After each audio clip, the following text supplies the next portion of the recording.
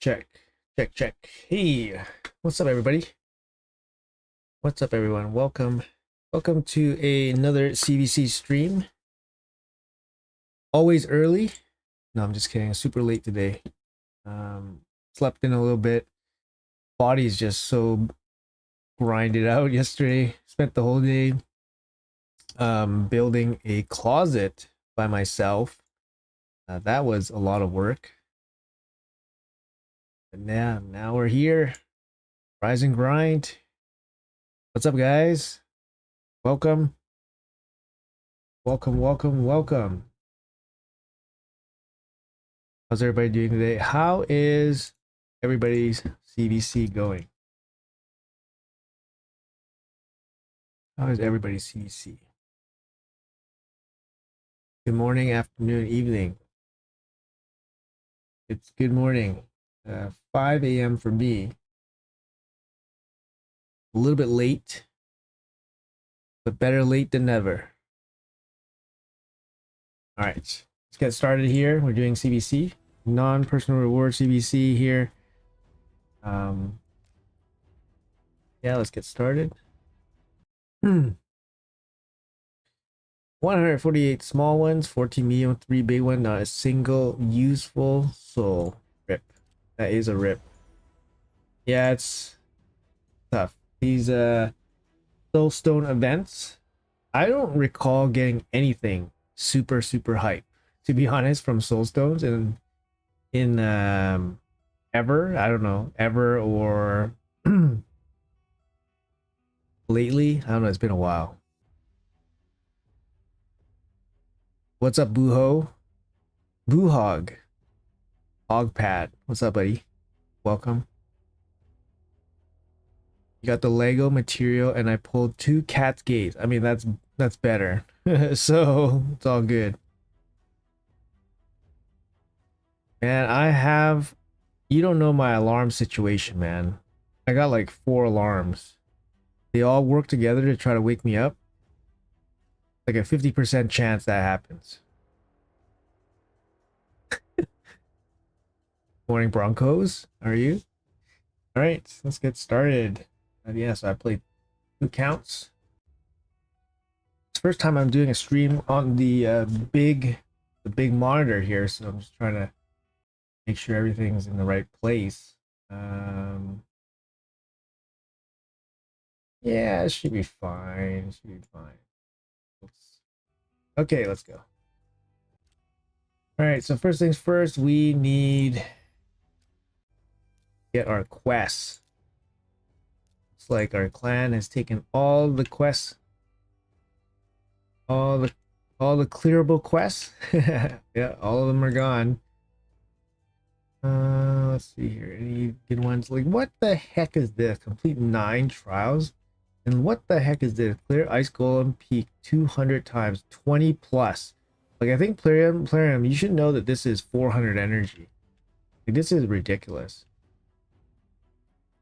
Right. So it gets a triple basic quest week.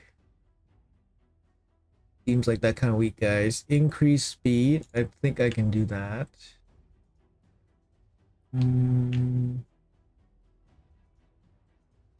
Like any of these. Ice Golem. And I guess I'll do the increase speed buff in tag team arena offense only. I think I can do that.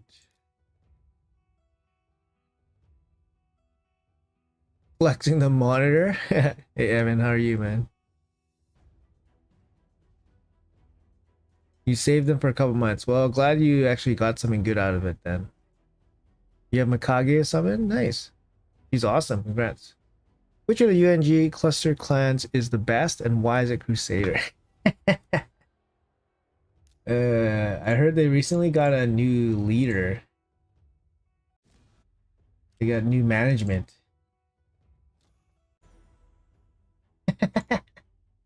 Heard he's a real piece of work. All right. Okay, so I'm capped out. So let's jump into this. Slam this out. Go, slams out. There do our clan boss hits, you know.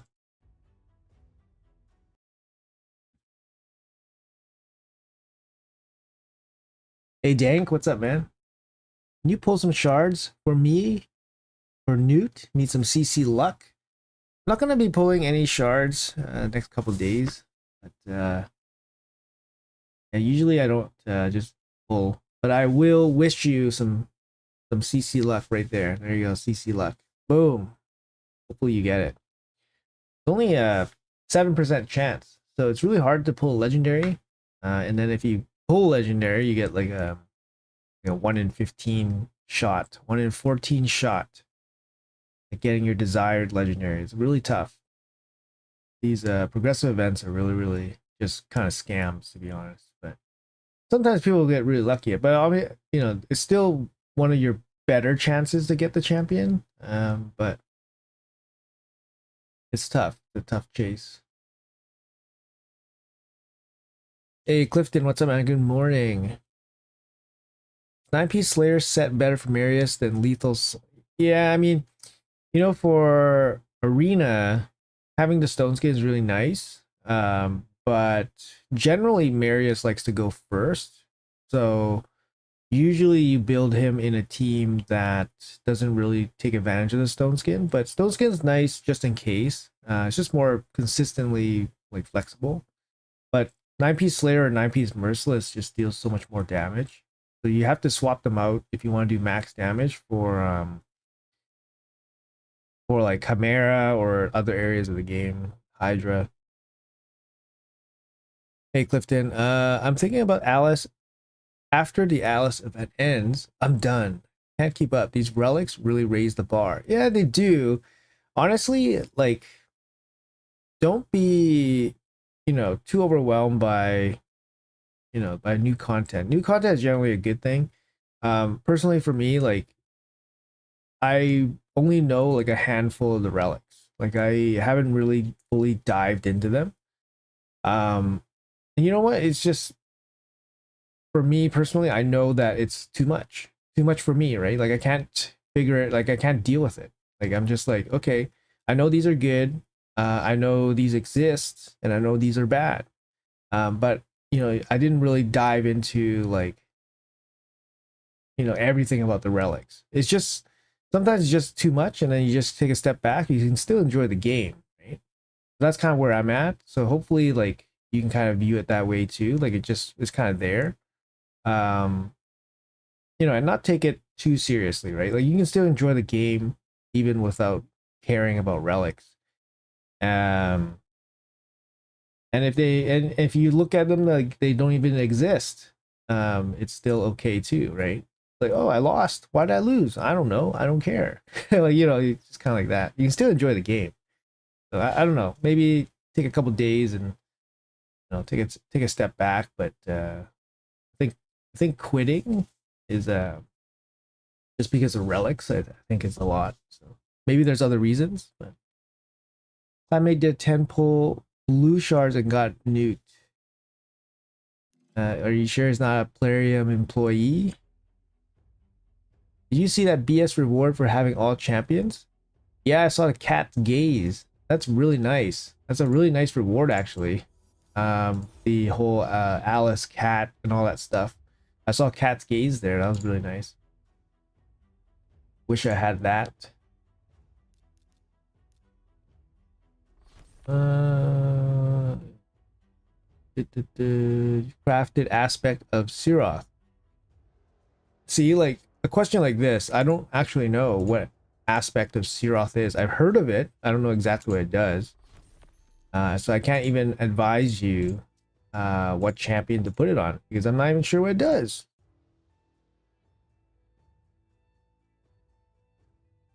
You had your first experience of having sheep reflected at me in LA the other day. It was not a fun experience. We'll see if you have my seat free to play 2 weeks in. Rats. She is good. She's a good champion. Don't feed her. She's not a chicken. I'm capped out everywhere. This is sad. Decreases turn meter and restores HP for Rotos. Morning, Ollie. Fresh cut. What do you think about Nell? I like Nell. I think she doesn't hit hard enough, but she brings a lot. She has a lot in her kit. I mean, you know, that's the least you can expect from a mythical, but I know a lot of people don't really like her. She doesn't hit hard enough, but hitting hard enough, you know, is an easy fix for Plarium. Great with Marius and Rotos. Don't have Rotos, good for damage dealer. Hold your small medium souls, nothing useful. 6-star Hatter. Ooh. I think I'm gonna use the anti-fear blessing for Hydra. He has an AoE, right? So a 6-star cruelty could be pretty strong. If you don't have, you know, that many champions with cruelty, cruelty is very important. What time does the new packs start? I need sacreds and no packs have popped up yet. Plarium has entered the chat. Plarium has entered the chat. Thank you. Thank you, lady. Thank you. Appreciate that very much. Have a good day. Me as a regen player getting 750 energy from Deck of Fate 2 hours before the Drake tournament starts. OCD pain is real. Yeah, that's just poor planning on your part. I'm just joking. It's all good. 6-star Loki. Not particularly super useful, but how beneficial is Cat's Gaze for extra damage? Very useful. Well, think about it this way, right? Like if you max out Cat's Gaze, you get 20% ignore defense. And then you get obviously crit damage and attack and defense stat. A full set of gear from Instinct set gives you 20% ignore defense. So Cat's Gaze is kind of like the equivalent of a full gear set, right? That people, you know, pay money for, you know, pay energy to grind for. So for somebody just to pick up this relic and just kind of grind it out, a lot easier than grinding out a full set of gear, right? A full set of savage gear, for example, is only 25% ignore defense. So it's very good. It's ridiculously good, and it's scary what they will release in the future, to be honest. If they're gonna release this, it's scary what they can release in the future. You know, I wouldn't be surprised if they release something that says like immune to damage for 1 turn or something. Like, you know what I mean? Like just straight up. Because like, you know, imagine your whole team where everybody has Cat's Gaze, and then you have a whole team where they just straight up ignore damage. Not even like Stone Skin where it just reduces damage. It just straight up ignores. Or, you know, like full mitigation of damage. I wouldn't be surprised. They're at that stage now.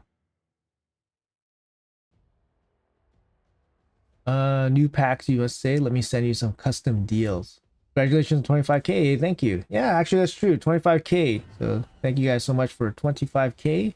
Probably should have made some fancy stream title about 25k, but totally forgot about it. Collected level all epics for Hatter just to forget to fuse him. If you forgot to fuse him, you should have send screenshots and everything to Plarium. Plarium support. Like, it's worth a shot. Sometimes it works. Sometimes it'll give you the champion. No joke.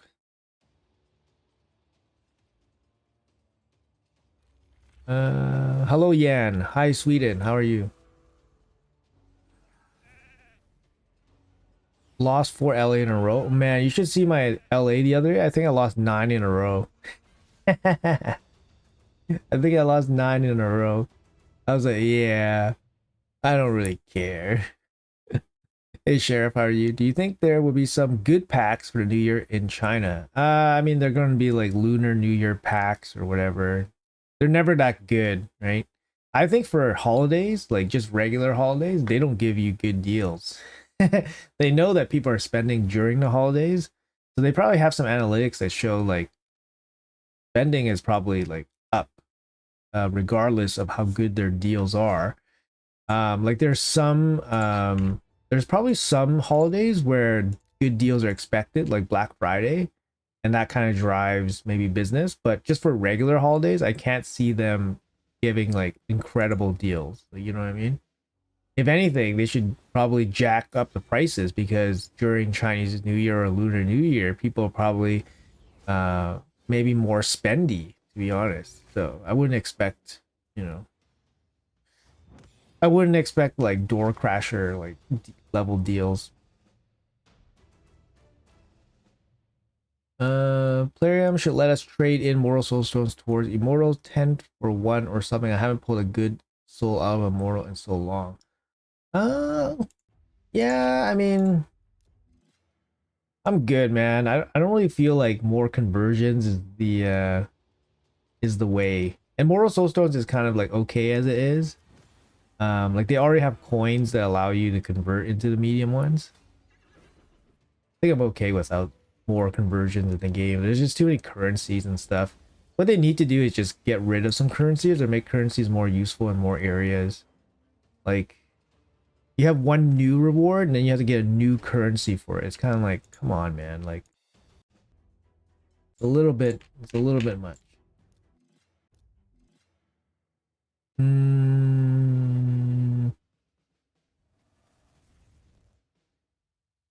Just do the Carlton dance for 25k subs. We'll be happy. Oh my goodness. I don't know. Carlton got a pretty good like hip swinging on that dance. I don't know if I can do that. Gotta give him props for that. Playing for 2 years, got 6 void legendaries. 3 of them is Crixia. Oh my god. Going for Newt and got a dupe legendary. I think I'm gonna give this game a break for a couple months. Yeah, I mean, you know, it's tough, man. Like, I should show you my my second account here, and I'll tell you how many void dupes I have. It's fully free to play, so all I do is really pull. I just pull dupes on this account. To be honest, it's so bad. Here I'll look at it right now. Actually, okay. So I got 3 Torments on this account. I got 3 Torments. I got 3 Turvolds. I got 2 Hegemons. Like I got 2 Yakarls. Yakarls, you know, you get them from the shop, but still, I got 2 of them. Like 3 Turvolds. Like, so it's yeah. I got 2 Visiks. You know, I got a Fortis. When you see stuff like this, it's like, you just kind of, but it is what it is, right? Like I've been playing for like over 4 years, but when you just keep pulling dupes of like crap, it is what it is. Yeah, don't let the game get you too down. Take a little break. Christmas deals weren't the worst than Black Friday.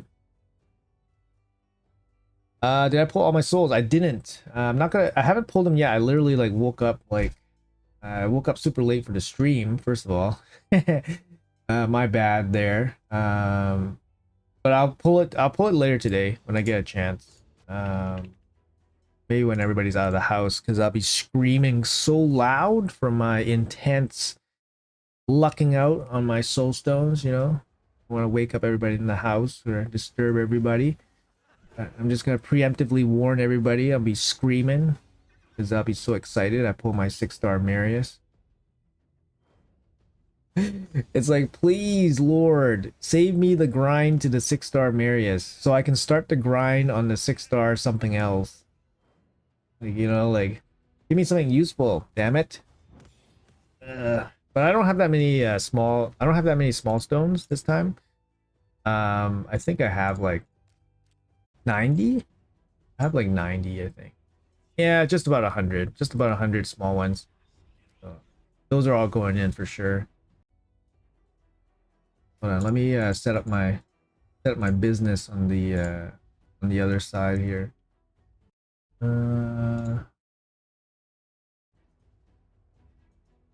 I will say that with the ultra wide monitor here, it's very convenient to look at chat, look at my screens all at once, and click stuff.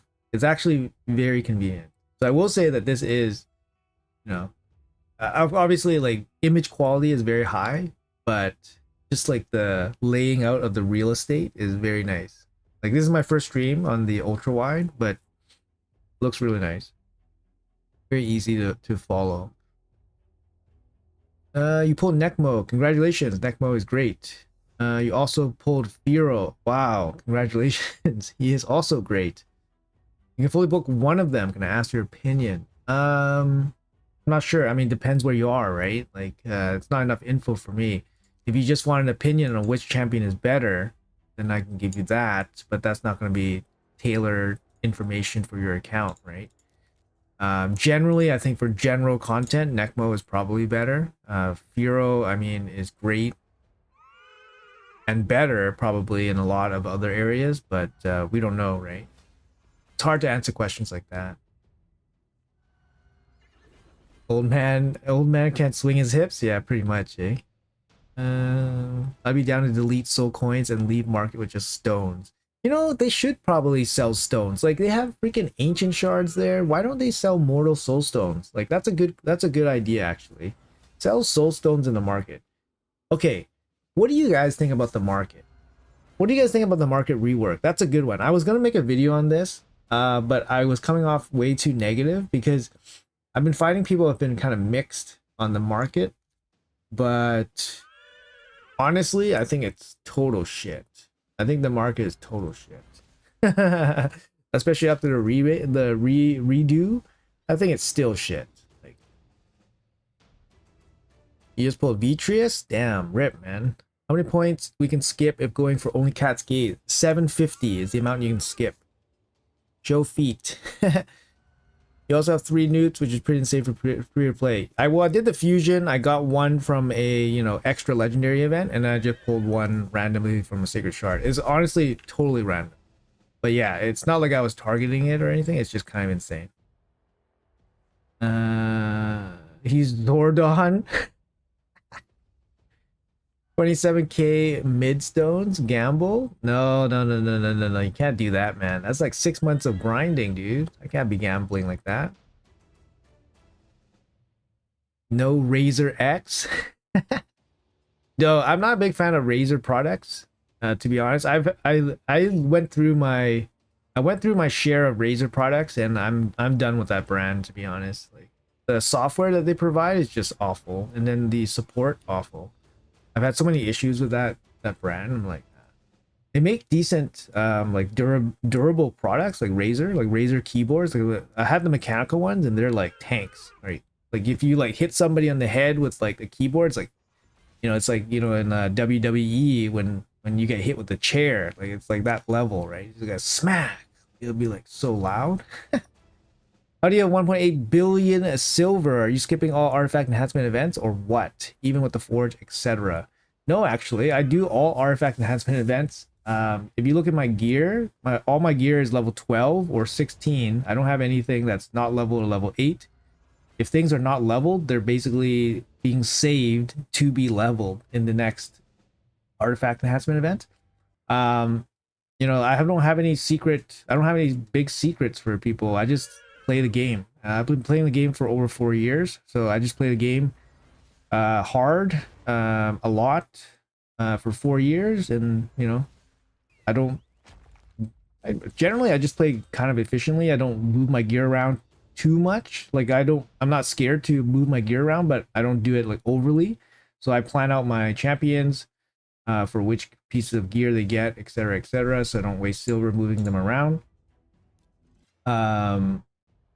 And yeah, I mean, yeah, it's just grind plus, you know, grind plus forge. Yeah, 1.8 nearing 2 billion silver. It's gonna be a, and I don't really, yeah, it's not really like a goal or anything. It's like when, you know, you just kind of play the game and it just stacks up. 6-star soul for Bone Keeper. I'm stuck on Faction War Stage 14, which is stopping my mission progress for Ramantu. Worth ranking her up to 6-star or wait for a better pull? I mean, you gotta do what you gotta do, man. If you gotta get through Faction Wars, it seems like if you're stuck on 14, that's gonna be a gear issue. If you need to take any champion to 60, like Bonekeeper could be, you know, could be the difference. I'm sure she will be the difference of passing that stage. And if you can extract value from her, you know, going all the way to 21, like that's fine, right? Don't think about it as, oh, I'm wasting my resources building up this shitty champion. Think about the resources that you're gaining by building up that shitty champion. Think about it that way. So don't feel bad about building the Bone Keeper. Think about what you're gonna do with the Bone Keeper and how much value you're gonna get after building her. Because you're gonna clear 14, you're probably gonna clear 15, 16. So you're gonna get higher, more mats. You're gonna finish your mission, blah blah blah. And is it worth building a shitty 6-star? Probably, right? If you think about it that way. But I don't know your account, so I'm not gonna tell you to build the Bone Keeper. But just think about it that way. Still crappy. The UI sucks so bad. Market sucks. Market's bug. No savage gear. Yeah, they mentioned that. They mentioned that they're gonna add that. So it's kind of weird, but I got used to it. 8 mil gold for gear is turbo stupid. Yeah, people were saying like if you're paying 10 million silver for gear, it's almost kind of worth it, to be honest, because the energy spend to get that piece of gear is going to probably net you something similar in terms of silver resource back. So people argue that, looking for, if you find like a really, really good crit damage, when Savage is there, crit damage, crit rate, speed, glove, you would argue that this thing is worth easily 10 million silver. And then if you see pieces of gear that are not that good, that are worth 10 million silver, you just pass, right? So having the option is always good. I think the option is always good. What I don't like is that, Plarium just went the super easy way out again. Like they just added gear and made it more expensive. Why not add other resources to the market to make it so that it's more relevant to more people, right? They literally just added more expensive gear. I mean, you just made it more relevant to people that can afford 10 million silver for gear. But why don't you just add different resources, more resources? Why don't you just add like something like oil? Oil could be useful to like the new player, right? That can't really do Sand Devil. Sand Devil is such a shit dungeon, by the way.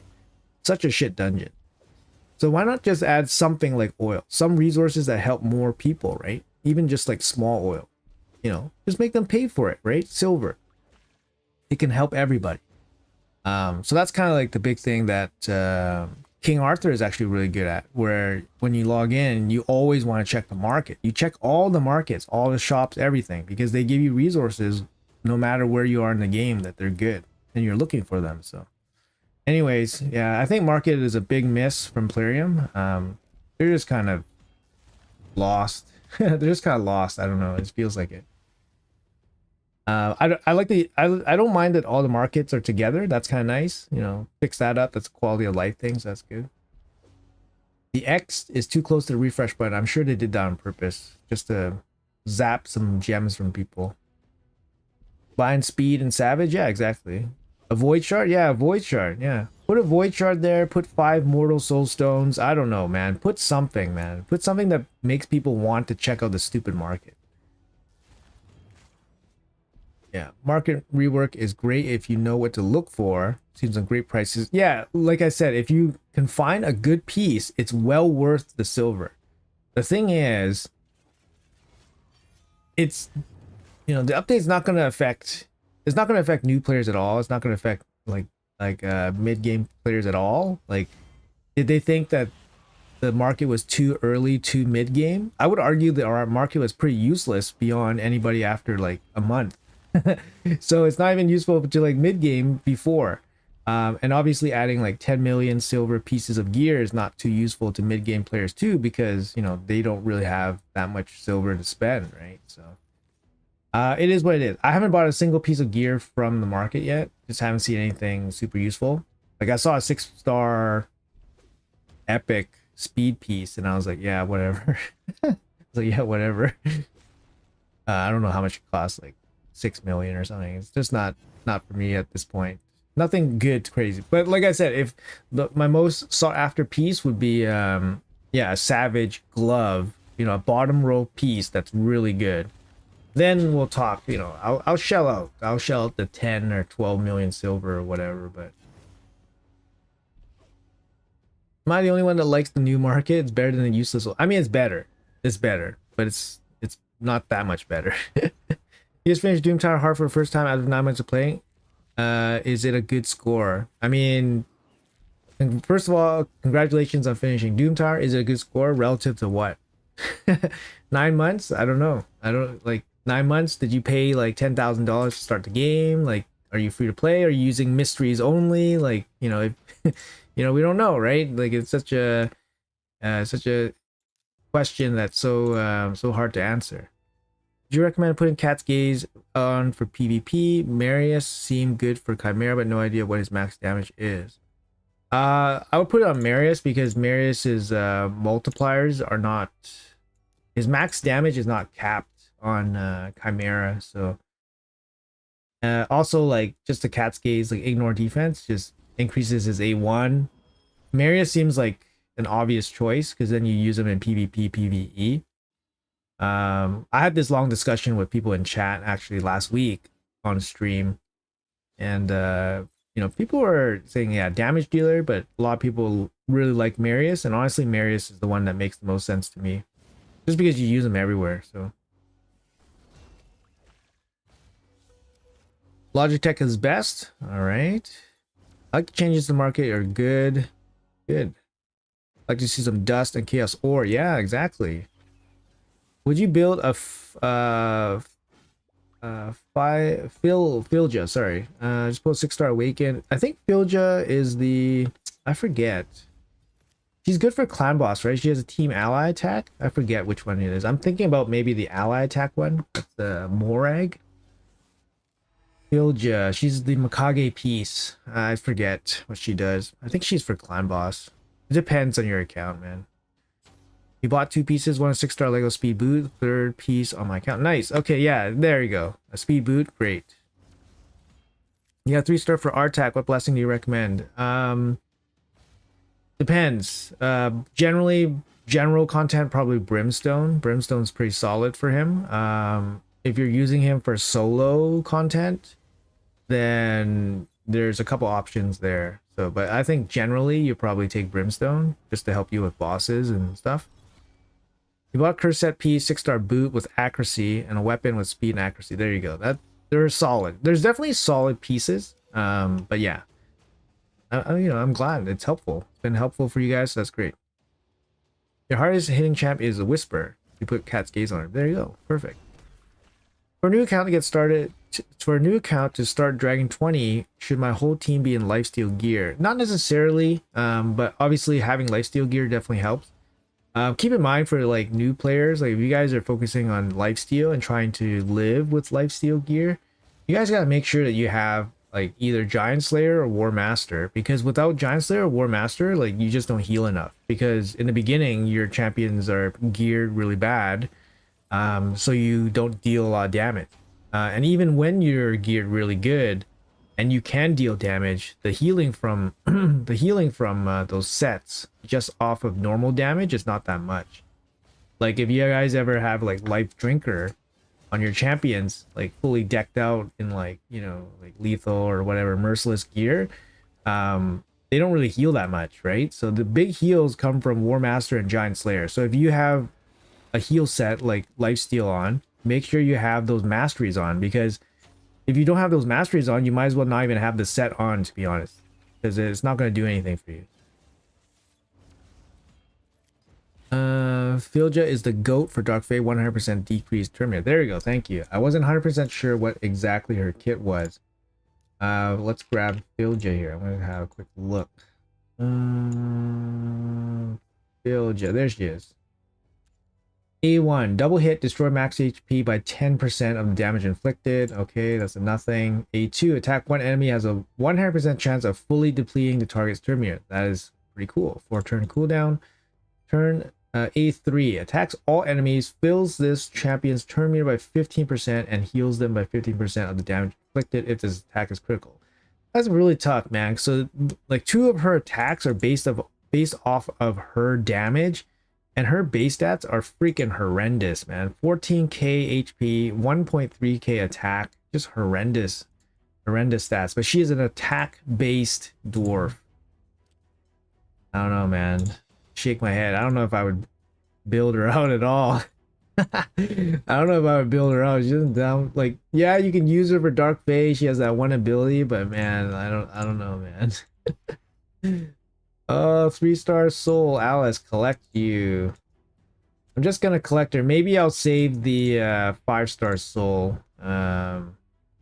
But I'm going on vacation at the end of February, so I want to get a lot of this stuff done. I don't want like the Alice chase to be hanging around in February, so I just want to get it done. So I'm just kind of okay, not fully optimized, but maybe I'll try to save the 5-star soul for a soul chase. I wouldn't be surprised if a soul chase happens next week. But yeah, definitely possible actually that it happens next week. Sorry, just gonna collect some stuff on my other account. What was I doing? Time boss. Did I finish normal yet? No, not yet. Okay, I'm gonna do some of this. Get my quests. Nope.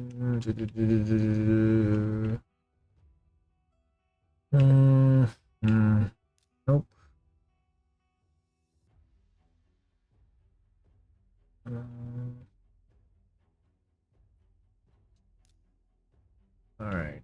10 debuffs and ice golem. I'll do that one. Guess we'll do 10 debuffs.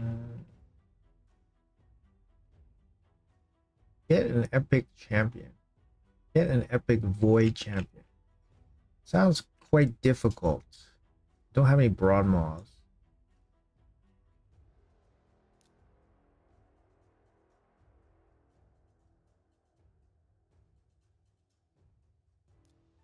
Okay, do that.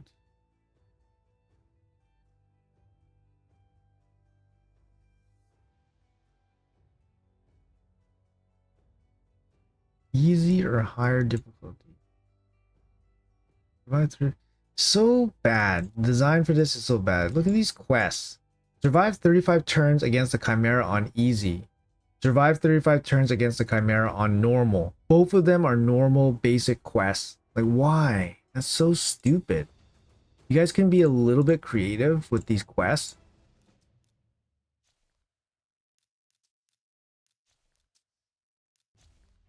So stupid. Okay, let's see. Sorry, missing chat. Finally got Geomancer and wanted to use him with Ninja to try one key. Do you know how to play around Ninja's refreshing Geo's HP burn? Geo has a 3-turn HP burn. So if you have them both land the HP burn at the same turn, then Geo's is always going to be takes precedent, right? So any advice on Agarith hard C5 stuck for 2 rotations that I can beat in DT, but the restrictions suck in Centranos. See if you have any champions with transfer debuffs. I'm not too sure what the rotation is, what your options are, right? So that's really hard to say. But yeah, Agarith, Agarith, the Nether Spider. Yeah, she's a Nether Spider. So any transfer debuffs could work. But like, yeah, I'm not too sure what. I mean, it's kind of hard to answer that question. But did you ever thought about rare only best siege team as is a restriction there? Man, that's crazy. No, I haven't actually thought about that at all. Um, that'd be interesting. I mean, I'm not too sure. I haven't seen too many of that. Miss Skeletor's 5-star soul because I hung on to it. Oh, rip.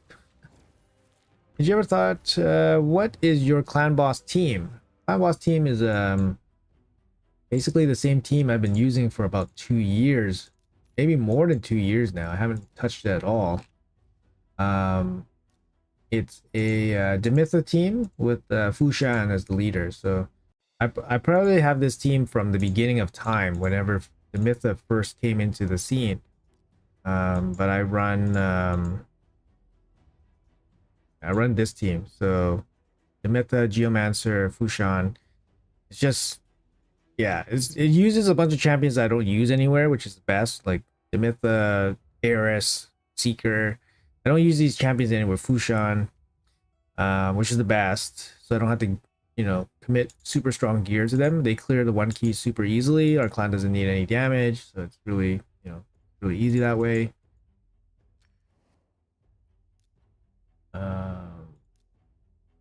Yeah.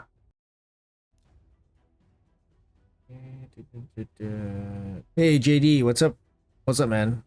Welcome. How's CVC going for you? Chilling out? Yeah, 6-star for her also. Nice. Here's a quantum. 0 newts on my account, 80 away from Mercy. Should I buy 70 blues with gems for a shot? Probably not. It's a shot. It's a shot, but it's probably better saved for something else, right? Better saved for something else. Yeah. Your chances are next to 0. He probably has a better than 0 chance, but it's not good. It's not a great chance. CVC chill like always, yeah. Hopefully, yeah. I don't want to go too crazy on the points, but there's definitely a lot to do right now. That's for sure. But I think the Lunar Deck of Fate you can wait until after CVC, so I'll probably wait till after CVC to put in the training points for it. But I probably want to pull the Soul Stones probably soon. I think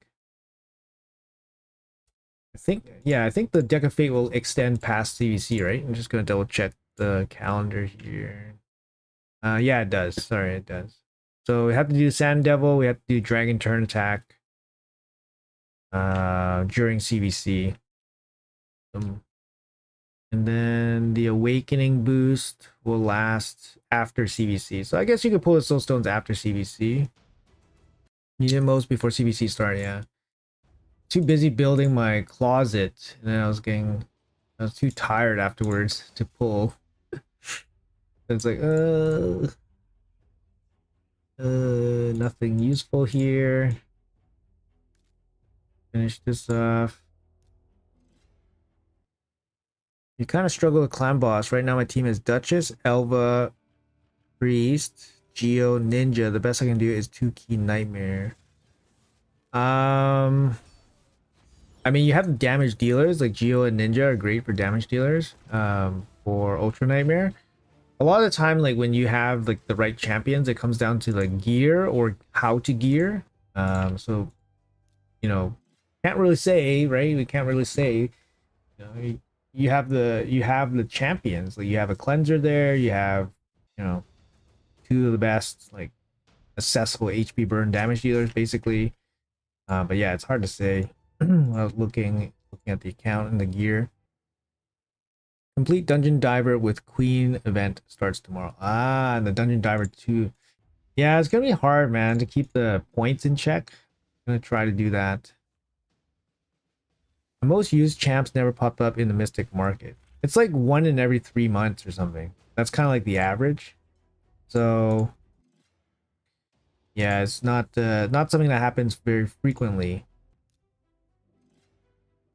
At least you're out of the closet. I am out of the closet. Out of that stupid finish that damn closet. Actually, putting on the sliding doors on the closet was like the biggest challenge, especially as one person. The sliding doors was like 8 feet tall. They're like 3 feet wide. They're ginormous. I'm not a huge guy. Obviously, you know, I'm not a huge guy, right? So it's actually very hard. And then putting it on the rails and stuff. But I gotta tell you, the first time that door made the sound, that, you know, that sliding sound, I was like, oh, so good. I was like, that's such a good sound. I was like so happy. This is like pulling like it's like pulling a Lego, man. I was like, actually it's better than pulling Lego. It's like pulling a good Lego.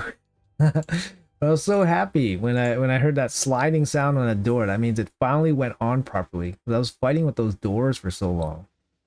But yeah, it's interesting. It's like, hey, you can get those raid feelings like outside of raid. That's nice. Well, I was like some kind of like satisfactory feeling, I guess. But yeah, it's really really good. It's good to do stuff in real life, not just raid. Is the Okay? I'm gonna try to say this properly. Chess, chess, chess Cheshire cat. Is the Cheshire cat any good? Yes. The Cheshire cat is very good. Yeah, it's very good. Sorry, I don't know why I have a tough time saying this stupid cat's name. Cheshire. Like it just doesn't sound right to me. Like it's chess, or it's like a tongue twister. Cheshire. Like, yeah, I just can't say it properly. I'm sorry, guys. I don't do it on purpose. Like for nut, I say it on purpose. But for this, I for some reason I can't say it properly. Cheshire. Isn't it once a month souls show up? Like Soul Chase? I think Soul Chase is every 6 weeks. Roughly, at least lately it's been every 6 weeks. Stage 20 still best for dungeon diver points compared to hard stage. Stage 20 good for event farm. Yeah, stage 20 is still the most efficient in terms of points. Actually, that's not true. The most efficient is, I believe, 16. It's barely edges out 20, but honestly, like the difference is like negligible. So 20 is fine. You usually, if you care about gear quality, you want to farm the highest hard difficulty you can because it gives you the rates, the best rates. But if you're, if you can't farm very high, you need to be efficient for a dungeon diver, then 20 is the best. Got Geo and Newt as an early game, only 4 weeks in the game. What gear is best for them since I'm low on damage gear? Geomancer is pretty easy to gear. You just give him speed and accuracy, and then some whatever survivability stats you can squeeze on him. Doesn't matter. Any set works. For Newt, he needs more specific gear, right? So he needs damage to do what he needs to do. You could take away his accuracy if you can't fulfill his damage, but he really benefits from accuracy as well. So he's really tough. He's a very stat heavy champion, but you just do the best you can. Give him stats, right? Give him damage, 100% crit rate with good crit damage. At what stage do you think Iron Twins becomes worth the energy if you can't farm the high final few stages, if at all? Yeah, it's really tough. It's a long-term grind. It actually does take away quite a bit of resources on the daily, especially if you can't farm the highest stages. The blessings are obviously very, very powerful. Any stage of the game, early, late game, whatever. I would argue that for early game, it's even more useful because once you get Brimstone, all those bosses that were giving you trouble, they become much easier. Even a 1-star Brimstone. So all those blessings are very useful. I would just say do what you can and don't sweat it. Iron Twin is also a pretty shitty dungeon too. It's just super restrictive. Not really too many ways to handle it like quickly. Like you can outgear the content, like, but not a very good, player friendly area.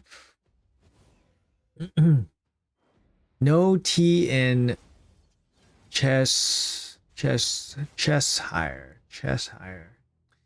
I'm the worst, guys. I'm sorry. Pretty sure it's pronounced Cheshire. Cheshire cat. Cheshire. I can say Cheshire, but Cheshire is very difficult. Where would you use the Cheshire cat, and how would you build him? He's just gonna be full damage. I mean, you can use him in arena, right? He has a good passive that keeps him alive, so you can definitely bring him into like live arena and stuff. He hits he hits decently hard. He has Veil, which protects him as well. He's a speed aura as well. You just make him fast with damage. Ignore defense set, so lethals, merciless, savage, instinct, whatever. Just give him some damage. Make him fast. He doesn't need accuracy, so that really helps. You can use him in Hydra. He does a lot of damage on his A1 with his Hydra. Against Hydra, so you can do that. Wait, so should I farm 20 instead of 25? 20 gives you more points for energy for tournaments and dungeon events, but 25 will give you a higher percentage at a higher gear. All right. 25 is not the most efficient for a lot of things. If you are at the stage where you can farm past 20 and you want better gear, I would go for 24. 24 is way, it gives you way more higher quality gear than 25. And of course, if you just focus solely on gear quality, then you want to do hard difficulty. You don't want to do 20 for sure. That would be my general advice. My eyes are going.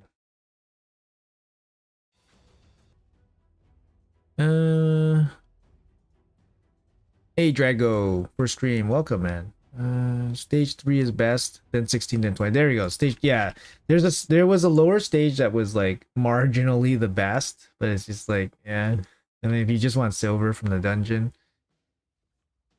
how would you build Georgian? I do have Georgian. I made him relatively fast with stone skin and give him a ignore defense set. That's about it. I mean, most squishy damage dealers require the stone skin if you want to play them in arena or live arena anyways. The thing with Georgia is that he's so squishy that even stone skin can't really save him. So, you know, you could argue that there's really no point in giving him stone skin. You just want to make him super fast. Worcestershire sauce. Cheshire. Okay, Cheshire. Okay, Cheshire I can say. Cheshire I can't say. Cheshire I can say. Cheshire. Yeah, that's a good one. Cheshire. Okay. I can say that. Have you heard anything about playing from upcoming events for getting the Queen of Hearts? Truthfully, I have not. And if I did, I probably couldn't say it. But truthfully, I cannot. Truthfully, I don't know anything. But if I did, probably couldn't say anything. Usually they don't disclose to us anything about events. So even when we ask them like, will this be a part of this event that you have already indicated will happen, they said, sorry, we can't tell you anything. And then that's it. So they don't like to like the rewards in events and when events happen is when they make their money. That's like, you know, their strategy, right? So they're not going to disclose it to us. Back to work. Thanks for answering my question. My favorite CC. After watching your videos, I feel like 180 my account into the right direction. Hey, awesome. Thanks, Dustin. Have a good day at work. Thanks for dropping by. Get this. I pulled as many Lego as epics on my HH account. 4 of each. Congrats. Yeah, short-term luck is a thing. Nice, man. Any tips on how to gear Newt? Well, you want him fast. You want him with 100% crit rate. You want him with really high crit damage. If you want him to freeze or drop turn meter or place weaken, then you need him to have accuracy as well. He needs everything. Yeah, unfortunately, he needs everything. So, but if you can't give him everything, give him at least damage, because that's what he's there to do, right? You want to give him 100% crit rate with crit damage, high crit damage, like as high as you can go. All right. What solved TTA for you, Stone Skin or First Speed Shield Team? So when I was doing Tag Team Arena, like for example, going from Silver 4 to Gold 1, there was no Stone Skin in the game. There was no mythicals in the game. I was looking for a screenshot for my Silver 4 to Gold 1 climb, and I was using Ugo. I was using Ugo in my team. Like that was that was how thin my roster was, and that was what, was kind of what I need to do, right? Like, back in the day, it's a lot different. Like you got lots of accounts now that are crazy strong. What solved it for me? I mean, you basically have to, like, I would lose so much. My defense was so weak, right? So I would get hit so much throughout the day. Basically, what solved it for me was I had to play in the last couple hours of the last day to hit Gold 1, right? Like if you're talking about what solved it to go to Gold 1, that's what happened. You just have to grind, put in the hours on the last day. Put in the fights on the last day. Like I was winning 2 fights, 2 out of 3, and I would be happy with that because the competition was so tough for my roster.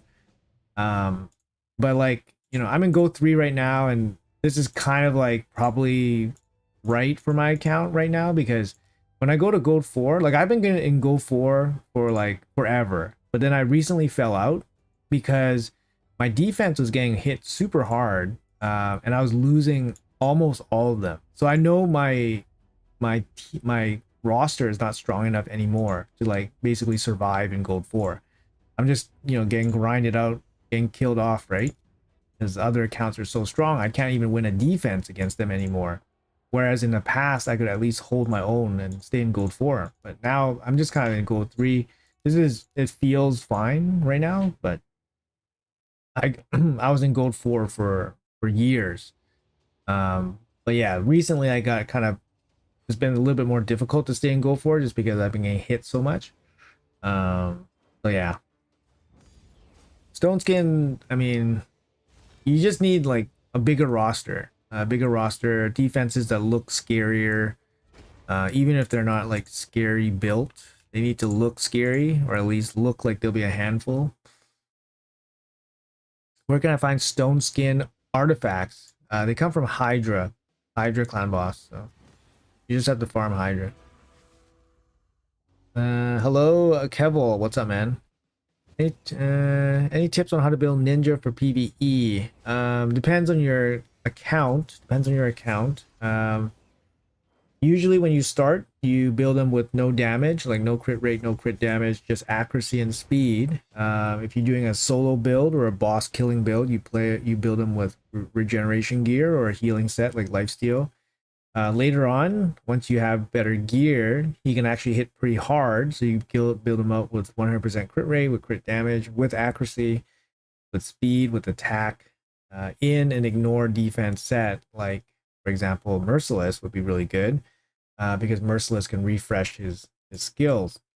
But yeah, that's a pretty late game situation. But in the beginning, you just give him accuracy, and then he'll deal basically all his damage from HP burns. So. If it's like Monster Hunter, the queen will probably be in a Prism event. Okay, interesting. Yeah, it could be a Prism event, or it could be a couple events. Keep in mind the Alice adventure thing is a couple months long, right? So I wouldn't be surprised if they put, like, you know, they're gonna milk it a little bit, right? They're not gonna put out the guaranteed, guaranteed Knave or guarantee. Yeah, they're not gonna put out the guaranteed Knave anytime soon. That's almost like a given at this point. Guarantee Knave and then guarantee. I would say guarantee Queen is a given too. But they have like 6 weeks or something, or like a little bit more than that, maybe 2 months to milk us for the these events. So they're not gonna give it anytime soon. It is what it is. I would say the queen comes in a training event, winner take all, and I would say the knave would be a deck of fate or a hero's path, a guarantee. I was able to reach gold 3 in live arena about a week ago, and I have two out of the 4 of the hard 10 dungeons on full auto farm. Nice. Yeah, congrats, man. Congrats. Should I upgrade the skills on 2 pin keepers and then kill team 1 Demitha? Upgrade the skills? You mean like book them out? They definitely need to be booked out for that team. If you don't book them out, that team won't work. So you definitely need to book them out. You have decent merciless gear on Ninja. No idea how to keep him alive. In the example, Chimera on Nightmare, he literally just gets one shot all the time. You gotta bring a reviver. You gotta manual the fight even. So if you want to do it without having to do it like 100 times, you have to manual the fight. Guaranteed Knave isn't worth it. Guaranteed Knave feels bad. It does, right? But what else? Like, are they going to put the Queen of Hearts in a guaranteed deck? Like, that kind of makes sense, actually. Thematically, the Queen of Hearts, is a card, and then put her in a deck. Thematically, that's kind of cool. But I mean, that's pretty high value, man. Like, if they put the Queen of Hearts in a deck of Fate, that's pretty high value. She's a Void Legendary. Yeah, that would be really good value. Like, she'd basically be a guaranteed Void Legendary that doesn't suck. Like she's good. She's a good champion. She's not as good as like Odin, but she's good. I don't see them doing that, to be honest. It's like giving us a really, I don't see them doing that. That's why I think it's gonna be the knave, right? I'm thinking it's gonna be a knave. But yeah. This dungeon diver is horrendous, by the way. It's a standard 3-day dungeon diver, but look, the final points is 3950. So they're squeezing out an extra, you know, couple hundred energy from you guys relative to like normal fusions or whatever. It's nasty. Guaranteed queen would be too generous, yeah. Yeah, exactly. They did Fatalis, yeah. He was 25 sacreds worth, yeah. They did do Fatalis. Leafy and sand. Do you make the boss sleep under A1? Do you need accuracy? No, you don't need accuracy. You don't make them sleep. Well, she has a condition to sleep, right? The turn meter has to be above 50%. So is the turn meter not above 50% on the Sand Devil? 2. I have 2 new cats. 2 new cat is benefiting to empower it. I would fill out the faction guardians first. So, like for example, your cat would go in here, right? I would do that first. Of course, the cat benefits from empowerment, but that's kind of like what I would do is give the stats to all your legendaries in that faction. This is a good faction. You have lots of usable champions, so why not give the stats to everybody? 120 Void Queen, that unlikely? No, I don't think so. It's possible. Yeah, 110, 120 Queen. Yeah, it's possible. Can you please do an account takeover for me? Sorry, man. It's not the way it works. I won the Cheshire from the tournament. Pulled Raglan for 5-star. Not sure if I'm excited about any of it. Yeah. The cat is good. You should be excited about the cat. Going for Cat's Gaze Relic. Don't want to do any summon events, so rip energy. Cat is crazy for Hydra DPS. Cat is a demon. Oh, right. Cat's a demon. Well, I mean, the same thing applies, right? Demon Spawn's a great faction. So you can definitely, you know, give the stats to everybody here. Same thing. Same kind of idea applies. But yeah, you guys are right. I have it like baked into my head that he is a skinwalker. You know, the funny thing is that I was playtesting the cat and I edited this out of my video for my playtest of the cat. And I was fighting, you know, the cat, right? The cat's spirit affinity. Cat spirit affinity, right? The cat spirit affinity. And I was like, okay, I'm going to use it. You know, I was like, I'm going to fight this tester team or whatever. And I'm going to bring the cat in. And then, like, oh, he's positive affinity. He's positive affinity. I'm going to take him in against Harima. I'm going to take him in against Harima. And then he's going to be positive affinity. And he's going to melt. He's going to melt that Harima. And then I was fighting the Harima, and then I didn't realize that he was a demon, and Harima just crushes demons for the longest time because I thought he was a skinwalker. I thought he was a skinwalker, and I was using him to fight Harima. And Harima basically makes all demon spawns can't inflict crit hits against her. And I was like, why is my cat so weak against her? Why is this Harima so freaking strong? So I was like losing my mind because I'm like, why is the cat so weak against this Harima? Why is like, I think I was fighting like YST. YST had a Harima team and I was like fighting it. And I was like, man, YST's Harima must be insane. But wait a minute, his supports are melting. And it's like, oh man, this guy's Harimas must be super strong. And I didn't realize until after the fight. And then I was like, shit, I thought the cat was a stupid skinwalker. And then like, obviously like, he's doing no damage against Harima because he's only doing non-crit hits. So yeah, it's pretty baked in my head that he was a skinwalker, but yeah, he's actually a demon spawn. So I don't know. Why demon spawn, man? Why? He's just clearly a skinwalker. Why demon spawn? Anyways, that's my story there. You pulled Morgane during the 2x. Is she good? Yeah, she's good. You can use her for like Amius. Amius is pretty hard counter by her, I think. the heal reduction. You can also use her for Nether Spider, so for Doom Tower. You can use her against whatever, this boss, the spider boss. This guy. This annoying guy here. And then use HP burn. So apply the heal reduction, then use HP burn. That's one way to kill kill a spider pretty easily. A queen for 30 sacreds in a deck. Oh, baby. That would be big. Can we do some live arena? Yeah, actually, we can do one live arena, right? I can't use Brodos because I took the gear off him, unfortunately. I think he's the only one I can't use.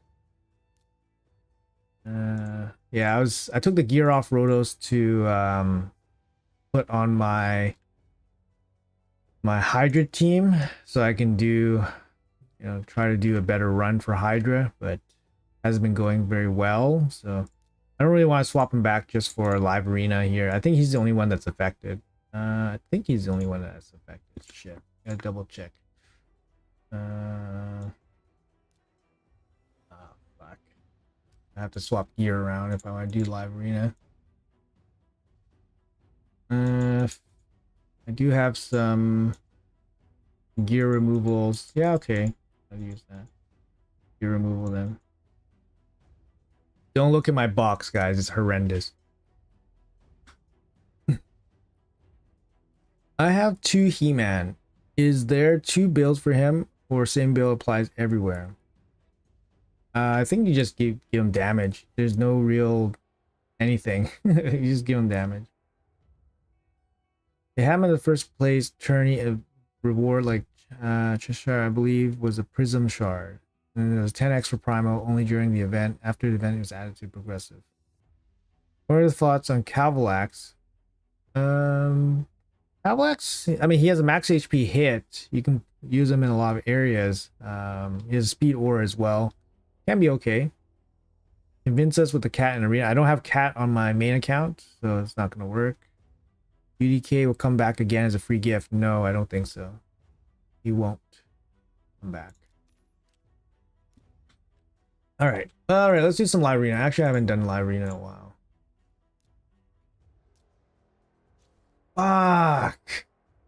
Why? It's so stupid. So stupid.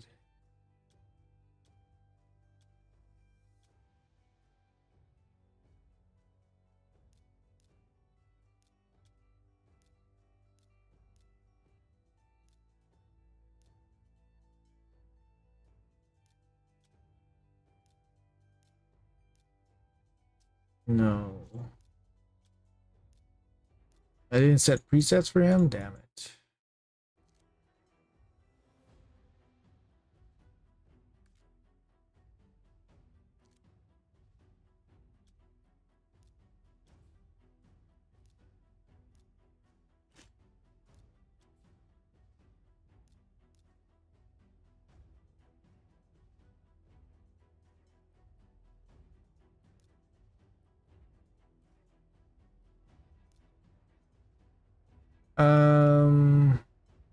What relic should I put on Wukong?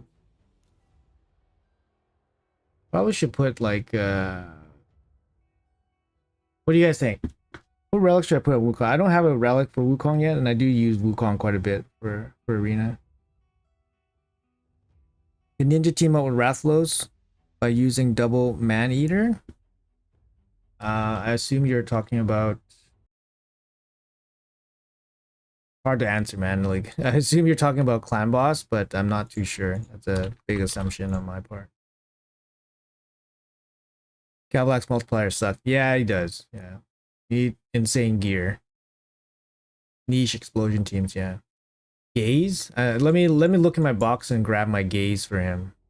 Yeah.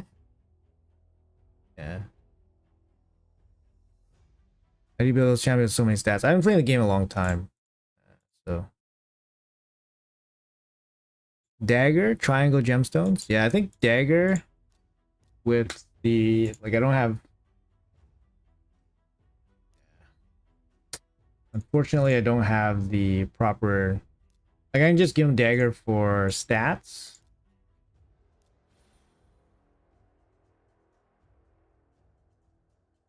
Yeah, I could just give him stats here. Yeah, a little bit crit damage. Why not? How do you put gear in your inbox? It just goes there. It goes there after your initial box is maxed out. I'm not gonna make it level 12.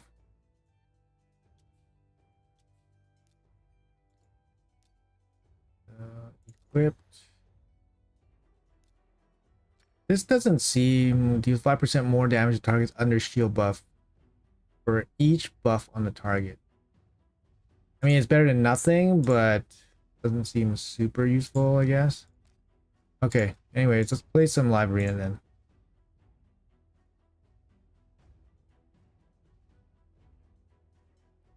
It works, needs some late game gear though. I'm not too sure, man. I guess you're talking about clan boss? Sorry. Distracted.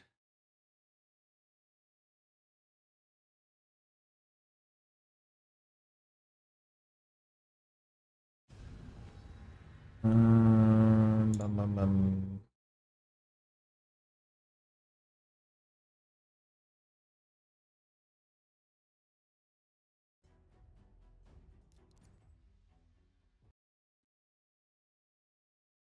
Relatively new player, I progressed fairly quickly. I was lucky to get Volcanos and Sisia. How should I progress Dragon 20? Yeah, I mean, Dragon 20 is just the easiest, right? So it's the easiest for you to get the highest in a dungeon. The higher you get in a dungeon, the higher level, pieces of gear you're gonna get.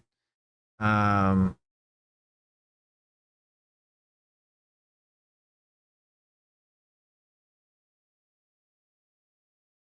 I mean, I'm gonna force him to try reset his Narcissus, I guess. Um,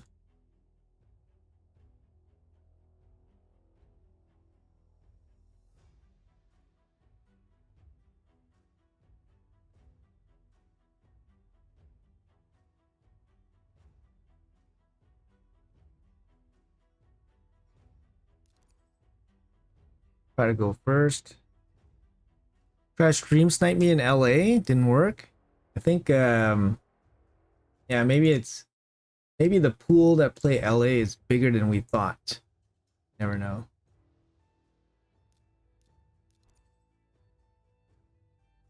You should do challenges on live arena, like what? Spider 20 to clan boss.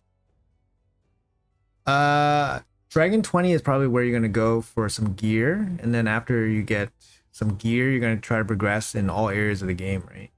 You're gonna take that gear from Dragon 20, and that gear is going to, basically build you out in all areas of the game. It's kind of what you want to do. Only demon faction? Be pretty easy to counter. It wouldn't be much of a show.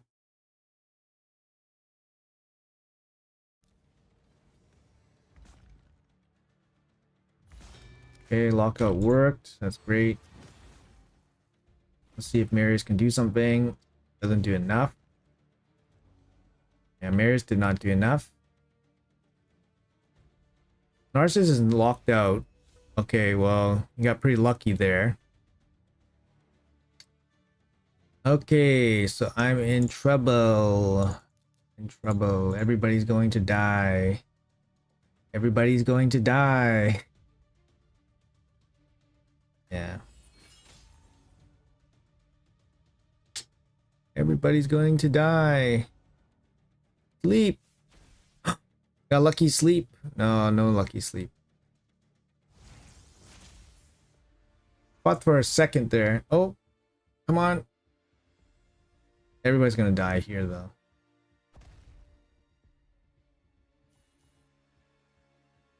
And yeah, second hit's coming.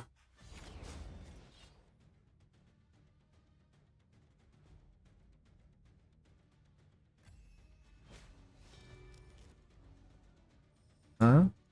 Wait, hold on. I'm gonna try to go for the win here with the Marius. She's gonna go turn meter boost or revive. I was going for a reset.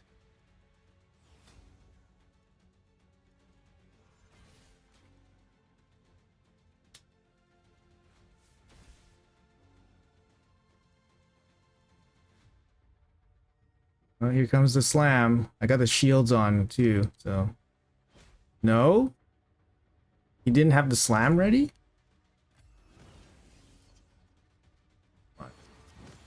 There we go, baby. Let's go. Let's go. Locked out.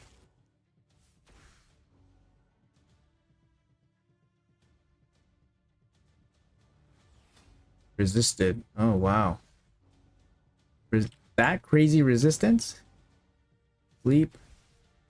And dead. Wow, that's interesting. Why did the Narcies not use the AoE? Was he locked out? Because he was locked out and then Ancora did the reset. Maybe Ancora reset the wrong skill. Oh, we got really lucky there. That means Ancora reset the wrong skill on the Narcies. Ooh, pretty lucky.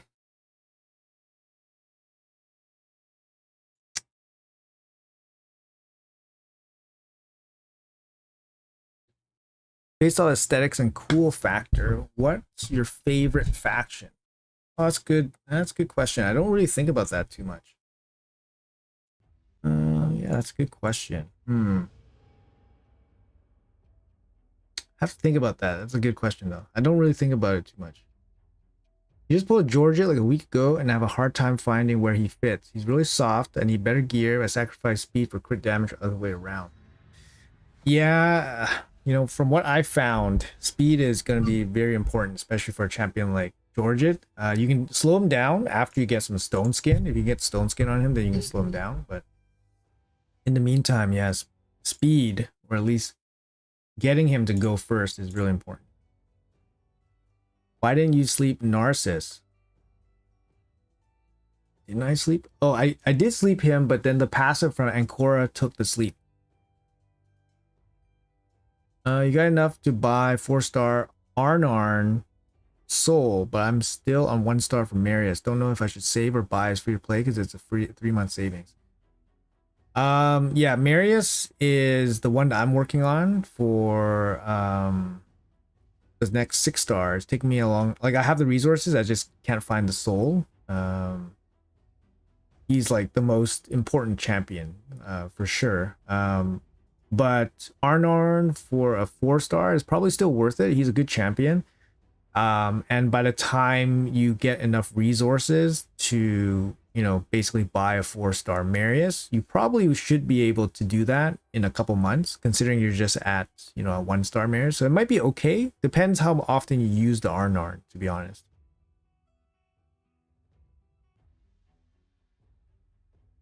Are you happy with the updates to come? Example, background matches. I mean, that's fine. It doesn't really affect me because my teams are pretty fast and optimized, but for players that yeah, but for players that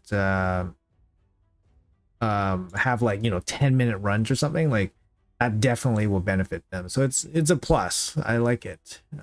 But it's not something that's going to directly impact me like that much. So it'll save me a little bit of time. The big thing will be like instant battles for Hydra. Although if you want the best results, you're probably not going to use that. So you'll probably be, you know, manualing a bunch of runs anyways. So to use Phoenix, do you have some advice? I got a 6-star for him. Phoenix can hit pretty good. He has block revive, right? I think he also brings block buffs, which can be really good too. I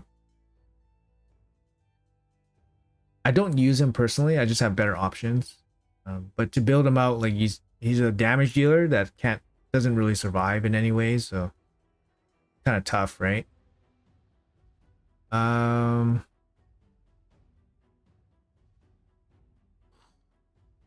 Carnage, huh?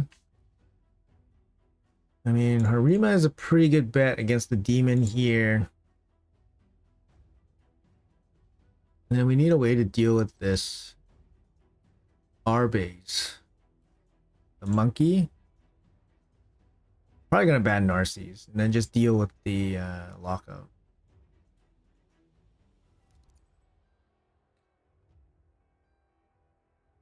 How long did it take you to fill your Great Hall? About 2 years. A little bit over 2 years. You use them at 90% in my LA battles. Nice, yeah. Arnar is really good. He's really strong. So he's going after my reviver. No reviver. See what happens.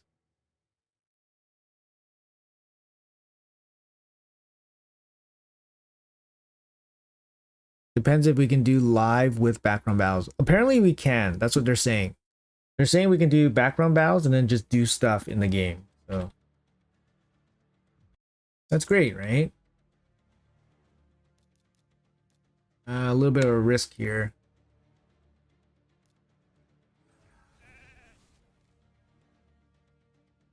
A little bit of a risk, right? If I go stun and I weak hit, then I don't get the turn meter. All sorts of sad things are gonna happen. My Wukong is just over 300 accuracy, so it's not super significant, but I wonder if I can one-shot her. Let's try. Yes, there he goes. Broke the stone skin too. I think it's over. Should be over here. Yep. GG.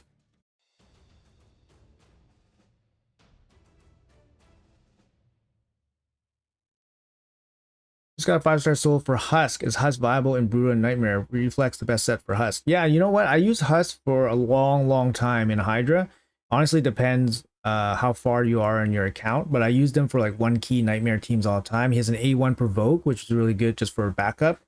And yeah, reflex is good on him. I use relentless. Relentless is good on him too because it gives them some extra slams. You know, he has higher HP than like Rollguard. I use Rollguard in my Nightmare teams too, like back in the day just for damage. But yeah, Husk still works. How difficult is it to be free to play on Live Arena with all these mythicals? Oh, it's super hard. So my best leaderboard ranking was 100 and 160, but that was almost a year ago. 160th. So right now I'm 2,300. Like, granted, I haven't been playing a lot of Live Arena, but you definitely feel like, you know, it's really tough, right? There's not too many ways you can deal with it other than like Marius.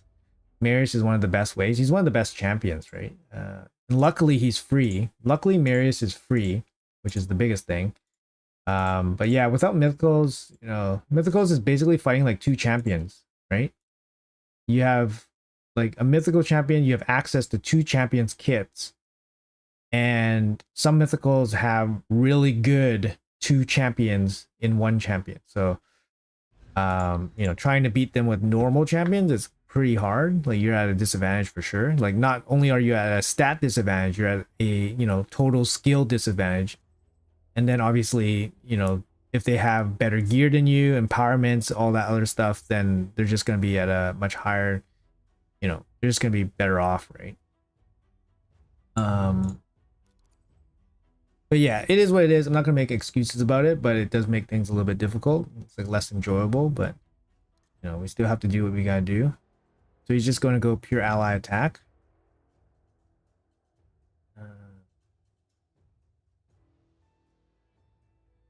Okay.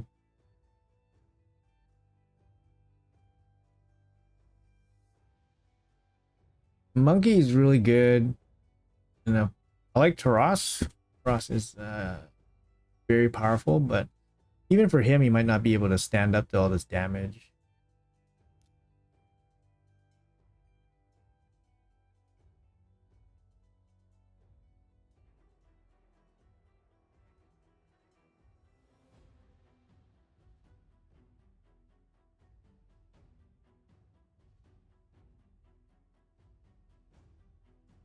Let's try to cross.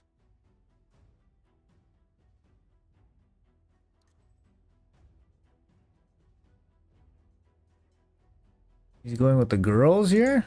Interesting.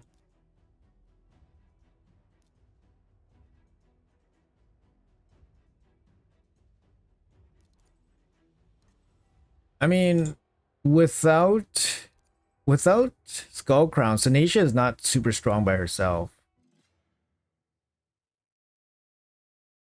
Well, two mythicals, Toshiro and Garo. Yeah, I mean, Toshiro is very good for Hydra and Chimera, right? Like, he's a big boost. He's a big boost. You played top 50 accounts? Yeah. Sometimes it's just not really fair.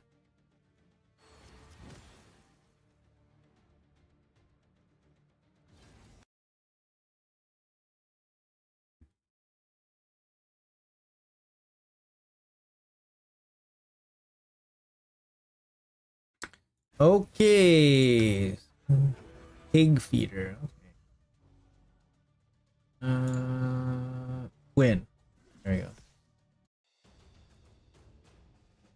All right, GG. You don't see that very often. A blender team in live arena. Interesting.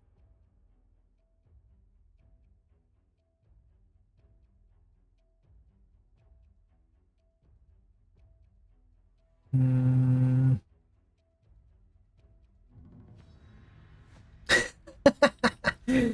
I know, right? Hey man, I'll take it. I'll take it. I'll take these wins, man.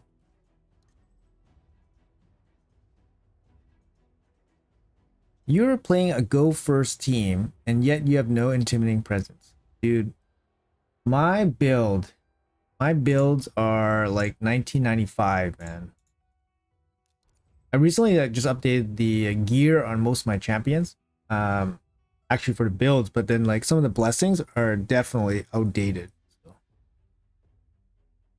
trying to be the only Wrath player in top 100, but I think Rabby will get there before me. Yeah, I mean, yeah, that was a goal back in the day, the top 100 goal. That was before. That was before 2024. That was the goal, but obviously it's pretty difficult. Do I want to suffer through this?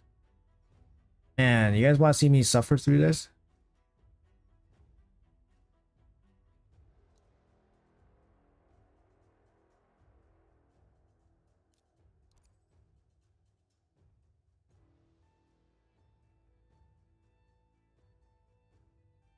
Ugh, you guys are so mean. Why do you want me to see you suffer through this?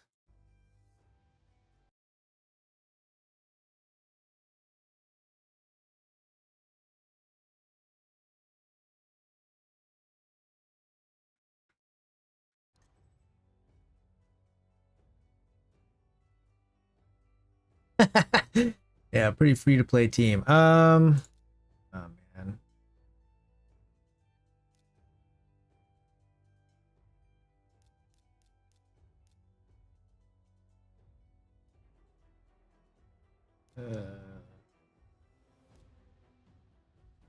I mean, trying to deal with two stun champions is really tough.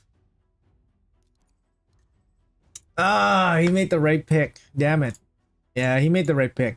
Because if he doesn't, because if he leaves Rotos, he has to ban Sifi. It's one or the other. Ah, damn. I think that's the correct pick. That's probably the correct pick. Well, I mean, Odin is damaged too, right? Ah, needed some enfeebles there. How does she always strip everything? How does she always strip everything? There we go. Let's go. Oh, decrease defense on this. Wish you played Care More About Live. It's tough, man. It's really tough to care more about it. Um, yeah, it's really tough. I just kind of do, try to do my battles and then just call it a day, you know? Oh, please kill this guy. Please kill this guy. Oh. Any tips for starting a raid channel? Yeah, I got lots of tips. What do you want? I mean, first thing with YouTube is basically to start interesting. That's an interesting Zen move there. But yeah, basically the only thing with like YouTube channel is just like get content out there. Um, that's probably the best thing you could do, right? Enfeeble them. There we go. Hey, some enfeebles. Provoke? Come on. Kyoku good? Yeah, Kyoku is good. Depends where you are in the game, but she is pretty decent. Resetting.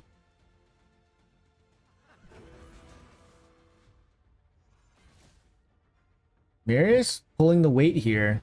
Look at my support champions there.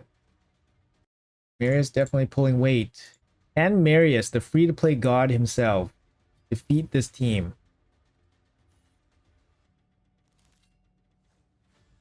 Can Marius, the free-to-play god, do this? It doesn't seem like he can defeat this UDK. His Odin doesn't do damage. His Odin doesn't do enough damage. So eventually the Marius should be able to beat them. I hope. But he's taking damage, right? He's taking some hits. And my supports are not waking up.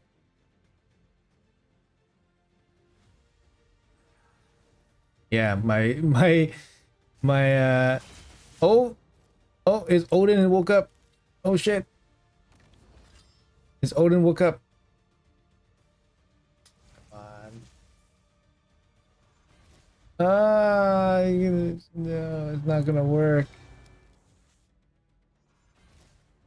It's not gonna work. Not enough. Literally, my Sifi and my Ancora hasn't even moved. Like they haven't done anything. Like they haven't gotten a turn. They haven't used their A1s. It was all Marius's passive. Should be over.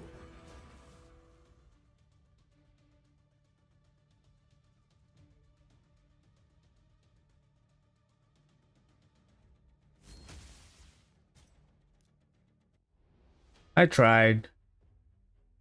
Honestly, I probably could have beat this guy if you know, there was a hint. There was a hint of hope. There was some hope there actually. There was some hope there.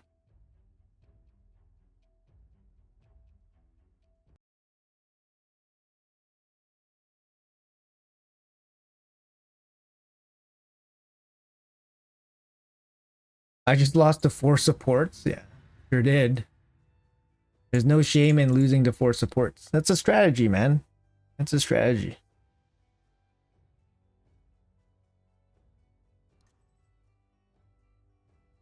Pull the Snick tracks. Any tips on how to build him? Probably go in a clan boss team. I mean, you need accuracy to land his stuff, right? Decrease attack, leech. So you need accuracy, and you need him with high HP because he's going to be playing the ally protection, soaking up damage for your team.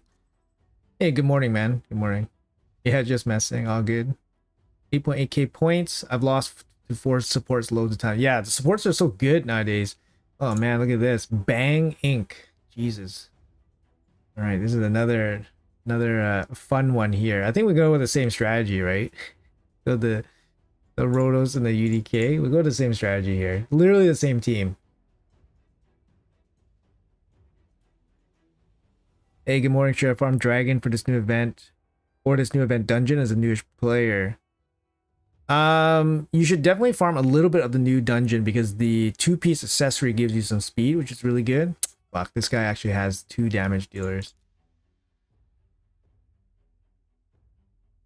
UDK was a bad pick. I mean, I'm playing UDK against the Sigfrin, right? That's fake Bango.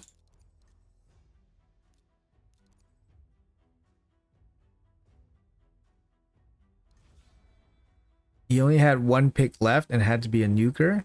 I'm playing the UDK against the Sigfrin, right? I don't know. I don't know. I don't really play, I guess, right? But let me know like which would have been a better pick. I don't play that much.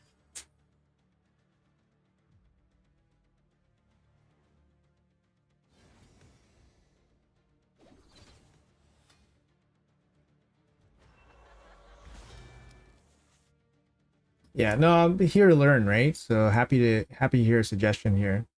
I lost my guy.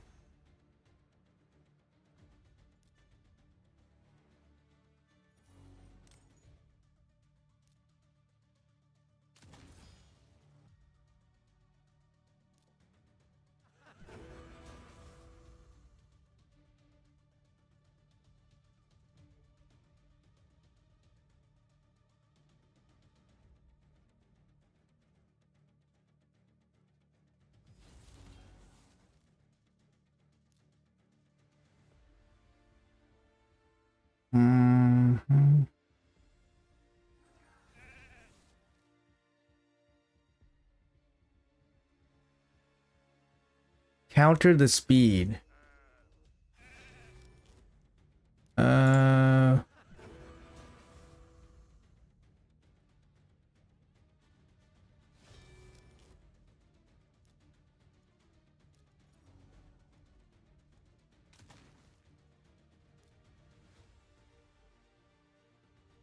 Sorry, maybe I don't quite understand, or I don't have the approximate, I don't have the tools that you maybe think I have um to deal with that kind of speed team. Like if he's playing Arbiter, and then Arbase, like he's playing Arbiter, Arbase, Crixia, I don't really have a way to counter that.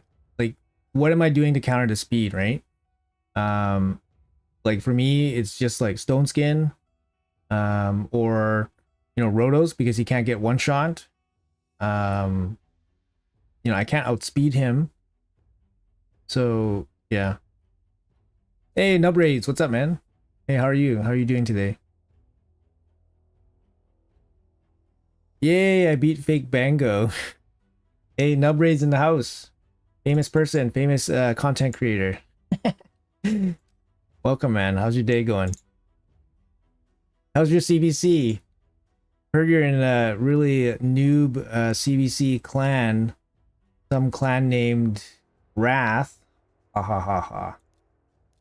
But no, I'm just kidding. But we're just taking it easy to CVC. Me and Nubs are in the same clan actually. Just by kind of like chance. Went out for a walk after lunch and it started raining at the furthest point. That's good. That means you got your lunch in, you got your walk in, and then you escaped the rain. Wow, that is a fortunate day so far. Nice, man. Great. Walking after eating, that's great. As soon as I eat and I sit down, it's lights out, man. Like I'm done. It's hard for my body to get up. The best clan. Yeah, that's right. The sunglasses on. Best clan. What's up, Cannabis? Is that your clan member? Nubraise is my clan. Clan member. Yeah, we're part of the same clan. Yeah, just by happenstance. Wrath #1 clan in raid. Hooah! Hooah! Wrath isn't a threat. Love it.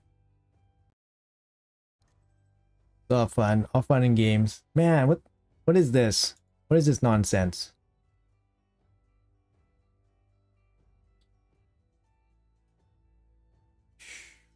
Galathier this time, eh?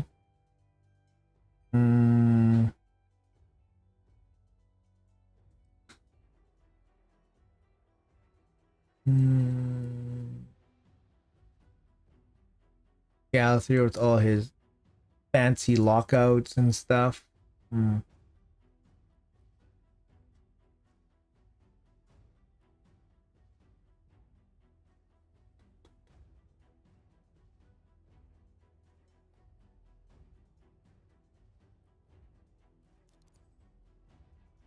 It's not +4 Galathier. Yeah, he's giving it like we're getting an easier opponent now.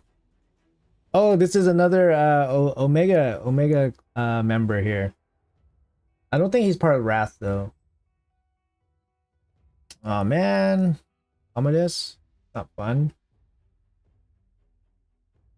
This is not a fun comp.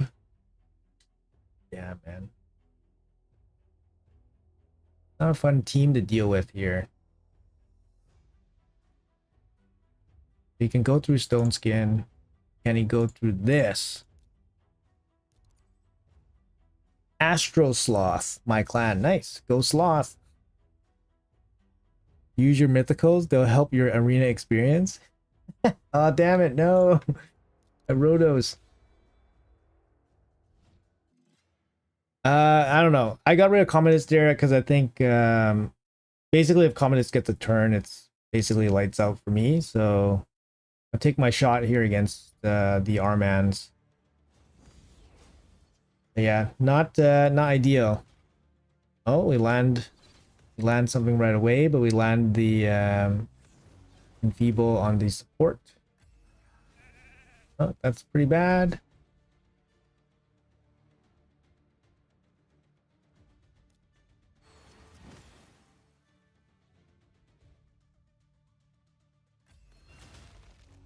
Yeah, it's nasty. You should have seen the last 3 matches we just had, man. It was like +4 mythicals, 4 +4 mythicals, and a +2 Odin.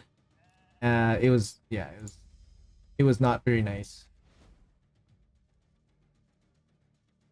You still haven't won against Commodus. Tough. This He-Man's gonna slam, man. I'm probably gonna lose the farm to this He-Man. Here comes the lockout.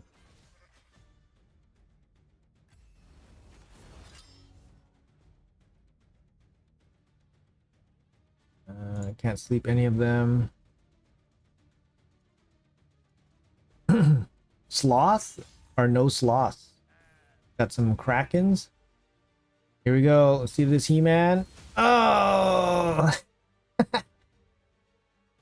No, this He-Man. He's so strong. This damn He-Man. Hey, chicken, how are you, man? This goddamn He-Man. So strong.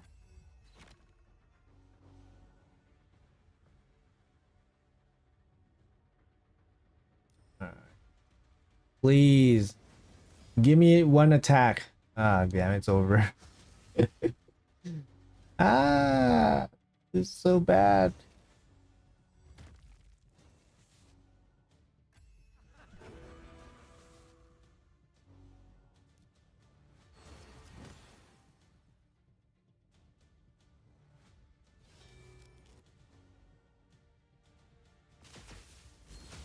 Well played, He-Man. Well played.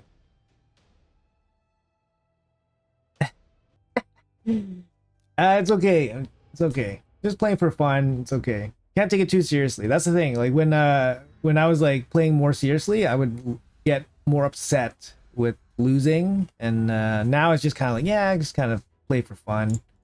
Like my guys are geared. They're geared like seriously. They're in serious gear for my account, but I don't take it too seriously anymore. Just because a lot of it's just like, man, I'm up against it, right? Unless I have literally like my best champions all the time, then even then it's still not enough.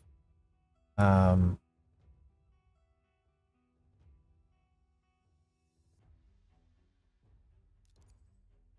E-Man is jacked, yeah. Any good DPS for Ultra Nightmare Clan Boss for a 2 Sir Nicholas team? I mean, Geomancer will probably be, the easiest accessible champion for damage. But there's a lot of damage dealers. Poisons can work. Ninja can work. Just for fun, yeah, I can't be super crazy about it. I'll start queuing too. Maybe we'll match each other. That'd be good. Yeah, that'd be good for the cameras, yeah. Hey Sinner, how are you, man?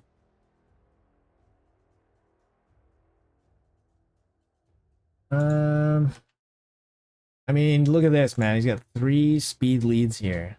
3 speed leads. I mean, if I face Nubs, he'd probably kick my ass, to be honest. He'd probably kick my ass. I've seen some of his champs. His champs are pretty serious nowadays. So he'd probably kick my ass.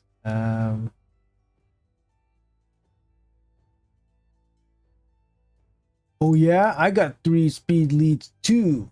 I'm gonna bring my speed leads against you. Crushing Ren better for Nature's Wrath for Harima. I used her for Hydra. That's kind of why she's in this. But yeah, Crushing Ren is probably better for Arena for sure. Oh, that's interesting. The Queen. Queen brings stuns. Stuns in CC. He's DPS.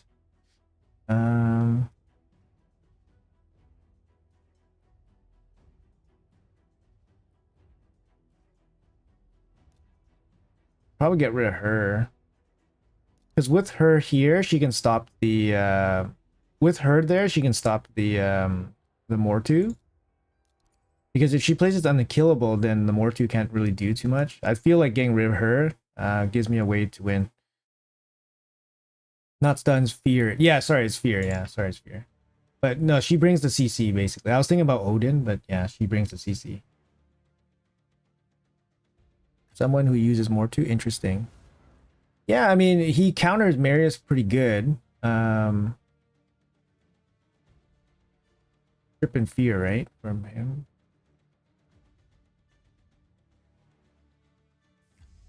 Probably need to do this just to give myself some extra defense. So she has double strips here.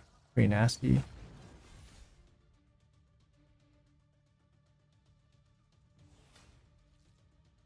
Yeah, this goes. He stripped everything. Feels bad. He stripped everything. Feels bad.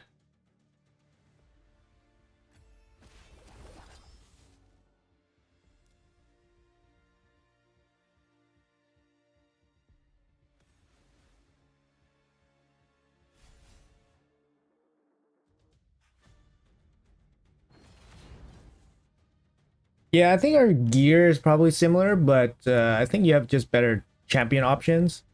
It's gonna give you a big like advantage, basically.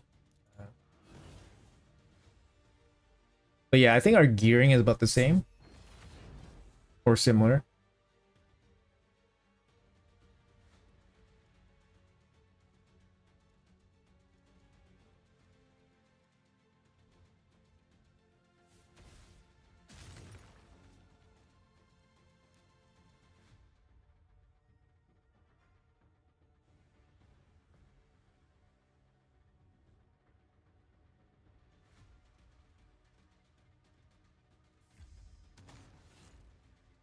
You think Biohack led me wrong with Mortu? No, I don't think so. Mortu is a good choice against the Marius here.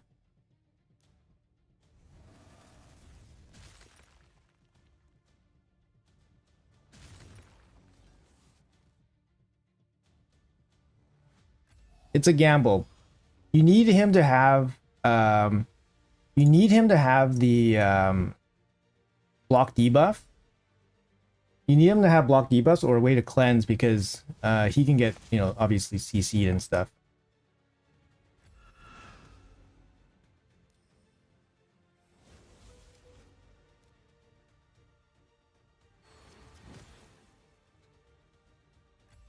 Vogoth is good against Marius? Guess so, eh? This stupid Noel, man. He's in attack mode, right? Yeah. But with the Harima there, it's very tough for Marius. Sorry, what's his face? Carnage to do much there. Hey, nice win.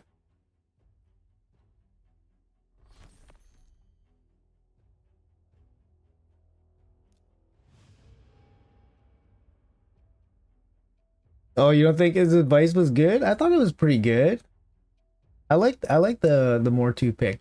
He has interesting picks, of course, right? Oh, someone stream snipe me? Come on, man. Why embarrass me in this fashion? Why embarrass me in this fashion? No, my horse. You took my horse. You bastard. You bastard, you took my horse. No, I'm nothing without my horse. I need him.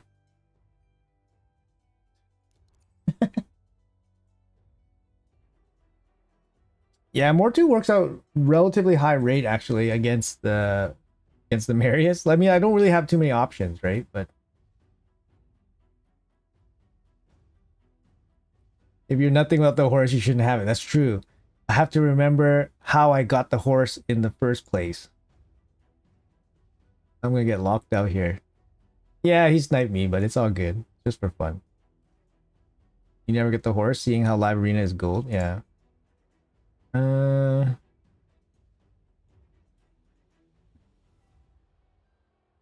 how do I beat somebody that knows what I'm going to do?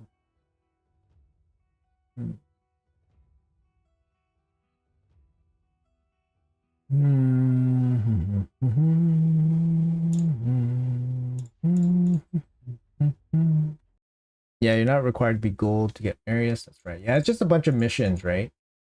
Honestly, Marius is like the best free champion, and it's not even close. Actually, I would say it's pretty close. Actually, sorry, Mithrala is really good. At the time that you get Mithrala, she's really strong.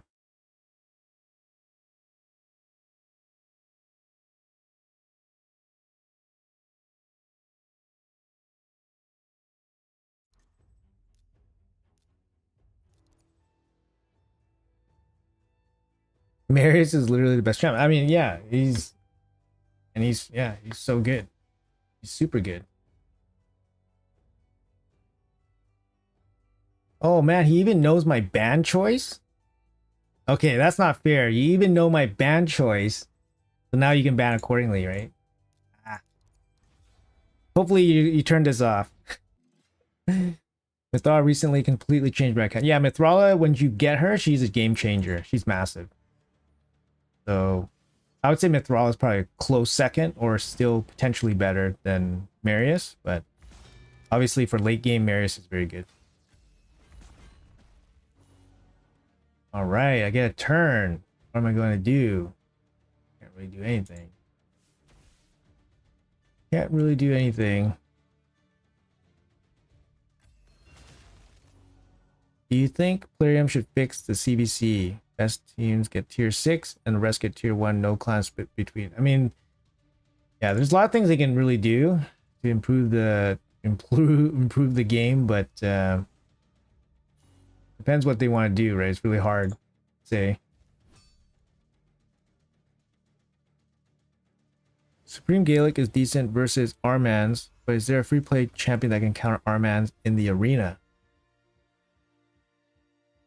That's a good question. Free to play champion that counters Armans. Um,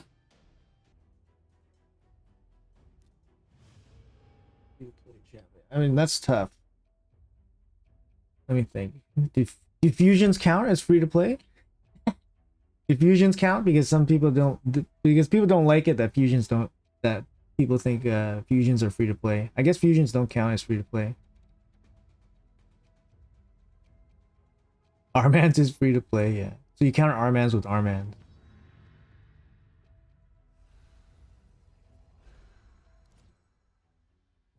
Marius counters Armans and he's free. Yeah, Marius does. Yeah, Marius does to some extent.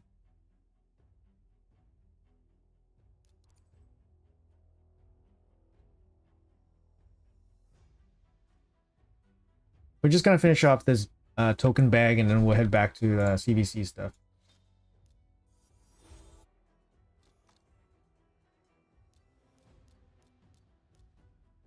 Monkey.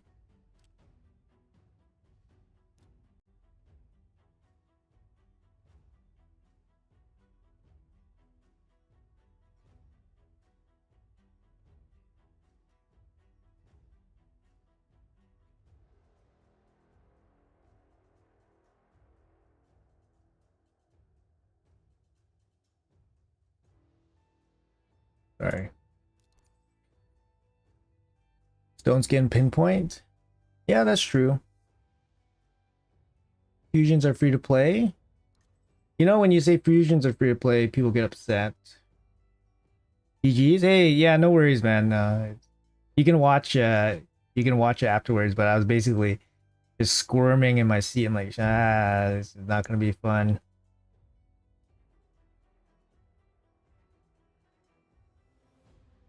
Gear counts as counters. Yeah. Oh shit.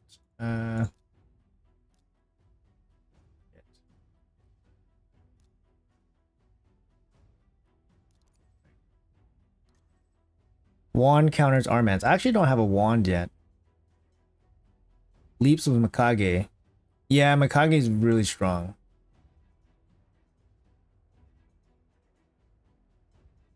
Is there a relic that has a counter effect? Not too sure. I don't think so. Kyolite recently. He's the best counter Armand. Not free to play, obviously, but I feel he's the best. I have no idea what that champion is. Kyolite? Basher beats Armands? Hey, I get to cut in. Should have picked Warlord then.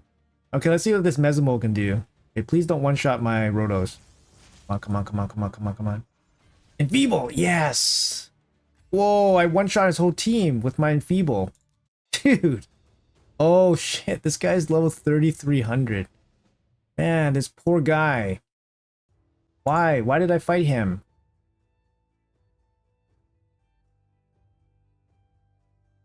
Why did I fight him? This poor dude. Why did it transform? I don't know. He's 3,300, man. What does Enfeeble do? It makes him only do weak hits.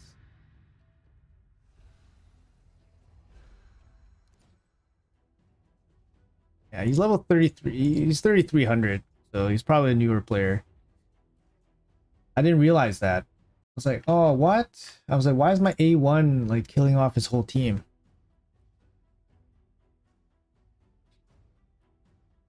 After you're playing, if you can't do fusion for your play, you are doing it wrong. You're good, you can do fusions after 3 or 6 months. Yeah, I think so. The last time I told somebody that you can do a fusion after like 3 months, they said I was like straight up lying and I had no idea what I was talking about and that I'm a fake free-to-play player, etc., etc. He took out his notebook and then he starts citing all the things, all the nasty things he could say to me just because I said you could do a fusion after 3 months reasonably. And you can't. You can't. Reasonably speaking. You could even be somebody that's crazy and do a fusion after 1 month. You know what I mean? Anyways.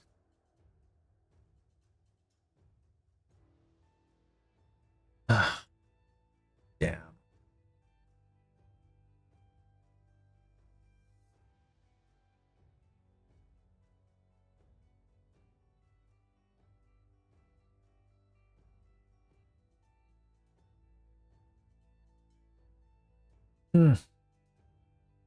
What's his last pick? His last pick has to be a support.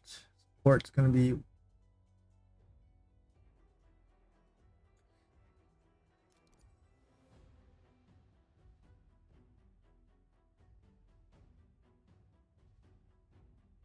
big bully. Yeah, pretty big bully stuff. The Cat's Gaze is another fusion. I know, but the Cat's Gaze is really good. It's better than a useless fusion. It's better than most fusions. The Cat's Gaze. Did a fusion after 42 days, log in. There you go. You tricked me. Tricked everybody. I sure did. Tricked you, tricked him, tricked everybody.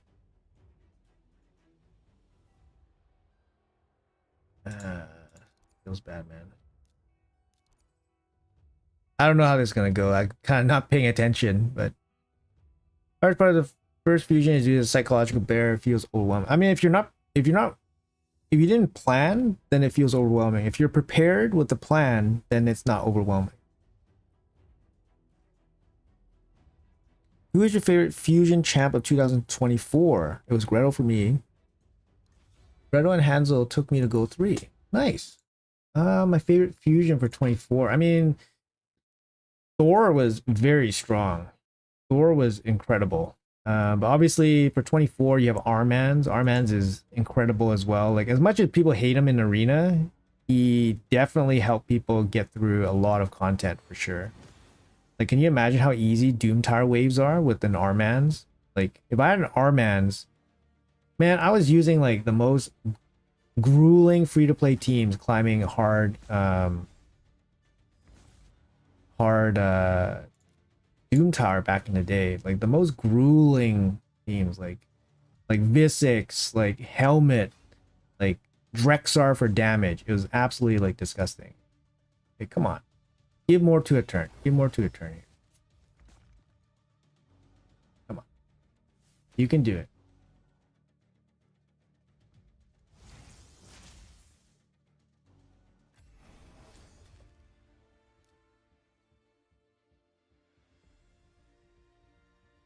Get the hell out of here.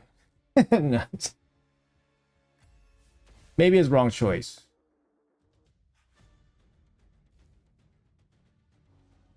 Maybe it's wrong choice because Harima counters him, but I wanted the Marius still active because my Mortu still has a stone skin. So here we go. Get the hell out of here. Okay, now it's Mortu versus these two. I think I'm gonna lose. I think I'm gonna lose. Wait, hold on. Can he kill Ancora? He's trying to kill Ancora. No, he did it. Oh, it's over. No. Yeah, it's over. No, he has double sleep, man. Unless they wake up. Wait. Oh, that's over.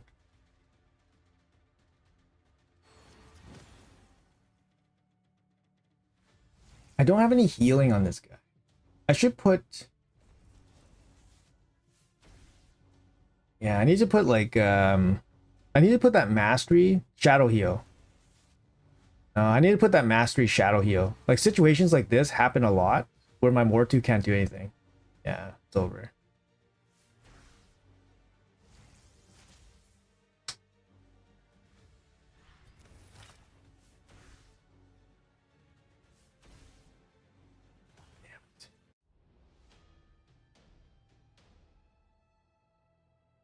Hey, hey Kevin, man, what's up? How you doing? How's life? How's life treating you, man? How's the new baby? Yeah, I should put I don't have the mastery shadow heal. Yeah, it was tough to get it. Right? Like I have to like come down this way and pick it up here. If I have this, then I could probably out heal like because they heal themselves. I'll probably out heal their damage, right? But it's very hard for me to get a turn against two guys that sleeps you. But yeah, this is my more too. I mean, it is what it is. Yeah, 3% resist. Yeah, that would be funny. Baby life is hard. Yeah, yeah, man. All the best. Try it. Yeah, be patient with each other and lean on your supports. That's about it. Make sure you take care of yourself, take care of her, take care of the kid.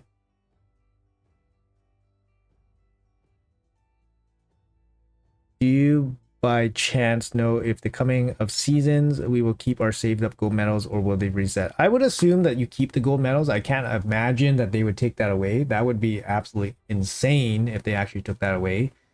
But yeah, they said 1 month seasons. Seasons, I thought seasons would be like 3 months, but I was hearing 1 month, which I think is a little bit too short. Stop picking Mortu? Man, why? Mortu's fun. Come on. Anyways, I'm done for the live arena stuff. Just yeah. Just yeah. I got my 5-win chest. So I'm done. Just gonna show you guys some of the stats and stuff.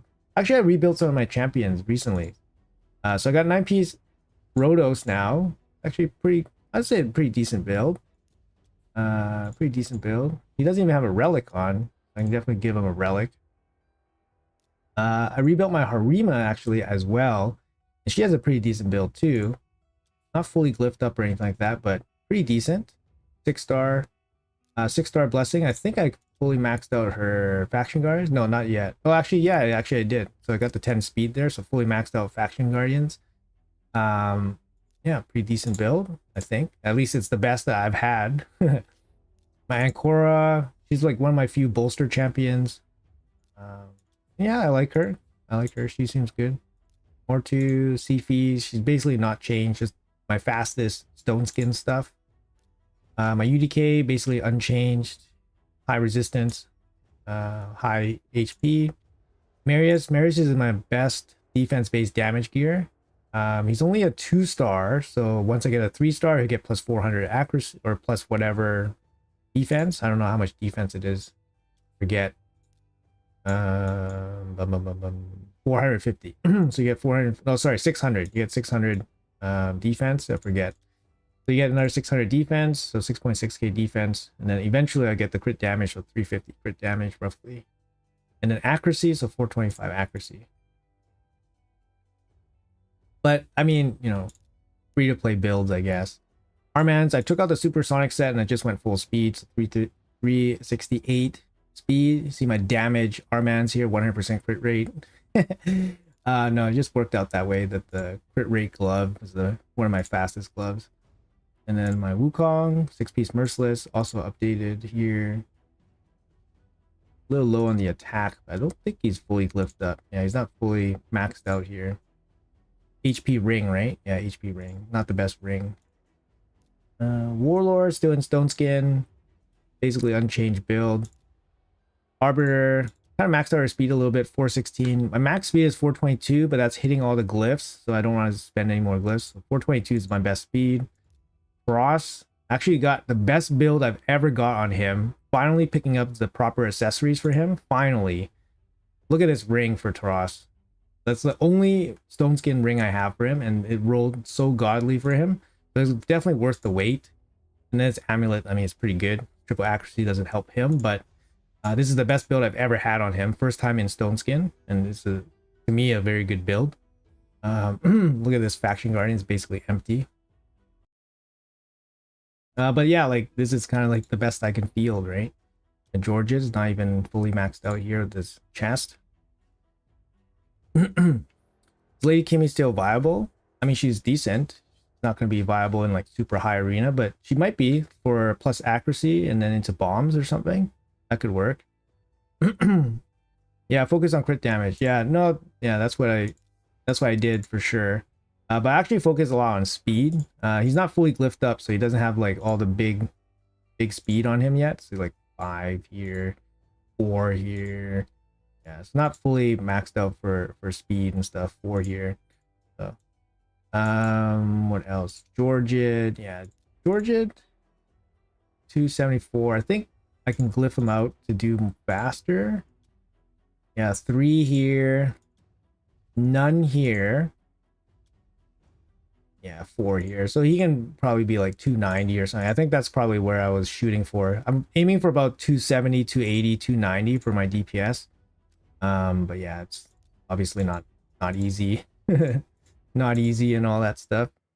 Do you have Leorius? I do have Leorius, yeah. Hey Erden, what's up, man? Georgid, only a 3-piece stone skin? Oh my god, is that true? Shit. Any advice on allocation of live arena bonuses? For me, it was Centranos. But I've been saving my live arena bonuses. Freya's in a 9-piece protection for Hydra, so I haven't changed her. But I don't really use her for live arena. Should I be using her for live arena? Should I give my fastest gear to Armans or Arbiter? Probably Arbiter. Because Arbiter is just you know, she's gonna be the one that boosts into the Armans. So you can have Armans go first, but he won't really connect the rest of your team, like unless he connects all of his debuffs, which might not happen, might not be the case all the time, right? Like you have to CC them, otherwise the rest of your team won't catch up, like if that makes sense. Did I mess up the Georgid build? Maybe I'm missing a ring or something. Good eyes there, guys. Yes, I did. Oh, this guy is like, I probably just put him together. I didn't even finish off his build. Oh shoot. Do I need this merciless piece? 10% attack.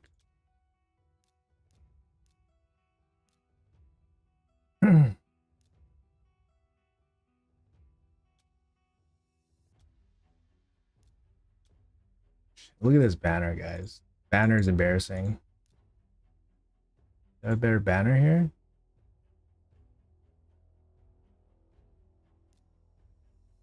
I think this banner is probably better. Because I go with this banner and I get 10%. Yeah, this is a pretty good ring. Yeah, I'll go with this banner.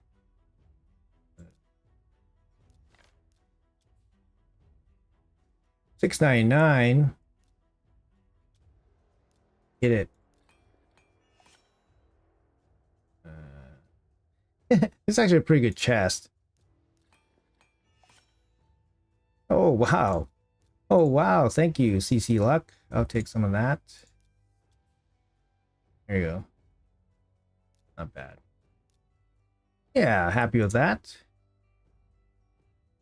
Yeah, so I don't know. I don't know if Nubs is still in the chat, but that's pretty much like my gearing potential for my account. Build Leo for Commodus. Okay. Okay, that's interesting. Yeah, that makes sense.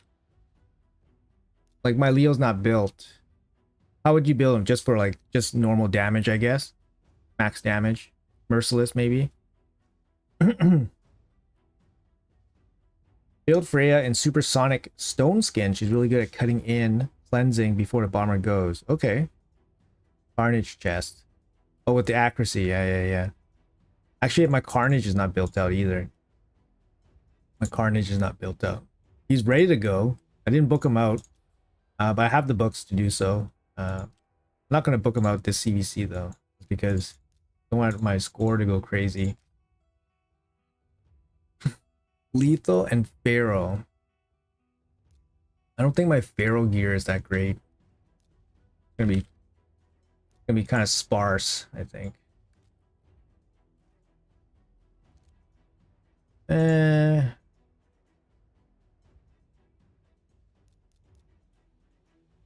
None.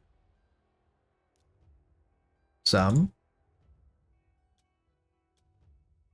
Okay, yeah. Pharaoh, I mean, he has a line debuff, right? So that means he needs accuracy to do it. Probably not. I probably wouldn't do Pharaoh, right? Wait a minute. What does Pharaoh do again? Hold on, let me double check. Accuracy, speed. Oh, the immunity, right? The immunity. Accuracy, speed, and immunity. Why do you need him to have the immunity?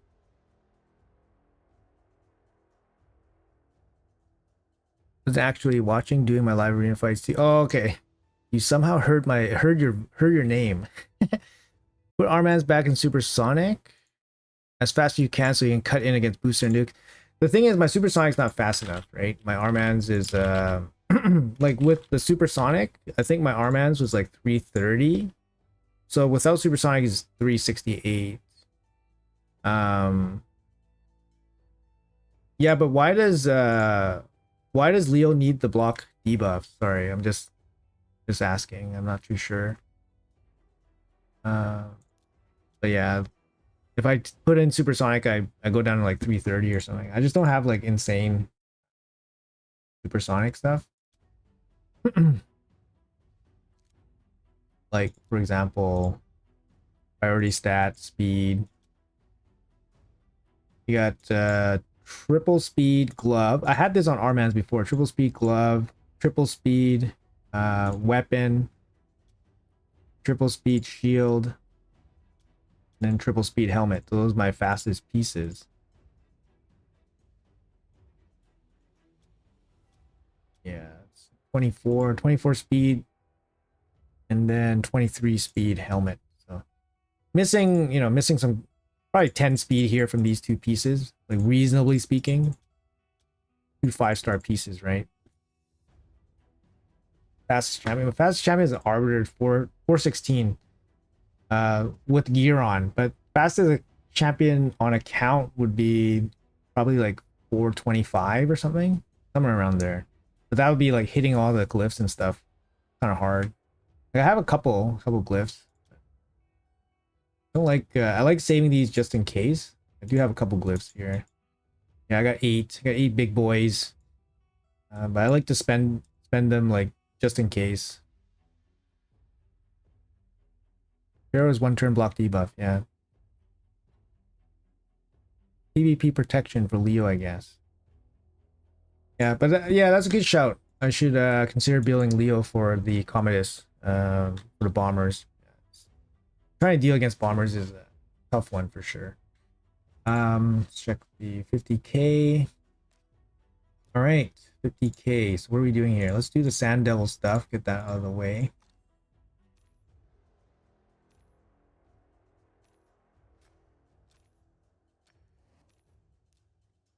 Yeah, today is gonna be a Sand Devil day.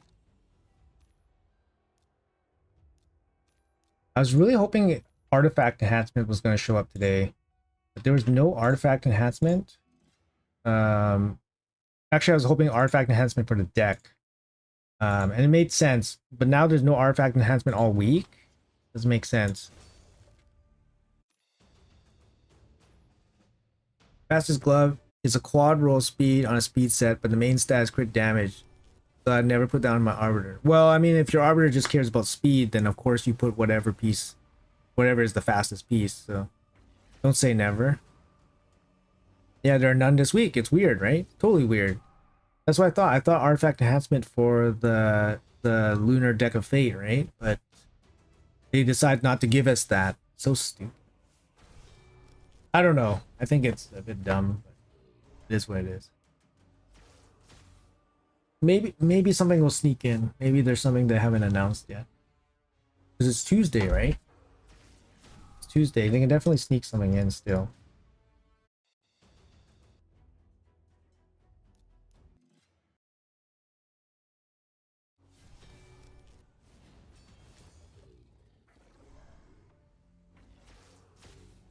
Second.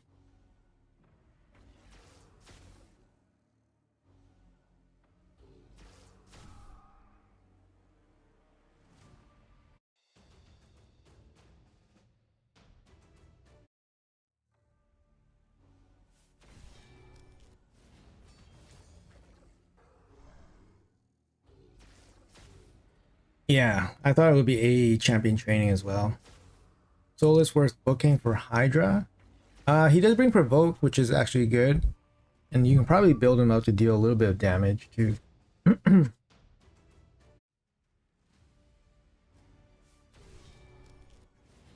he could be useful in arena too, but I don't know. I don't know if he's worth the books, to be honest. Maybe for faction wars he can be useful. I don't know.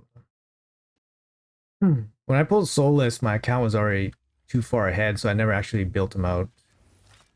But he doesn't seem like a bad champion. He's just, just better options nowadays.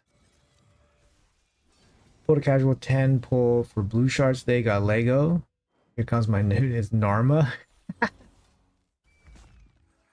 Likely changed Leo's masteries. Okay. What specifically are we looking for Leo? For his masteries.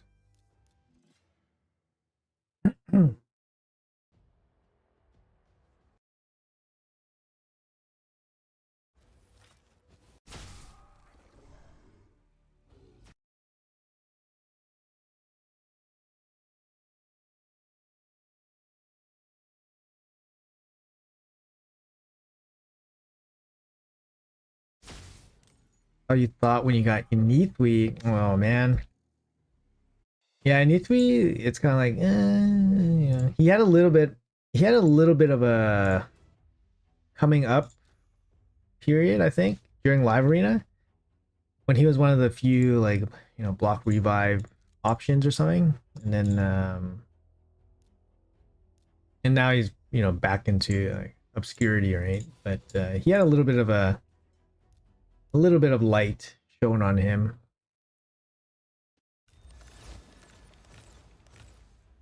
Could you please show your nudes once? I would appreciate. Yeah, sure. He kills Ice Spider in City. Really good at that. Oh, the Inisui, yeah. Yeah, I mean block revive is still like uncommon enough that just having him is really good. Yeah, so my nudes basically are speed tuned to like all my dungeon teams. So with this one speed, I can do all the dungeons without any kind of change, which is the best. That's like the biggest consideration.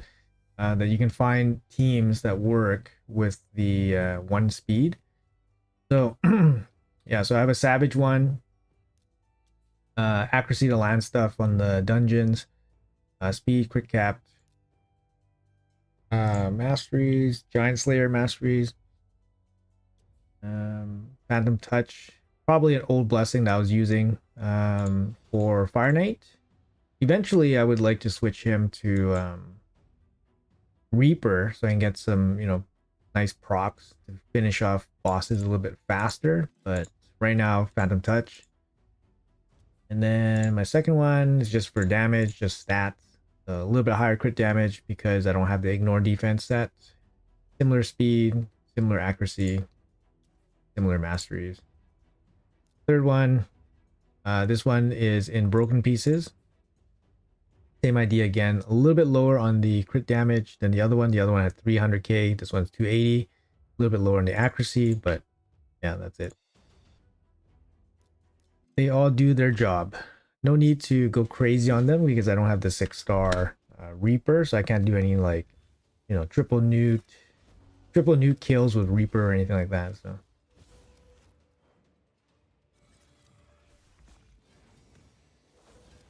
you build champion manually or optimizer? I just use the optimizer. It's just faster and better than what you could do manually.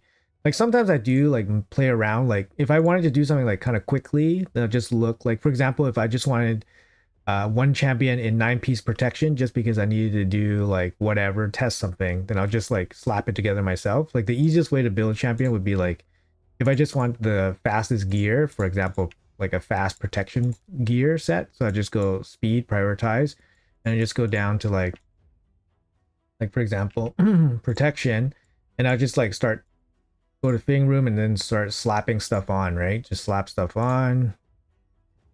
Slap this on. And these are already sorted by fastest speed. So I know that I'm getting the fastest protection 9-piece out of it. So that's kind of like, that's what I would do manually without using the optimizer. But if I wanted like a serious build that I want to keep for a long time, maybe I did a lot of farming or I got like a big rush of gear, or I upgraded a bunch of gear and I know I hit a good piece, or maybe I did a lethal crafting session, then I would use the optimizer because the optimizer is just faster, it's easier, and you get better results. I mean, there's no reason not to use it unless you're scared that Hell Hades is going to take your credit card information and run away to the Bahamas or something. Like that's that's about it. And I heard that before where people don't trust third-party apps, right? And it's fair enough. But if you're not going to trust everything, then it's going to be, you might as well just live in a bubble, I guess, right? But it is what it is. Three newts are 90% and Reaper is 10%. Yeah. Oh, you don't need 6-star. Okay. What is it? You need 5-star, right? What's the Reaper? Enlighten me, please. 5%. Yeah, you need 5% then. Or 3 or 8% if you can hit some lucky, giant slayers. But yeah, I guess you need the 5-star, so it's still something I need to work towards. Do you have any tips for Ice Golem hard? Ice Golem hard is pretty tough. You need HP burn. That's one way to do it. That's probably the easiest way to do it. Otherwise, you could go in. I've seen teams with the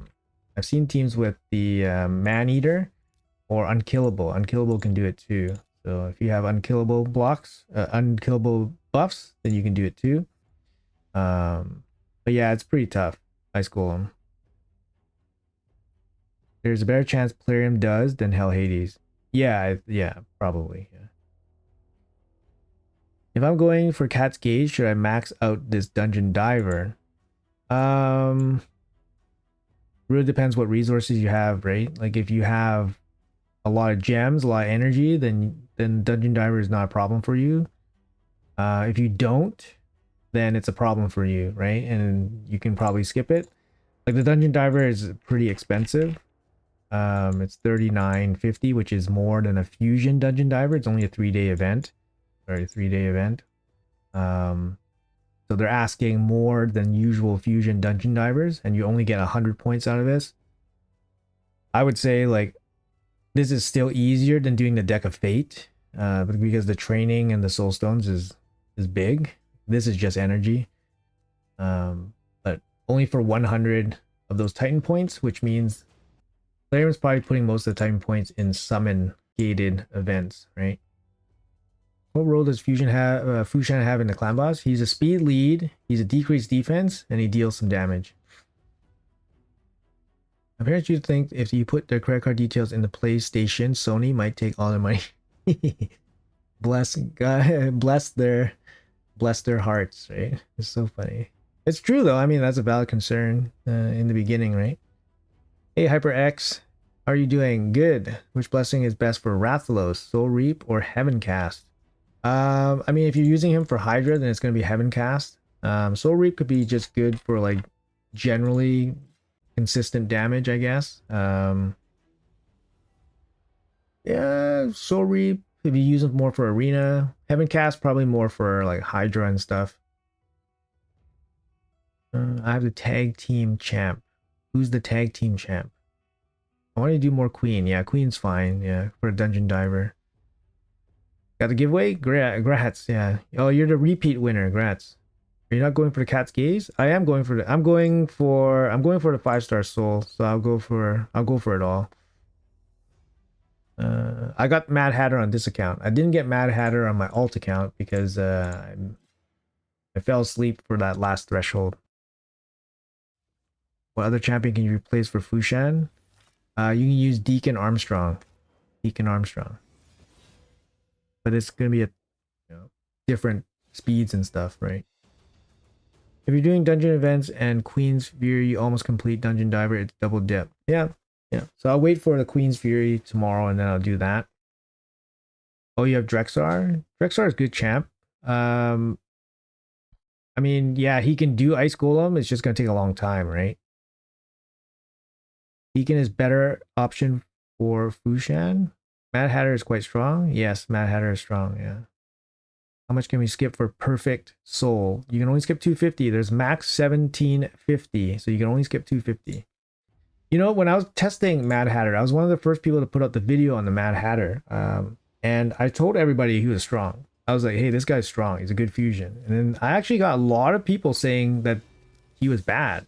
And, you know, a lot of people were saying he was bad and he's an easy skip and his kit was no good. And I was just like, whoa, really? I'm like, no, man, like this guy's really good. I'm like, this guy's really good. Don't, you shouldn't skip this guy, right? This guy's really good. But a lot of people, more than I thought, like usually there's some people that, don't believe, but there's more people than I thought didn't like him. And it kind of made me really question, like, am I not looking at this properly? Because like I play tested him and I was like, this guy's good, like he's good. And a lot of people were like, they watched the video and they were like, nah, this guy's no good. And I was like, really, this guy's no good? I'm like, really so I was like, I was really doubting myself after that. But yeah, after Nubs had a bit of a more thorough play test and he actually optimized his team to utilize him. And I was okay, great. I'm glad that Nubs had like this level of result with the Mad Hatter because it's very obvious to me that he was good and he was going to elevate a lot of people's teams. But the fact that a lot of people were so down on him to the point where they're like, nah, just skip, bad fusion, blah, blah, blah. And I was like, really? I don't think so. Like, I don't think so. But now I'm kind of doubting myself and,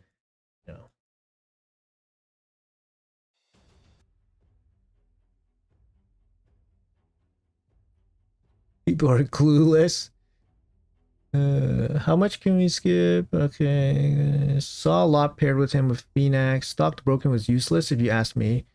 Stock to Broken, I mean, he has a good kit, but I remember in my playtest of him, I wasn't super impressed. Like, people were really hyping him up, and then when I playtested it, I'm like, yeah, I don't really see it. I'm like, yeah, he's good, but he's not like, he's not like Newt level good, you know what I mean? Yeah, exactly. How can you think he's bad, right? Endgame free to play. He's Pog for early mid, I'd say. I mean, even endgame, he could be good. His A2 brings so much damage. Like, Nubs is pretty endgame, right? And Hatter is good for him.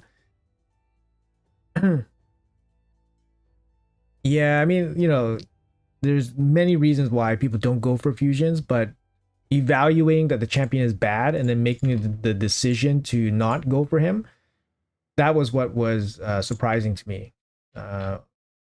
Because I don't feel the champion was bad. Like, he just seemed like a slam dunk. And then after playing him, there was no surprises. I was like, yeah, he's a slam dunk. Like,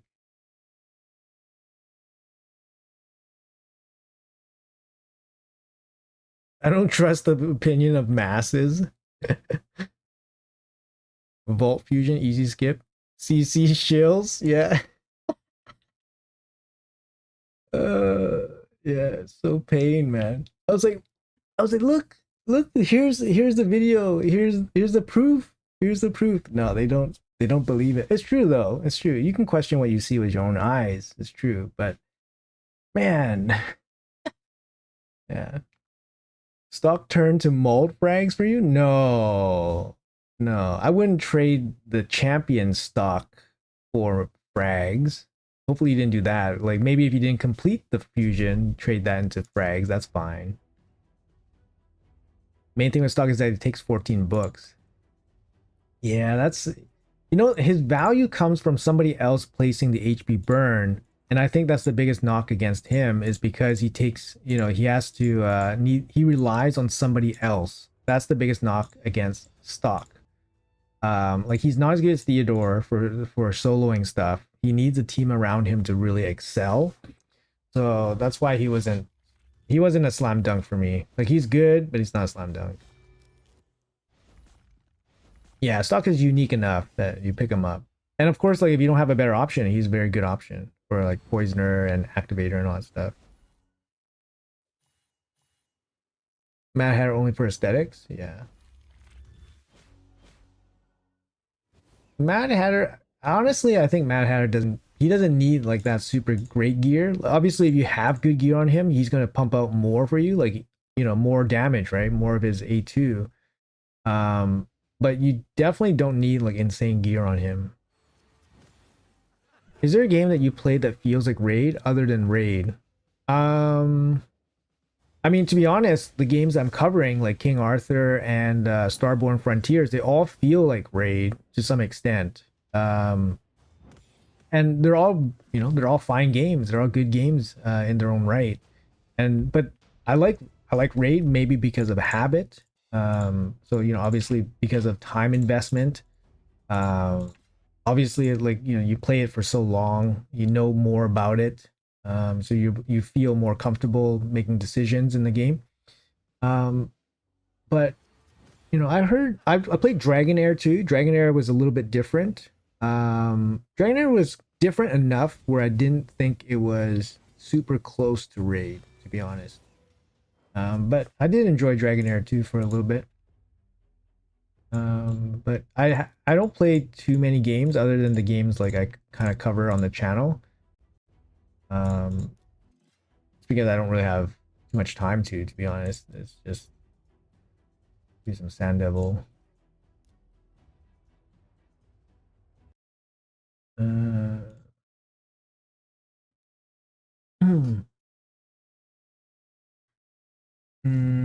use your stock for IG and Dragon there. Perfect. Yeah, that's a good use case term. If you say Mad Hatter is bad, I question your opinion. Yeah. And then you guys play tested him, it's just confirmation. Yeah. Yeah, I don't have Theodore, so stock is good. Yeah, that's good. Yeah. If you have Theodore, then stock is not that good. Yeah, thanks guys. Thanks for hanging out. Make sure you guys slam that like button if you guys are new here. Make sure you guys hit that subscribe for future content and all that good stuff. But happy to have you guys along. So I appreciate the participation, makes it fun. I do enjoy streaming. Streaming is fun. It's a little bit different than the usual stuffs. It's different, but I don't think I can stream as much as some people actually. Some people stream a lot. Like MTG Jedi streams every day. That's a lot to me, because then you can spend, that's a lot of hours, right? You guys spend. Shit, I was supposed to do something. I freaking forgot. Run. Will you play Fateless? Yes, I will absolutely play Fateless. Yeah, I haven't played any of the beta. I'm actually kind of like half kind of saving it just for like a surprise. Like, I just want to like be surprised. I'm trying not to watch too much of the like lead up or even like the sentiment about it. I don't even want to be. I just want to jump in fresh. You know what I mean? Just totally fresh, no expectations or whatever. Obviously, there is going to be some expectations, but um, the fact that I just want to see. I'm curious. I'm curious, more curious than other games. But I want to approach it like as fresh as I can without any preconceived notions from stuff I see or watch or hear or whatever. So that's kind of like my thoughts on it right now. What's the best in slot relic for Trunda? It might be the crown. I think it might be the crown. Like I have a crown, I put it on her. Might be the crown. I don't know. What do you guys think? Do you guys think it's the cat's gaze? You guys think it's cat's gaze? What's the best? I used to play DC Legends and I loved it. Design was amazing. Unfortunately, it flopped. Yeah, that sucks. Farming 12-3 hard, the new tech. I haven't played in a few years, but I remember 12-3 brutal is the way to go. Yep, 12-3 brutal is the way to go. Yeah. You get the best mix of XP, silver, and mystery shards. So obviously, like Nightmare can give you Nightmare's faster for XP, but it doesn't give you mystery shards. So if you're doing like a big training event, you definitely need to refill. So that's why brutal is a little bit better. It costs you a little bit more energy in the end, I think. Nightmare is a little bit more efficient. But you get less silver and you don't get mystery shards. How do you have so many accessible tag matches? Bronze 4 has 0 wins. Is there a choke point or something? Oh, are you saying like the fights here? Like the one...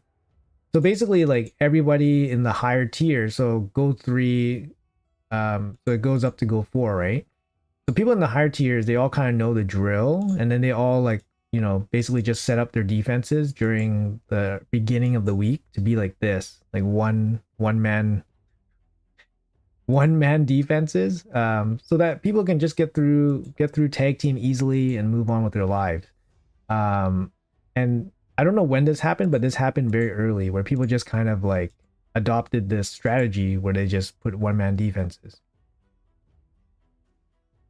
Too bad Bloodline is not on PC. That game looks really good, like in terms of graphics. I was like, yeah, I can get behind these graphics. But then like the whole like, you know, the whole Bloodline thing, like the images are a little bit, you know, a little bit more suggestive.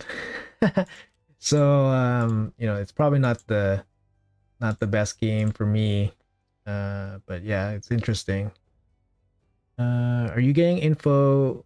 Are we getting info new fusion champ this week? Are we?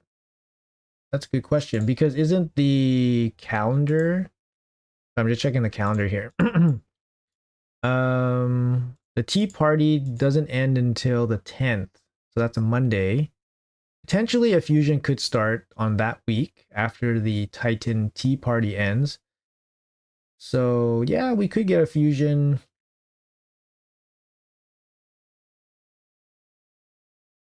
I would say we get fusion news next week, not this week, but you never know, it's possible. There's a good relic for Glacade. I'm not too sure. There's so many like support, like any relic. There's so many good relics for supports. Just not too sure. I mean, we can take a look at it here.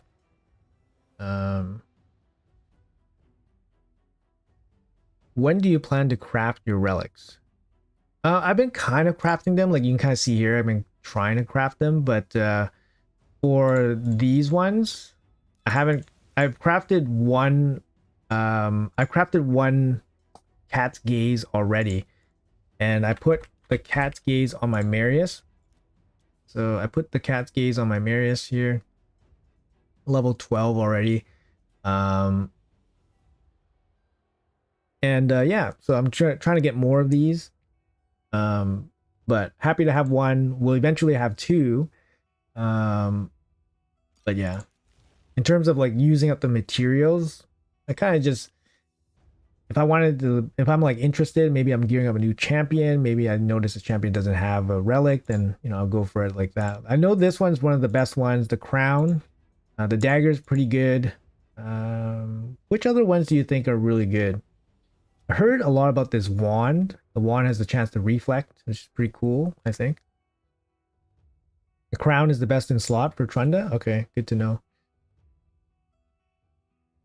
Oh, Cruisin', yeah. Cruisin' streams a lot, yeah. Yeah. What's a good relic? Who else streams a lot? Ken Patchy. Ken Patchy streams every day, I think. I think he's a streamer first. Yeah, some of these guys, they're like streamers first before being content creator, YouTube content creators or whatever. So I know Ken Patchy is one of those guys. How long do you think it'll take to get 6-star relics? Maybe a year. Maybe next year we'll get 6-star relics after they're finished juicing everybody. They're gonna juice some people some more. There's so much runway in this game, guys. Like, it's insane. Like, if you guys think this game's gonna die, it's not, man. This game is incredible runway. Like, this relic system, it's massive, man. This relic system can be massive. Like, just imagine the possibilities. 6-star relics, you have all these special relics on events. You're gonna be, they're going to be packaging bundles for relic materials. They're going to be, boosted relic chance days, like shit like that. It's just going to be nonstop, man. This game has so much runway. It's just impossible. It's just impossible to, I don't know. It feels like it's a impossible to beat game in terms of competitor coming in. It's just too big. What's the best start? What's the best start for free to play? What do you mean, like champion? One, reflect, require accuracy. Okay, good to know. If you're going for the cat's gaze, I would go for 1050 points for the relic food materials. 1050 points. 1050 points. Oh, that's a good one. Yeah, the 3-star chicken here. Yeah, why not? Yeah. You do get these from Chimera weekly bonuses, so you'll eventually have plenty of these. But yeah, getting an extra one for 50 points is, seemingly very reasonable. So, I mean, if you're here, you might as well get the Primal Shard. Just gonna say that. And if you're here, you might as well get the Eternal Soul Coin. And then maybe you can probably pass on this. Like, maybe you can pass on this, but like, you got the Mythical Book and you're right here. I don't know. You can probably pass the soul coin too, but I wouldn't pass the primal shard here at 1150. Like, if you're already here, I would go for a primal shard too. Sorry, you guys are talking about relics. I'm interested in what you guys have to say. So you're saying the wand of reflect requires accuracy. Okay. Scroll of unseen seems to be good on ninja. Oh yeah, the veil one, right? Yeah, wears damage increased by 1% each time any other champion takes a turn when the wearer is under veil. Yeah, I mean, this does look pretty good. Attack, crit damage, speed. This could be good on the cat too. You know what I mean? The cat has a very consistent way of placing veil on themselves. Actually, the cat's kit is actually really good because it really synergizes with itself. Yeah, and he has a survivability mechanic in his passive. He has a speed aura as well, and he hits decently good. So he's a good champ.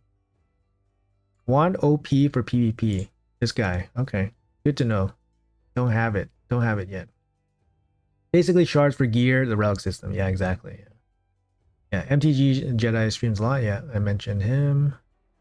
King Arthur is so much more approachable than it comes to actually getting to the end game free to play.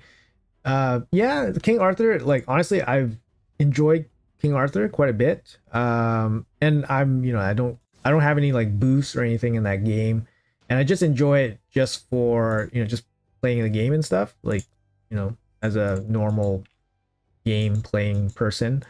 And it's yeah, it's very enjoyable, and it's difficult enough that you can spend, but not necessary, because the rares in the game are really good. First of all, the rares in the game are really good, so they can carry you through a lot of the areas. You get decent amount of resources, so that you can actually, progress and get the rares. And you can, getting the champions are easier, but because like the lore of King Arthur is like kind of finite, you know what I mean? Like in raid, you can just put fucking random shit in raid, and then that's raid Shadow Legends, right? Raid Shadow Legends is not confined by lore and legend or whatever, a built story already. But King Arthur has a built story around it, so you can't just bring in like a random, ninja and then just put him in King Arthur and call him a new champion. So the way like King Arthur does it is that instead of having millions of champions to get, you have champions that you build up even further with like relics, weapons, which are basically additional champions that you have to level up and build up as well. So it's interesting. Slightly different, but slightly the same, right? Yeah, you just have your character and then you basically build them up forever, or there's more ways to build them up. But Raid is kind of heading in that way where they're, where they have blessings, where you have empowerment, and then they have these relics now, which is basically like an additional weapon system, right? So now Raid is like entering that as well. So acquiring the champion is actually not as important in Raid anymore as it was like many years ago. Like before, you have to acquire the champion because the champion's so special. But now it's actually about gear sets, it's actually about blessings. So even if you acquire like a copy of a really good champion, they're not, they're going to be replaceable by a champion with really good blessings or a really good relic, for example. Yeah, it's interesting. It's like, yes, you can, have a guarantee for a champion, but it's not going to be as good in the, the super end game or whatever. But anyways, that's just my thought. That's kind of like the direction that Ethereum's kind of heading in, I think. What do you guys think about that? Was I rambling a little bit? I was rambling a little bit. Hopefully I didn't say anything that was embargoed or might get me in trouble. I don't think so. 1, 2, 3. Shit. I'm gonna do this.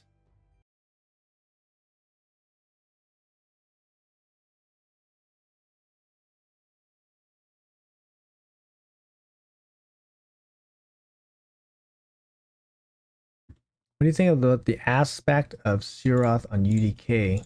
What is the aspect of Siroth?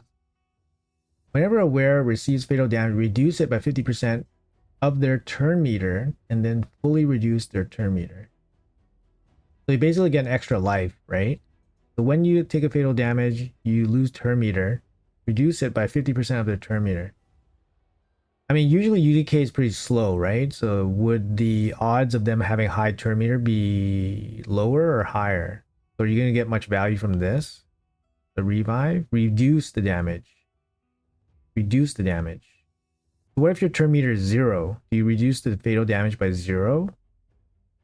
That'd be interesting. I don't know. This seems like a lot of conditions to happen. I guess if you just said whenever the player receives fatal damage, block it, it would be too strong. Or has a chance to block it. What do you think about buying an established account that is level 1 but has decent champion for a better start? To me, if you buy an account, first of all, it's against terms of sales. So first of all, if you buy an account, it's buyer beware, because that account can get taken back and get locked, suspended, banned anytime. So there's always a risk with buying an account. Just gonna put that out there. If people sell accounts all the time, right? It's known fact. But getting the money back for your spending is impossible in this game. So the more you spend in this game, the less you're going to get back, right? So you're lucky if you get 5% back. Like the biggest spenders, like they're lucky if they get 5% back, maybe 10%. So if you spend like 100K, you're lucky to get 10K back. I would say lucky. And the more you spend, the smaller that percentage gets. Like if you're spending $1 million, you're lucky to get 50K back, probably. If you buy an account, you're getting a lot of value. So think about that. That person is losing 90-95% of what their value is when they spend the money. So when you're buying an account, you're gaining a lot of value back for what you're spending, right? So that's one thing. So when you buy an account, you get a lot of value. Second thing is, it's already established. You go through all the pains of the game. The problem is you never endure, or you never face those pains yourself. So you don't fully appreciate your account, right? You have an account, it's built, it's stacked, You got a lot of stuff going on. You don't know what's going on, right? You don't know what to do with the account. And then once you hit a block, let's say your resources run out one day and you're like, well, this sucks. I don't want to play this game anymore. I need to farm chickens. Like, I don't want to do that. So now you're in a spot where you need to spend money or you quit the game, right? So because you never endured or built up your own account, you don't fully appreciate it. And because you didn't spend, significant amount of money, you're more willing to let it go, like, and give up and walk away from the game. So it's kind of good and bad. For me, it's not for me. Like, I was given account early when I was playing Raid, and I said I didn't want to play it. I wanted to play my shitty account with my Elhain and grind out all the things, right? And there's a lot of situations where actually I was like, you know what? I'm going to ask this person to help me clear this faction wars because I can't do it. And then, I said to myself, like, no, that's like taking away that achievement, because that's the part of the game, right? That's part of the game. But everybody plays the game differently. So whatever floats your boat, if you want to buy an account, go ahead. Just understand there's risk, but it's a different game for you, right? You never experienced the full game. And a lot of people, they don't, I don't see people, sticking around if you don't fully, appreciate the grind, I guess. And, the grind could be going through like chasing shards. It could be chasing a champion. That's a grind too, right? You can spend money chasing champions, and then you finally get that champion, and then you feel like really good about it, right? But you never experience that if you just buy an account that's already stacked with whatever you want. You never actually experience that. It just depends what you want from a game. So that's my 2 cents.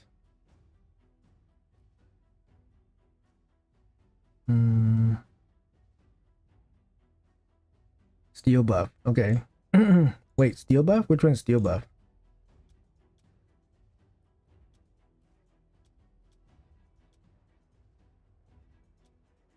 Oh, this one. The orb. 10% chance to steal buff. This effect cannot be resisted. Oh, that's nice. No accuracy then. 10% though. With triple hit from Marius. What's the best champion to start with the promo code? I would say Wukong. If you plan on playing the game for a long time, Wukong is by far the best value because he's a really strong legendary champion. But I would say if you're doing it for the Hell Hades challenge, since it's a short-term account, I would probably pick Taragi. Because Taragi carries you in Clan Boss, and he's not a bad dungeon crawler. So that would be my choice. But it changes because they only keep the account for 3 months, right? So it's a set timeline on how long they keep the account for. But if you're gonna keep the account forever, then it's gonna be Wukong. Don't even have to think about that, to be honest. Complete Nude started raid 4 days ago. Can anyone link Boozer or other videos that is a starter guide?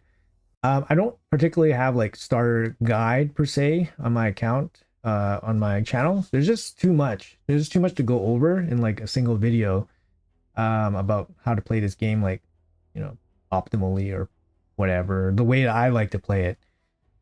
So I try to offer like little bits here and there, more digestible bits, so that people can actually learn something. But if I give it all in one video, it's just going to be pain for everybody. Roto's passive will kick in, so he won't lose TM anyways. That's bonkers. Makes sense. Nice combo. Unfortunately, don't have him. Which one for Rotos?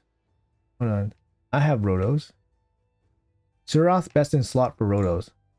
Where receives fatal damage, reduce it by 50% of the turn meter, then fully reduce their turn meter. Sorry, I don't quite understand what's happening here. Reduce it by 50% of their turn meter. So the person that's dying, right? The champion that's dying will reduce the fatal damage by 50% of the dying champion's turn meter. So if the dying champion has 0 turn meter, it does not reduce the fatal damage. And then fully reduce their turn meter. I need somebody to hold my hand. Somebody hold my hand, please. You bought an account, one of those that have every login champion at 30k energy. That's a great starting boost. Yeah, it's a great boost when you have all those old champions and then, a little bit to get you started.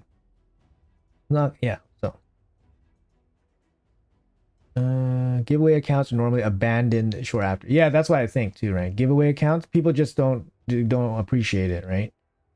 They get like, you can be a new player, everything looks shiny and great. You're gonna play with it for a week and then you're done. Like you just test out some stuff and it's done.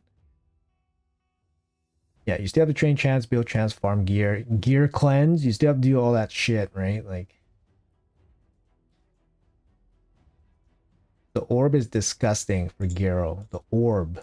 What is the orb? Oh, this guy. The steel buff. Okay. This is interesting then. I do have this. Is your video about Sand Devil up to date? I think the most recent one with Godseeker is post nerf. Hey Kevin, do you have advice pulling Mikage now or save for champion chase? Usually I would save for champion chase, just because CVC is just, especially non-personal reward CVC, is pretty low value. But up to you. Maybe if you pull it, you might win your CVC, and maybe that's important to you. But usually I would save it for a chase. She's also a mythical, so you get 1,000 points, which is pretty big.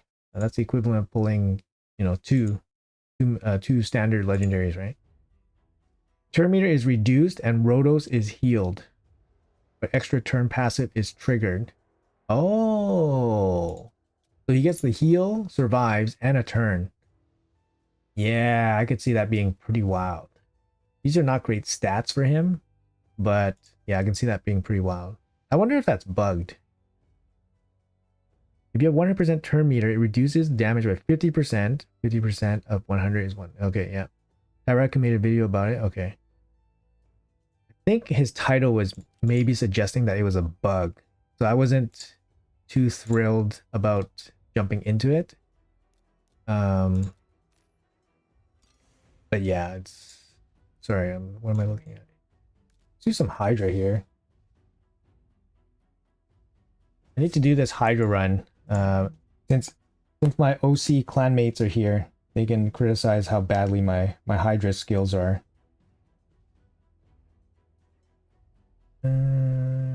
Rose passive will see that you took more than 50% and trigger the extra turn. Okay. Yeah, I was super late for my live stream here. That's why we're still doing it right now. Yeah, think about Rhodos' passive. It's intended. Okay. Okay, that's cool. As long as it's intended, that's good. Yeah, let's do some Hydra. I know, CVC and we're doing Hydra. Okay, let's see. So this is the team I have for Brutal. Okay, since we have... Okay, this is the best part about having a live stream, I think, is getting the collective knowledge. So playing Raid is pretty, obviously a pretty solitary individual game, right? And sometimes it's kind of hard to get help. So this is the best part about it. So I need somebody or people to give me some suggestions on how I can improve some of these teams. I have champions. I have some gear, but I need to find like better combinations to basically push me to the next level, right? Because I feel like a little bit stagnant. Like I improved a little bit here and there, but honestly, like my improvements are like so small that it's like it's like non anything. So I can go over some of my teams here. So this is the team I run for Brutal. So this is the team I run for Brutal right now. I found a better Nightmare team, and this is my Nightmare team when running with Marius and Thor. So Marius, obviously doing tons and tons of damage. And then for my I don't run this team anymore. For my hard team, I run a Trunda team. So I run a Trunda team, and it does 800, 900 million usually. So I run these two teams, Nightmare and Brutal.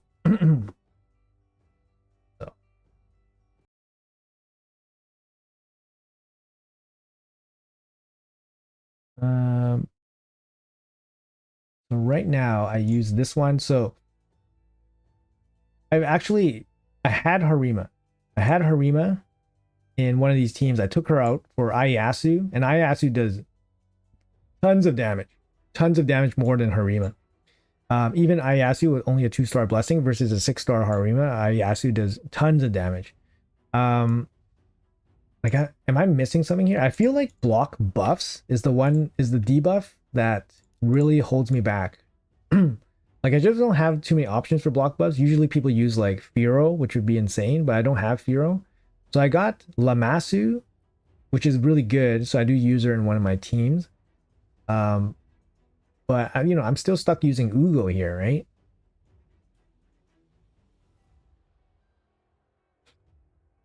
Teox with Varl. Varl does 400 mil. You could use them with Hatter.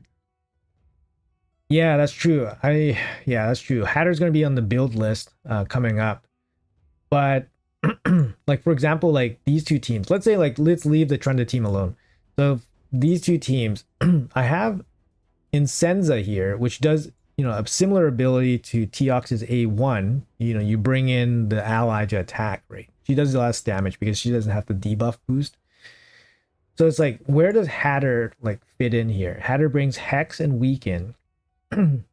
Hex and Weaken, right? So Essenza here brings decreased defense and Weaken. So Hatter could replace like, I guess, Eostrid, because then she brings the Weaken, but she also brings speed up, speed down, right? So he just wouldn't fit in any of these teams. Oh, thanks, JD. Appreciate that. Yeah, thank you, man. What about Kimmy? Nah, I think I'm pretty far away from using Kimmy nowadays. Bells is awesome. Block buffs with good damage. Bells, block buffs. You could give him a hex set, so you can do block buffs plus hex. But like, where would I sub out for? Like, who would I sub out for these champions? Like both these teams do 600 mil plus, right? They do 600 mil plus on Nightmare. So that's kind of what I'm working with, right? So I'm trying to push it to like, the next level, right? Mad Hatter to jack the AoE up. Yeah, but it's kind of like, who would I replace? Fighty, yeah. I wish I had Fighty. I do have Mikage in protection, yes. You have her in protection. Anyways, I'm gonna show you guys what what this team can do. This team, like for Brutal, I want to aim for 600 plus, right? Because on Nightmare, this team can do 600 plus. So I want to do 600 plus with this team on Brutal minimum. Obviously, I'm aiming for like 700. That's a bust here. Missed both against the Force Affinity head.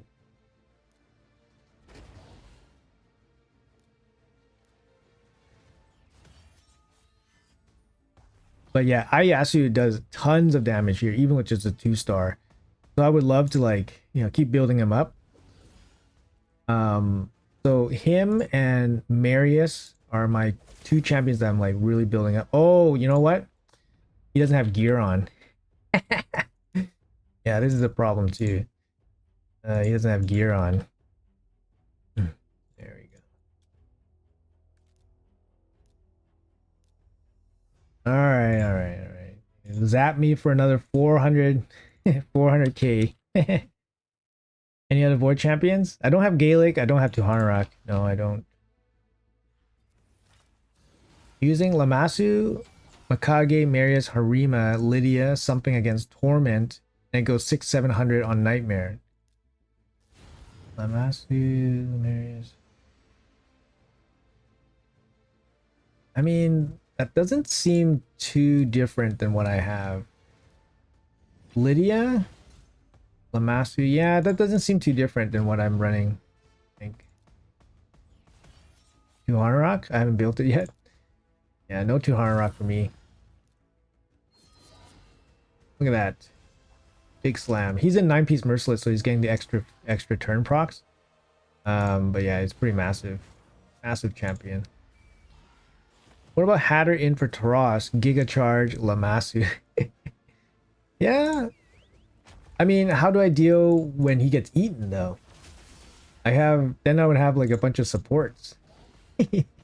Yeah, I guess it's still possible to free him, but is this Nightmare? No, it's Brutal. This is Brutal right now. You're probably seeing all the heads drop and you're like, what the fuck? Your supports can free him? Yeah. Yeah, it's all true. True.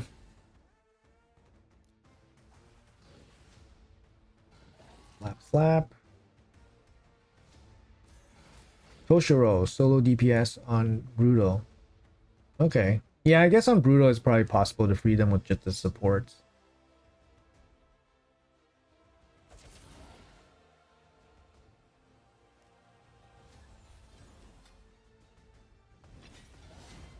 Yeah, this team 600, 700 mil. That's what I'll be looking for. Restart? Why? Why would I restart now? Is it restart? Is this a restart? He has gear now.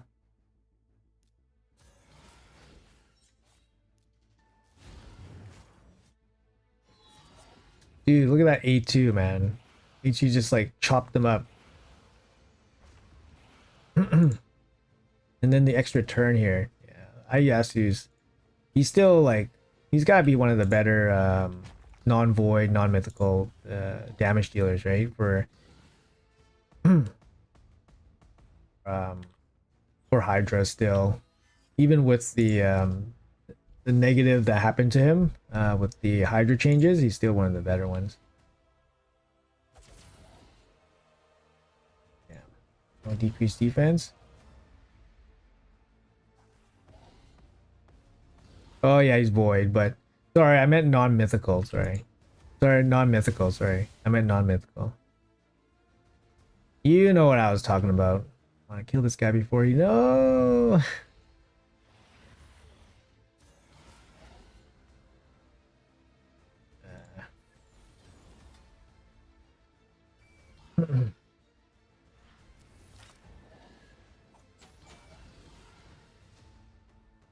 Almost did. There we go.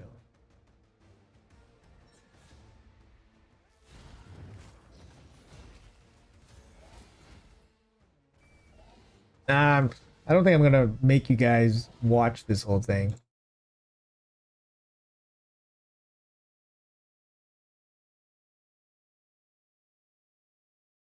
Mm.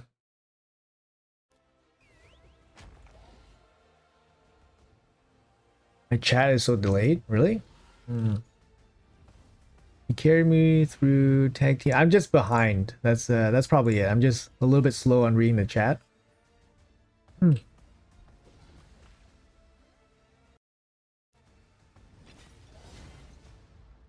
If you keep streaming, we'll keep watching. Appreciate that. It just seems kind of boring, right? Is this kind of boring for people watching? I don't know. Like for me, it's like it's kind of a little bit behind. It's a little bit behind. Your head. Seems fine. Okay, sounds good. I'm probably just slow on the replies. Do you run Ugo with Affinity Breaker? Recently swapped from Relentless. It's so good. Oh, that's good. That's a good idea, actually. I think for my Ugo, I run her in Hex. I run Hex gear.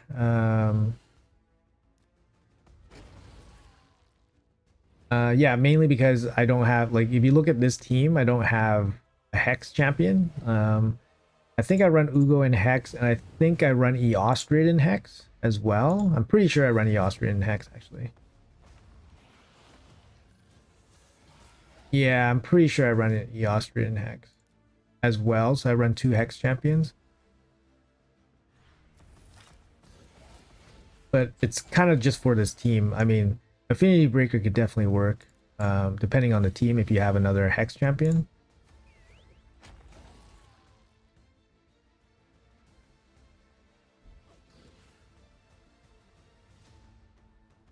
Yeah, like right now is doing pretty good damage. Like, you know, we're doing 6 times the turn count, which is really good.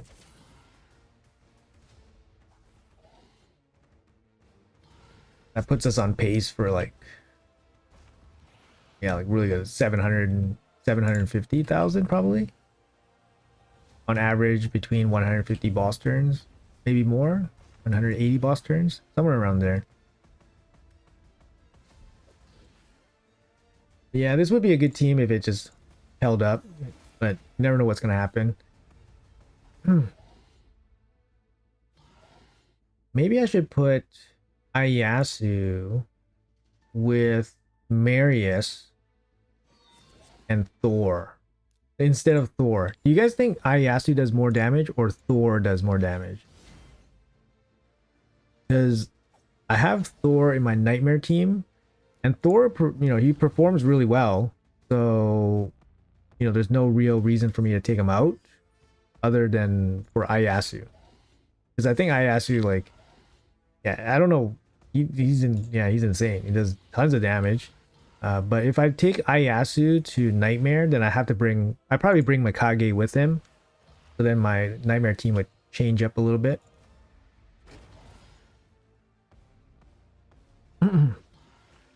You pull Magnar, is he good? Yeah, Magnar is really good. He's a great champion. He's also an epic champion, which is really, really good.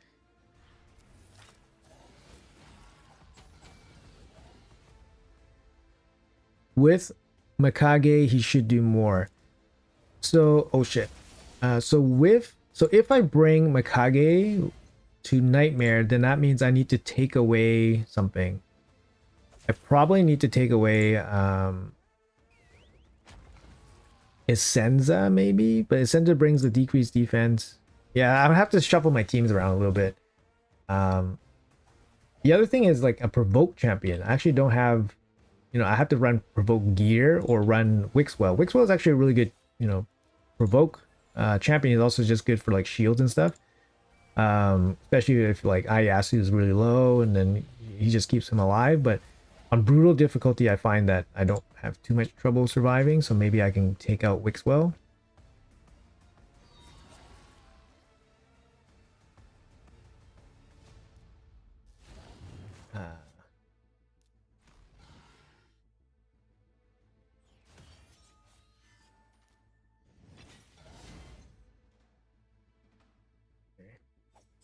Hex damage isn't stopped after Hydra heads respawn, so your Ieyasu hit 3 times the head, and the other head was dead after first hit, but still received second, third. Yes, that's right. Actually, that's a good point. The hex damage doesn't, you know, get shut down by the respawning head. So that's kind of why I, you know, let the hex damage kill them off. Like that's kind of why I don't attack into the decapped head that are dying. I let the hex damage trigger. So like, look, watch this one. Watch this force head, the second force head here. So if I'm gonna slam this head here and let the hex damage pop off. There you go. Look at that hex damage. It's like a million damage there, right? And the guy and the head only had like a sliver of life.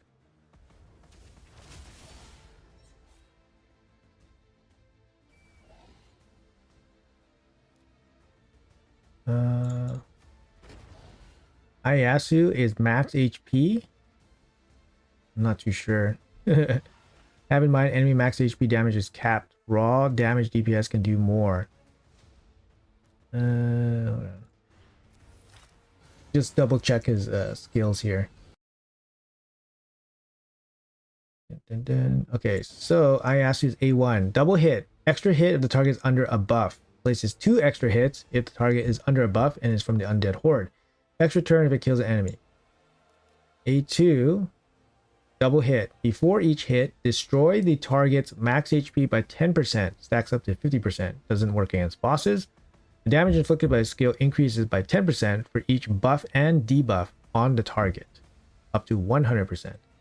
If the target is killed, place block revive. A3. Double hit. Ignore 50% of the target's defense. Blah blah blah. Passive. Whenever this champion attacks, all enemies except the initial target receive damage equal to 25% of the damage dealt to the initial target. This extra damage will ignore 100% of each enemy's defense. The extra damage cannot be critical and will not trigger counterattacks. This passive is what kind of makes, you know, he has like a built-in like super hex, right? Yeah, he just hits like a freaking yeah, he just hits like a truck. Yeah.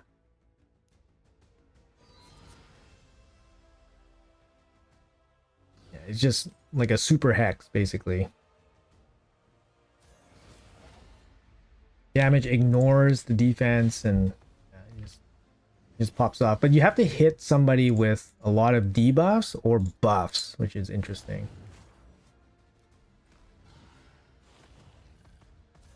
My Wixwell has resistance, so All good. Kill this guy. No, didn't kill him. No, I got feared. The fear head actually slows me down a little bit. Fear head.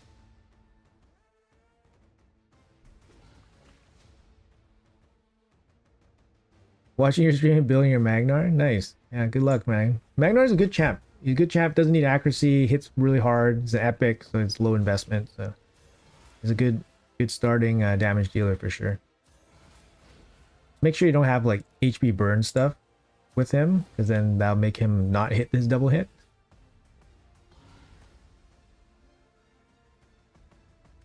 Yeah, this stupid fear head. There you go. Who's your most wanted mythical to pull? That's a good question, but I think it's going to be Galathier. I actually don't have like insane support. So when you see me like playing on Live Arena, I actually don't have like too many good supports. So having somebody like Galathier, which is like, you know, basically the best support champion, really would help me out a lot.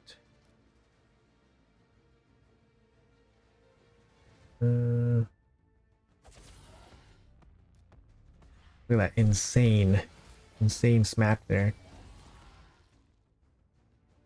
Did you build your Ieyasu with any survivability, or does the team support him well enough not to die? No survivability. Like, no consideration towards survivability, at least. The fact that he has survivability is just like from my Great Halls and stuff like that. I just wanted him to hit as hard as he can hit. And that's, you know, that's his role, right? So...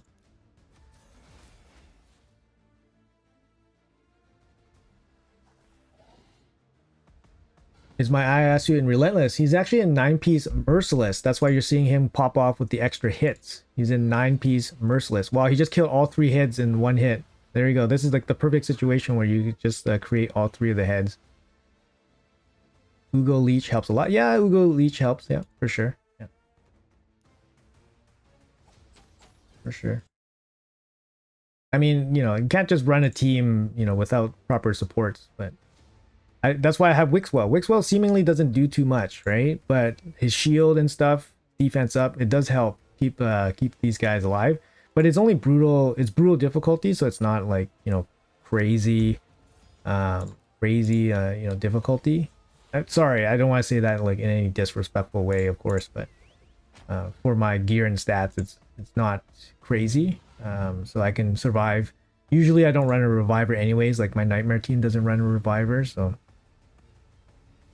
You pulled my first 6-star mythical soul from Immortal Soulstone. It was Galus, the chicken. Yeah. I mean, you know, I've seen the chicken. I don't know. I've seen the chicken played in Live Arena before, and I was kind of surprised. Like built as a damage dealer.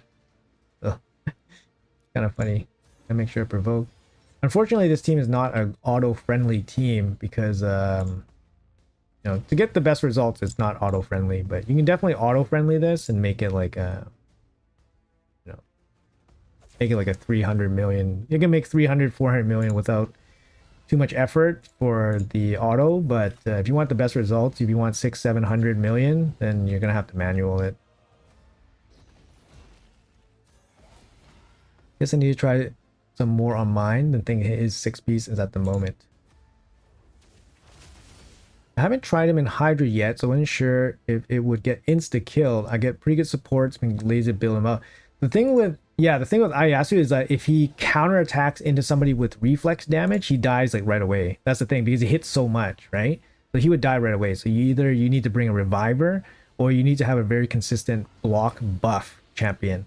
Because if any of the reflex pops off, he's going to instantly die. Like, just give him, you know, you just die, right? So having a reviver helps, and then, but you know, obviously I'm manualing, so less of that can happen, but it can still happen. If I use up my block buffs at the wrong time, then stuff can happen still, right? How is legendary Holes Ring? He's actually really good. He does decent damage, and he brings decreased speed and hex. You know, a pretty good debuffs for Hydra. For other areas in the game, I think he can play pretty good in Fire Knight. I'm not too sure. I think he has a multi-hit. Decreased speed is obviously decent as well. But he's mainly a Hydra champion in my eyes. Do you use Lamassu for Hydra? Yeah, Lamassu is in my Nightmare team. So my Nightmare team already ran already, but she's there. She's my speed lead and stuff. And block buffs, decrease speed. Yeah, I don't want to use his AoE when there's only one decapped head. Kind of pointless. See, this is like the shitty part about Hydra in general. Is like, look, you got 3 heads immune to damage. It's like so blah. You know what I mean? Yeah. I like Hull's Ring. I leveled up my Hull's Ring back in the day. And he got buffed up and all that. Who got eaten? Oh, I asked who got eaten. Free him.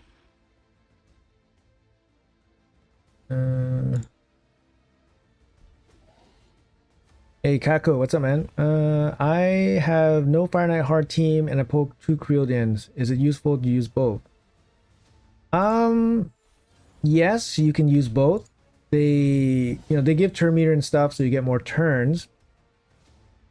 So you can definitely use them, but it honestly depends on your other champions too, right?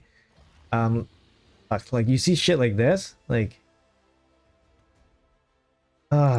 this like really shuts down like my damage, right? Like this 2-turn poison cloud really shuts down my damage. Like right now I'm 5xing the turn count, which is pretty good, but yeah, this really shuts it down. I don't know if I missed something there or didn't get I don't know what happened with that Ugo. Missing an amulet and a banner. Hopefully get them soon. Yeah, nice, man. Yeah, keep at it. You get it eventually. Really shuts it down. Like in this situation, you just chill, right? You don't even like use your increased speed or turn meter boost or anything like that. You just kind of chill. Hope nothing happens to your team because you don't have a reviver. I guess because he has Hex, you can still take some damage. Yeah, they're still taking a little bit of damage. Maybe I can kill this head like through Hex damage. Oh, it's over now. Ayasu can still deal damage through all this though.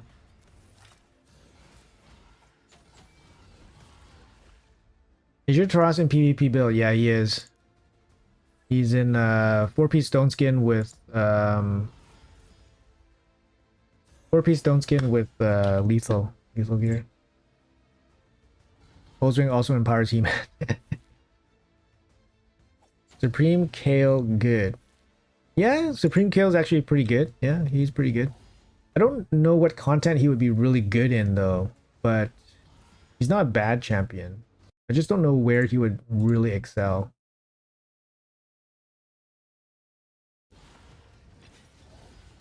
You just pulled him? I don't know. I'd probably say not congratulations because it's probably not, not super wanted. Just because he's not super useful, but it doesn't mean that he cannot be used.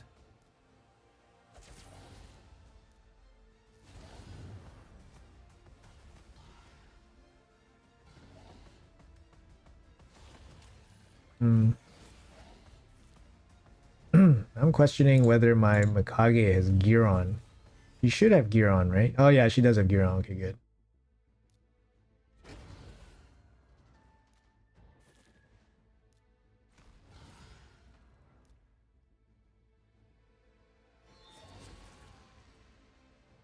Fear head really stops my damage too, because I have no real way to deal with fear on this team, other than just to kill everything super fast.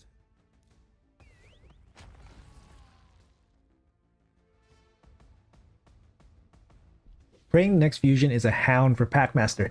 Okay guys. Okay, here's some deep info for you guys about this hound.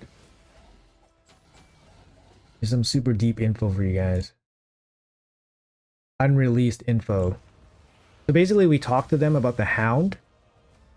We're like, hey, where's the hound? Like it's not lost to the CCs that the hound was promised and never came. Basically, what they said was that it's in the plans. Okay, so they said it's in the plans. Whatever the hell that means, I don't know. But they said that maybe like a month ago. All right, so you guys can digest that. Honestly, I think that's bullshit. I think nothing's happening, but we can absorb that the way you guys want. But they said it's in the plans. They didn't forget about it. They said it's in the plans. They didn't forget about it. That's all they said. So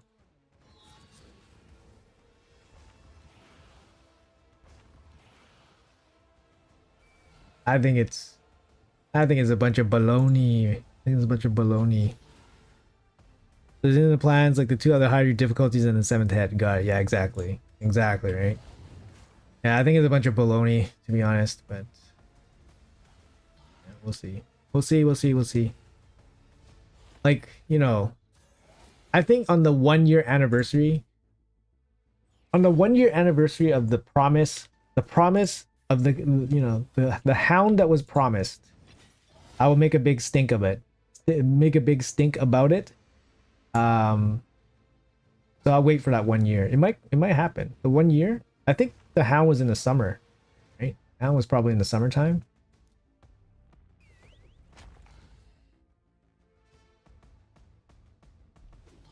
Yeah, we keep hounding them about it. Yeah, who knows what's gonna happen? Like after they move companies and all that stuff too, right? Maybe like some of that stuff gets lost in the shuffle. You never know, right?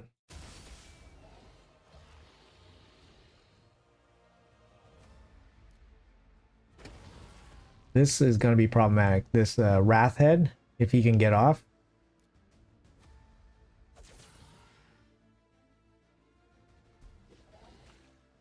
So I hope they release their dog soon.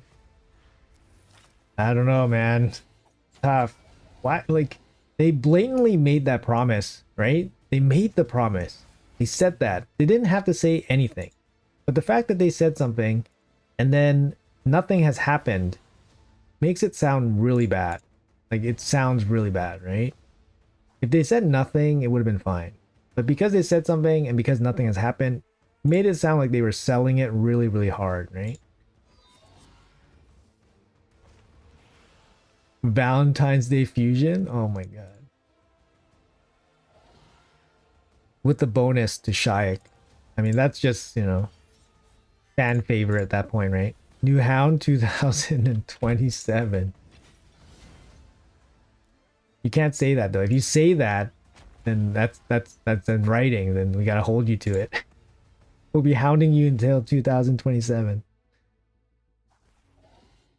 Next thing we know, Lady and the Tramp, Disney Emporium says, "Here's your doggo." Oh my god. Please no. Please no Disney collabs. I asked you his ally attacks from Mikage. I'm convinced Hatter would be an upgrade.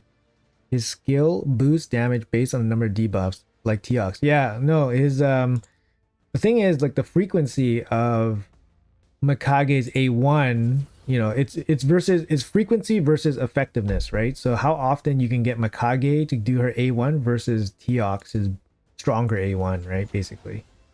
And then Hatter's come out on an A2, so it's a 3-turn cooldown. So Hatter probably produces less damage, maybe. But you know, you can quantify it that way. I'm sure there's some math to do it, but yeah, you gotta calculate turns versus damage. And there's a bunch of variables in there too, right?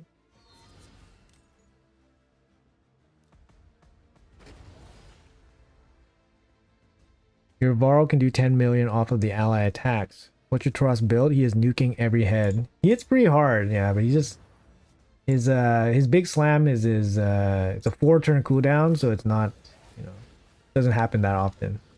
He's in my arena build. I can show it afterwards. I will show the whole team afterwards here. But it looks like we're doing pretty okay. A little bit down.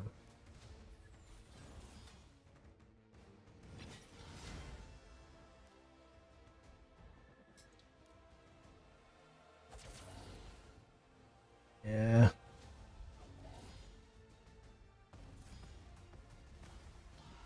Like, my Mikage is pretty fast. She's a 9-piece protection. But I think Teox probably does more damage. Like Teox plus a really strong ally attacker. Probably need to hold this. So this is a situation like you probably need to hold the block buffs just in case something happens. If you build Hydra and Reflex, 4-piece Merciless, and Refresh, with A2 most of the time, sure, yeah, sure. If you have that level of gear, sure, yeah, that works too. Should I build Sissy and ignore defense set for Hydra? Yeah, it works. She can deal a little bit of damage, pitch in and help out. But you know, most of her damage is gonna come from her, you know, HP burn and stuff, right? Hey Athena, how are you? Welcome. Teox does more damage, but getting Teox is a hassle. Small inconvenience, you mean? Okay, the difference. Small inconvenience.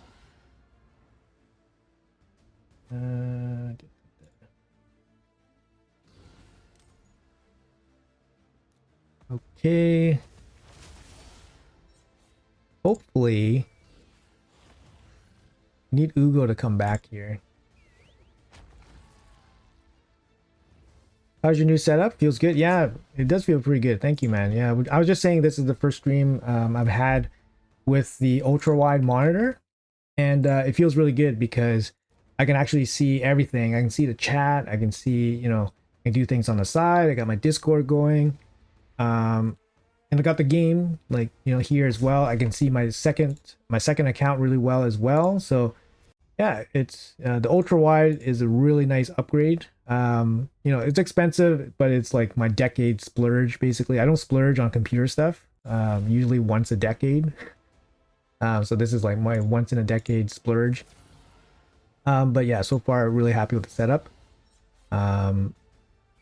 But it's a little bit awkward, a little bit to open and close the windows, like because yeah, opening and closing the windows is a, because then when you snap it, I usually snap my windows and the snap is like takes up half the screen, which is too big. So I want it like a quarter of the screen. I don't know. Maybe there's a way to manage that properly. Yeah, I need to kill this head off so I get some turn meter back. Okay, so I have some time to set up my Ugo. My Ugo's not ready. Which form should I book first for my Kage? Her first form is pretty important, like the ally attack. You want the cooldown off of that, especially if you want to use her for like Fire Knight and stuff. Her second, like after that, you don't. Whoa, Taras just like one shot this head. But you, other than that, you don't really need to book her out. She's pretty strong champion without books. To be honest, this is a bad situation here. The provoke head is loose, and then this one doesn't have the block buffs on, so this is a bad spot here.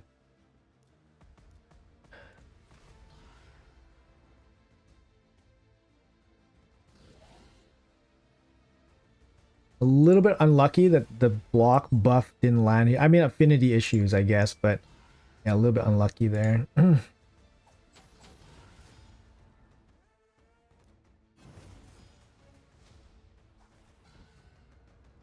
There's a tool that segments your screen. Okay, perfect. Yeah, I need to basically look into something like that.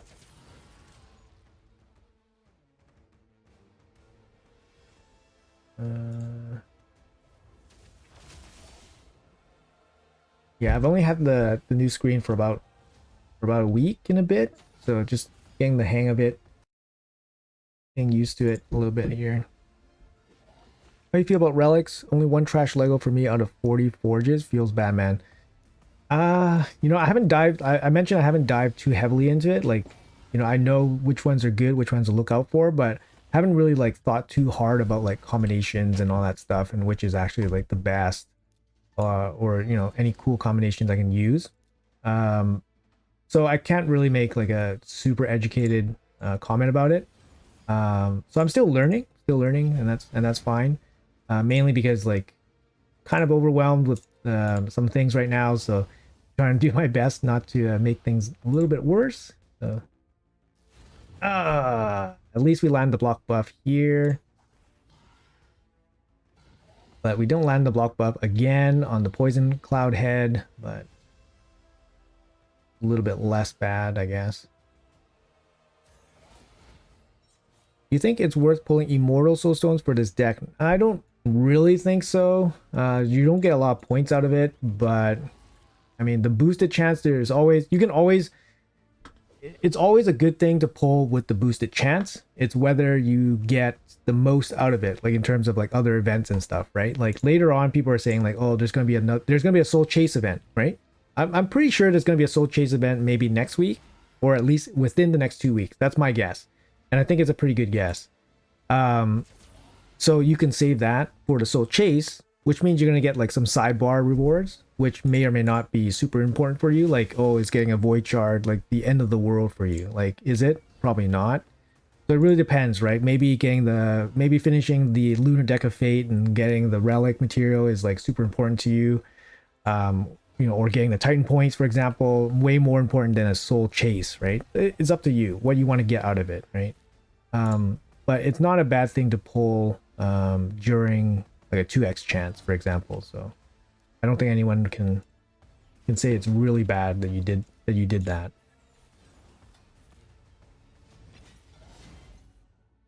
Personally, I'm going to pull my soulstones probably after the video. Sorry, after the stream, and then I'll make a video on it. And then so we can do that, or maybe I'll pull after CVC because I don't want the points to negatively affect my clan. So I might do that.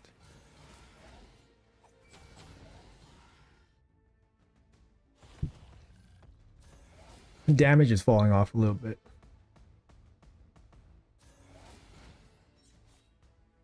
Oh, thanks, man. Appreciate that.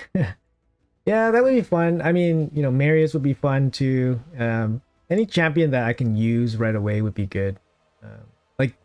Like the last Soulstone session where they boosted the rate on the they boosted the rate on the double the double big rock, the big rock bonus. The big rock bonus, I pulled a 5-star Rotos, and I was like, why Rotos, man? I was like, why Rotos? Please. Why Rotos? I have Rotos. Why Rotos? I was like, I have a 6-star Rotos, right? Like, but the 5-star Rotos was like the first, you know, kind of usable big soul for a good champion that I like pretty much ever got. And I'm like, why Rotos, man? Why? Man, do I have too many 6-star champions? Do I have too many big blessed champions? Is that why, Plarium? Is that why? Anyways, it's just small whining, but yeah, it was the eternal, yeah, the eternal rock. Yeah, it's okay. I was like, a little whining there, but it is what it is. Who do you guys think will deal more damage, Ayasu or Tauros? Who do you guys think gonna deal more damage here?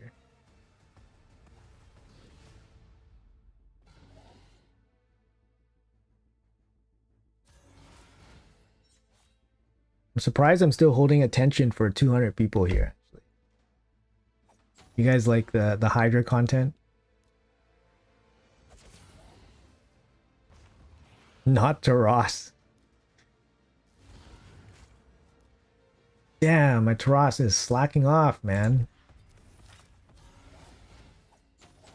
Tauros has 6 stars. Ayasu has 2-star blessing.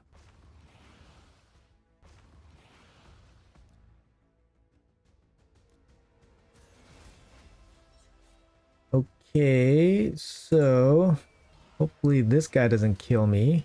I don't have the block buffs ready. Can't spell the name of the Shadowkin.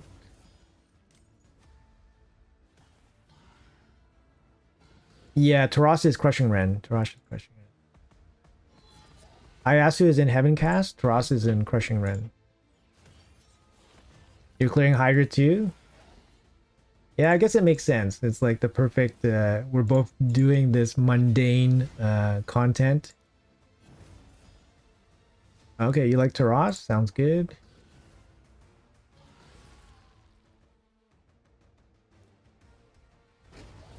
Well, look at that big slam there, guys. You don't think Tauros is going to take it?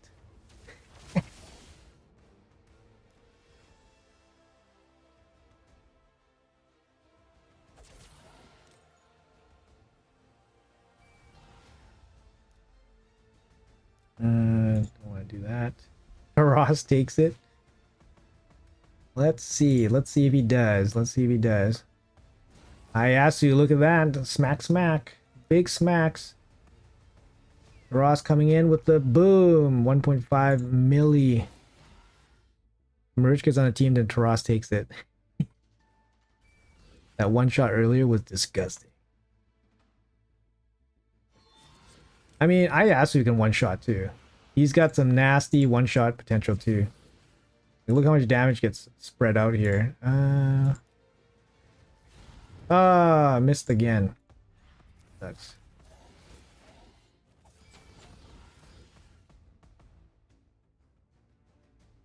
Constant splash damage from on-row wins, yeah.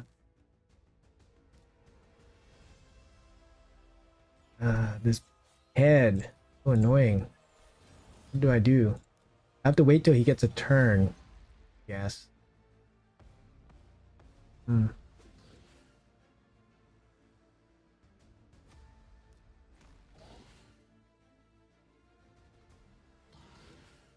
Okay, so this one's popping up.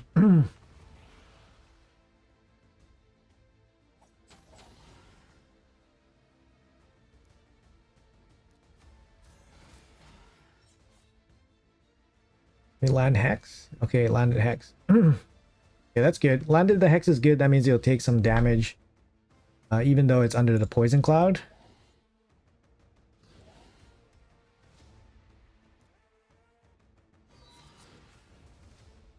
Shit. Oh no, this one you don't want. You don't want loose.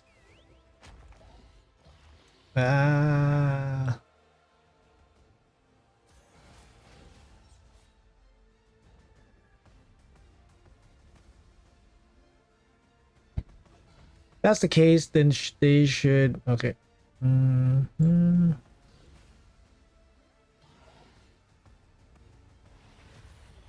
Okay, so the poison head is taking a little bit of splash damage. Can we kill him with just hex damage? Not taking enough.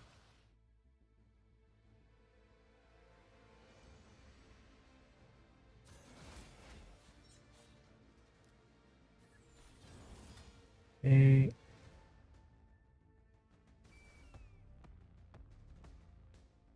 You want to see a champ one shot the head? I mean, pretty close. I would say these guys are pretty close to doing that. Oh, shoot, my bad. Shouldn't have done that. I thought this was the only head that didn't have the buff, the immune buff, but he's actually immune. The poison head actually is the stupid head that's taking damage. Okay. Okay, here comes the slam. You got attack up going on. I think we maybe even try to trigger the attack right now because we have the shields up, maybe.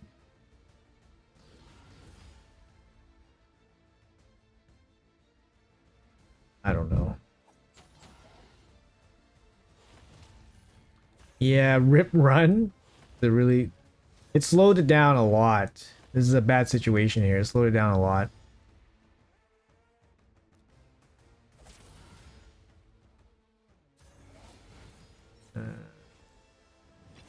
Eight. Yeah, it slowed it down a lot.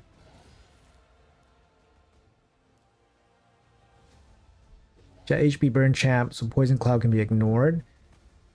Yeah, I mean, it's kind of tough. Like, there's not too many HP burn champions I have that would help me out here, I think. How hard is it to do Deck of Fate with only champ training? It's from what I saw, from what I calculated, it's about 15,000 energy. Assuming that you partially level food and rank them up.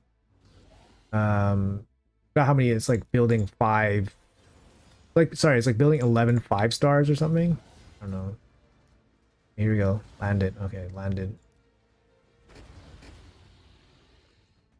How fast are your Wixwell?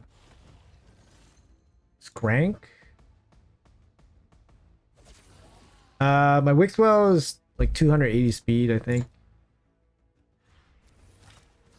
Maybe 300 speed, somewhere around there.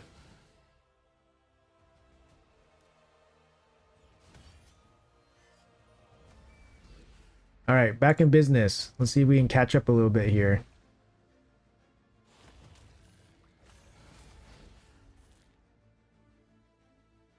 You have Sulfurion. Yeah, I do have Sulfurion. He's new. I do have him though. He's not a big, yeah, he doesn't bring a lot, he doesn't bring damage, right? And he's mostly like his HP burn is touchless, so his HP burn is not going to apply like hex or anything if you give him a curse set, right? Like I'm pretty sure. So yeah, it's a little difficult to use him. I don't know, to boost for like additional utility, I guess. That's kind of what I'm trying to say. But yeah, I do have him.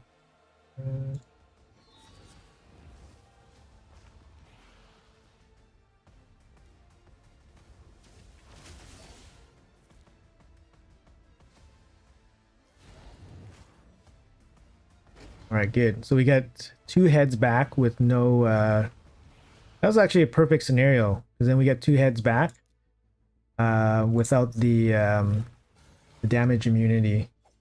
That's really good. It worked out. How many faction guardians left? Oh, good question. I actually don't have that many. I checked recently and then I was kind of surprised. I think I got most of them, more than half of them done already. So yeah, it's heading there. Yeah, it's getting there. Of course, my worst one is Taras. Sorry, Bannerlords. My Bannerlords, I literally have like level 1 done. And yeah, it's the worst one by far. So kind of interesting, eh? On my other account, Bannerlords is all done. So it's interesting. Shit. Please don't let him live. Okay, there we go. There we go.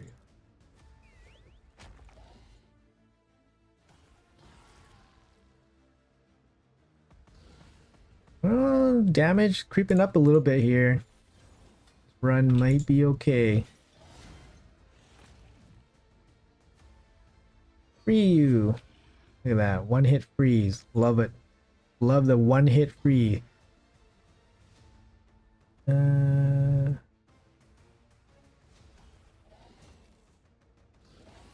Okay.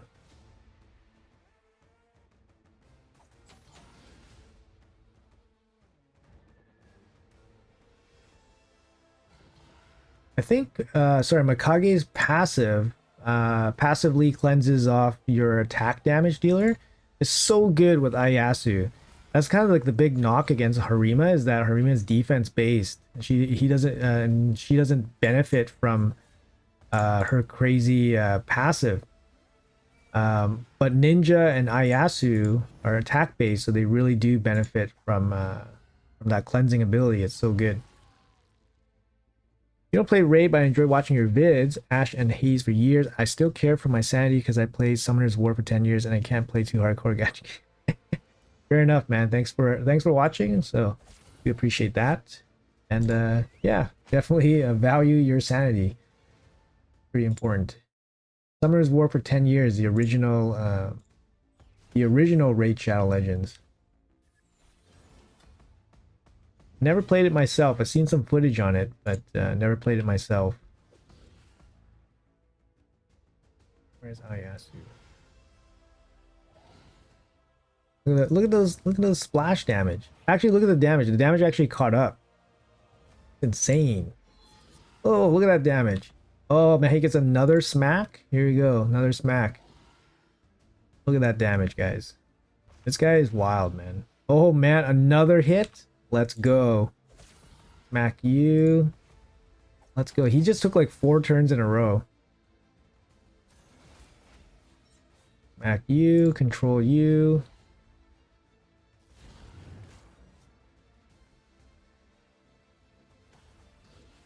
Yeah, he's in 9-piece Merciless, yeah. He's in pretty much my best attack-based Merciless gear for this account, so... this is like kind of a try-hard run, I guess. Yeah, you know, somebody told me something really smart when Sin City was introduced. They said that Merciless was the was going to be the set that replaces everything, and then he was right.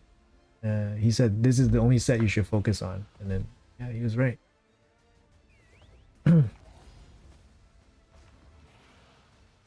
So I took extra effort to you know, grind up as much as I can, obviously using ores and stuff. So I have decent amount of merciless, to the point where I'm just like selling off like 5 stars now. So I basically don't really look at 5 stars too much now.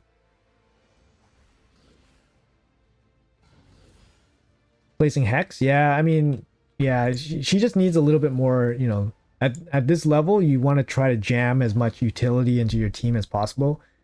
Like outside of a Reviver, I don't have it. Maybe Wixwell, if Wixwell was like a damage dealing provoke champion, that would be nice. You know what I mean? If Hex, if Ugo maybe was a damage dealer, that would be nice.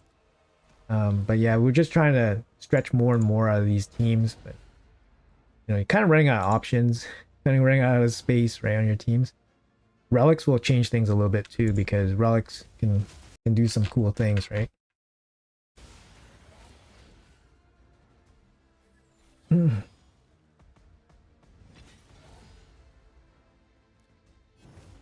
let's do that. Are you full clearings and channels every rotation? I get pretty close. I get into the high 90s almost every rotation. The last couple levels usually take more time, and that's where I'm kind of running out. That's kind of where I run out in the day. I just don't have the time to, you know, kind of try multiple times. But I usually clear like 95 pretty consistently. Some months maybe 98, 99. But yeah, it gets pretty close. I cleared one time just to say I did it. It's like for myself, like a personal thing. Like, oh, I did it, I'm good.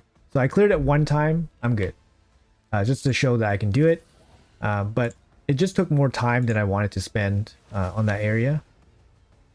But of course, if it's like a juicy stage, then you know, I'll try my best.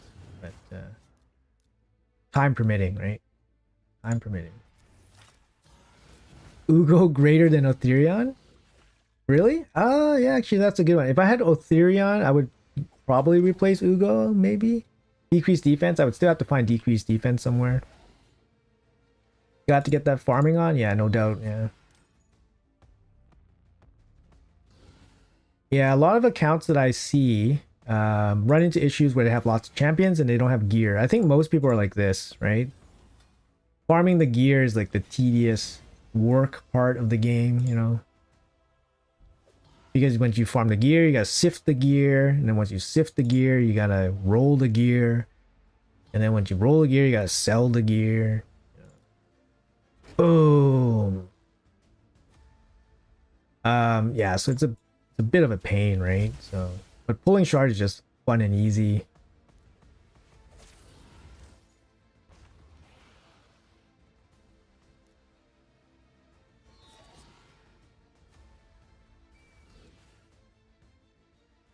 Oh, my damage caught up.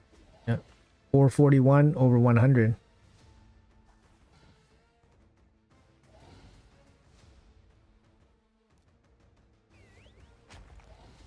Nine-piece Slayer. Yeah, not, Slayer's a paid set, right? Unfortunately, so I don't have it.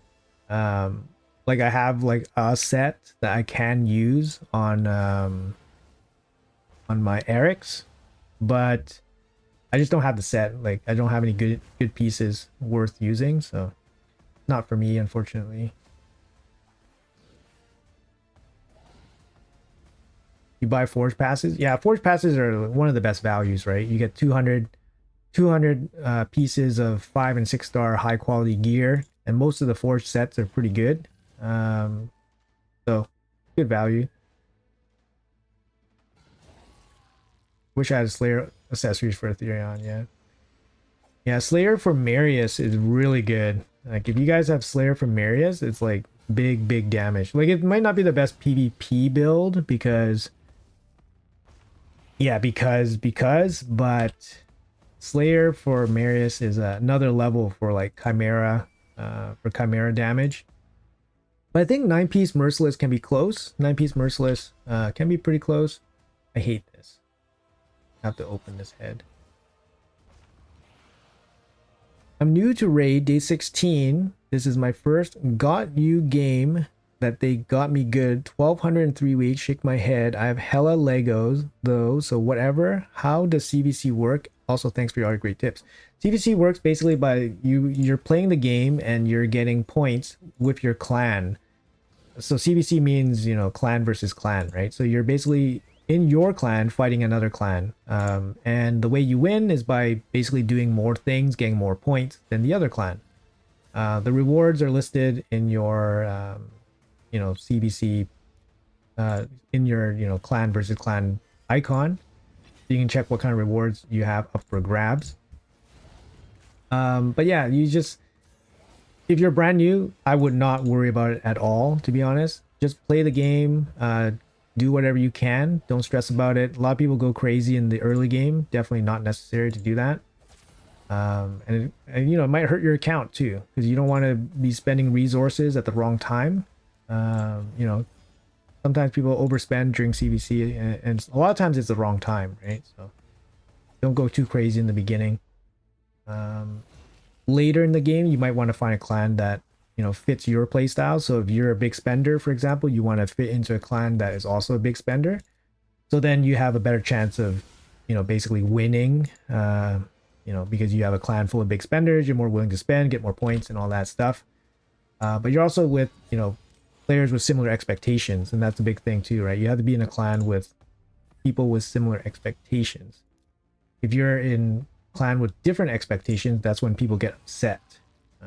So you don't want to be carrying people that are looking to be carried and so forth, right? So interesting kind of balance. Love your videos, great guy to watch. It's free to play. Thanks, Cosmin. Welcome back. Yeah, just doing a little bit of a later thing here. We want to finish off this Hydra run, and then we'll see the damage totals here. We're probably pretty close. Probably pretty close. Not crazily close to finishing. I would say 50 turns away. We're probably about 20 minutes left. See what happens here. But I would say, like, you know, you spent your 1,200 bucks. I would say you probably just take it easy. Try to enjoy the game. Try to play the game, right? Play the game and see if you like it. And before you spend any more money, to be honest.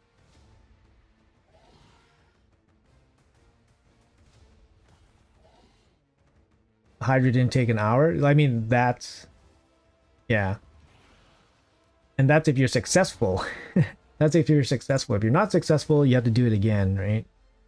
So I think for this run, this run's pretty successful so far. Good damage per turn. Team's relatively healthy. Things going pretty good. I'm probably going to keep this run. Looking like a 600 plus run here.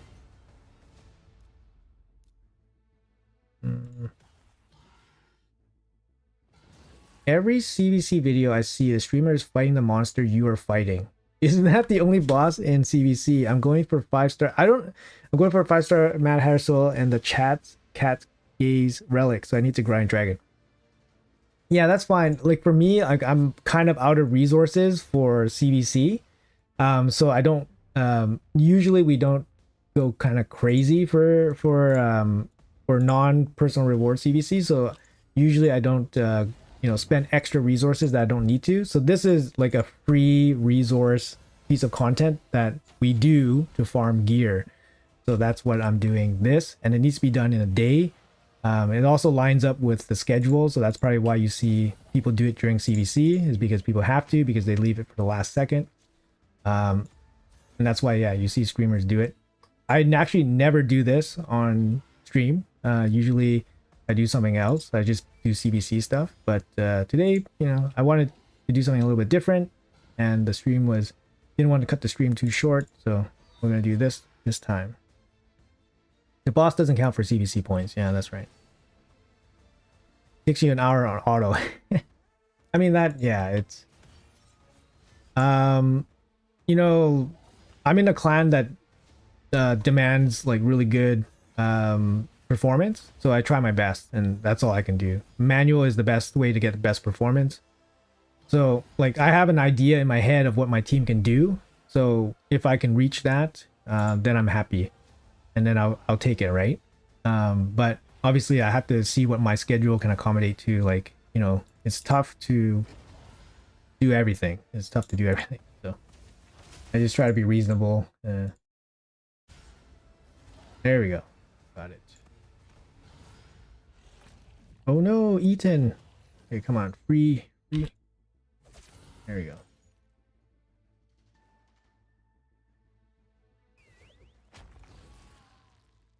No artifact enhancement event to go along with the CVC. Too bad. Yeah, it's kind of weird. We were commenting on that earlier that there was no artifact enhancement event all week basically. So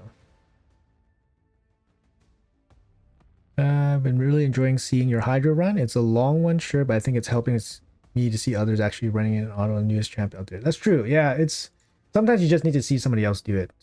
So a lot of it is learning how to play, and it's kind of hard to describe all the nuances of how to play, other than just hearing somebody do it or seeing somebody do it. So I'll try to explain a little bit more. Like, so right now, like if I can kill this Wrath Head, he gives me more damage. So yeah, so in that state, after he does his big hit, he has a state where if you kill him in that state, he deals splash damage to all the heads. So that's a little bit of priority there. Next priority is to kill this Fear Head. So I'll be looking for like one of my damage dealers to have like a one-shot potential. Or soften them up like this with the splash from the Ayasu. Okay, so I'll be looking for some kind of one-shot potential here. So I could run Taras's A1 into it, but it's probably not going to kill him off. I need Ayasu to deal the damage here, but he's feared. Ah, shit. Here you don't want to use the block buffs, just in case one of these. Oh, oops, that was a mistake. It's because I clicked it to show the skill. Yeah. So here you go. Boom. And there you go. Don't do what I just did. Yeah, basically don't do what I just did. Okay, here we go. We're back. Oh, he must have got like a refresh or something, or a mastery refresh. Okay, so my mistake was instantly was fixed. So a little lucky there. But you definitely want to save the block buffs. It's very important against the Hydras. I think that's one of the more important things that happened ever since they made the changes to the Hydra, because the heads respawn really quickly, and then sometimes you just don't have the block buffs up, which really hurts you. So here I'm trying to respawn them back out, so you can get back the block buffs. Or if you have an opportunity to kill two of them at the same time, only one of them spawns with this stupid mark of whatever that stupid it's 100% damage mitigation. So right now this spawn head has 100% damage mitigation, which is really, really tough. Like, for example, if I hit this red one, he doesn't take any damage. So, really, really tough.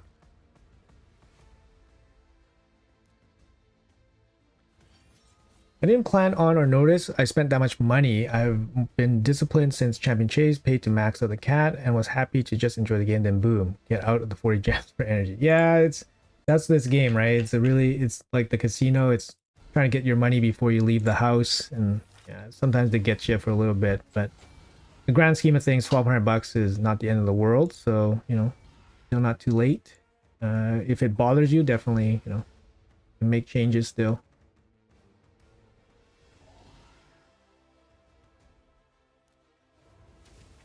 I was building my Shogun team last night after I saw your guide. I can't keep my Renegade alive, but I don't have any shield set or bolster. Yeah, he hits pretty hard. I think he can live with some decent stats. You don't necessarily need the shield set. Oh man, 3%, about 3% there. But you need some good stats. I don't know your account. You know, I don't know anything about that stuff, so it's hard for me to comment too much. But a shield set would be the easiest way. Just give yourself a little bit extra survivability. There you go. No hex applied to this head. A little annoying. I have 80k HP. Yeah, probably need to see a little bit more details. Sorry, I can't give you like blanket suggestions without a little bit more info. So I wanted to trigger the attack there because I still have some shields remaining with the defense up. So you kind of want to control the Wrath Head when he attacks, right? Or at least be ready for it. You don't want him to attack when you're not ready for it. That's like an absolute disaster. And he can definitely wipe out your team.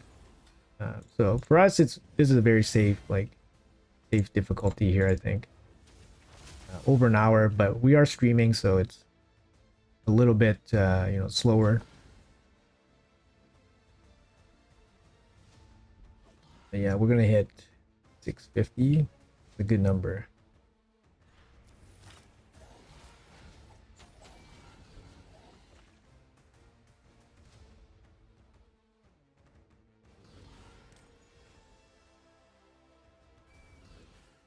Barely spend at all, but there was a deal the other day for 15 voucher, 4 books, 11 for 60 bucks, and I've never been so tempted in my life. 4 Lego books. 4 Lego books, I mean, like 20 bucks. 20 bucks. 15 shards. 15 shards at 2 bucks is like 30 bucks. 11 books, just under $1 each. Kind of I mean, these are best price scenarios, right? So $2 for a void shard is the best price scenario. Best price for a book, like $5. Epic book for $1. I mean, it's not, yeah, it's pretty good. Like solid price for a lot of stuff. But yeah.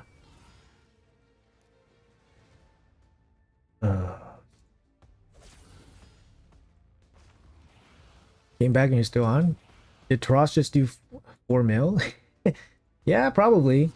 Taras can do big damage, like per hit. He just doesn't hit enough. He just doesn't hit enough. Not as much as Ieyasu here, especially with Mikage. Ieyasu just like Ieyasu's A1 hits harder than Taras's A1. Ieyasu was hitting for about 110, and Taras was hitting for about 75. So just his A1 alone hits harder. You see here, 160, 110. I'm not going to use his AoE yet, so I'm going to use his A1. Cross hits for 127, 130. So about similar. Ieyasu was hitting for 160, 100. This is with Mikage, 100, 155. They're going to get some bonuses here because he's under 50% now. Oh crap, the reflect damage is up. Oh, this could ruin the run. Oh my lord. I'm scared. This could ruin the run. This reflect damage. I have no way to take it off.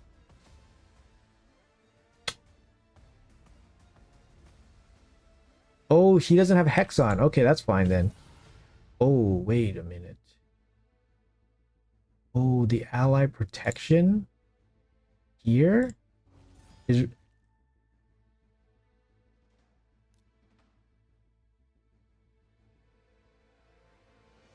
transform. I could use the A2 or transform. Yeah, decrease duration, but this guy takes 2 turns back to back. That's the thing, right? Shit. I guess I can do this. That's a big damage loss, but I don't want to lose the run here.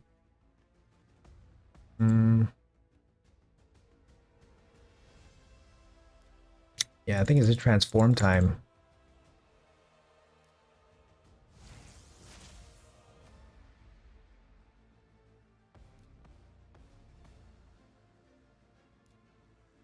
Okay, use the right skill.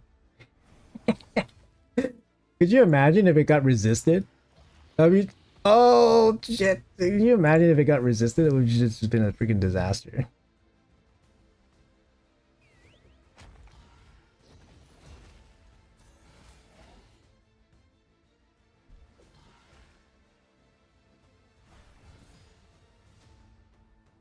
You see the dang problem with this stupid head, right? Like the reflect.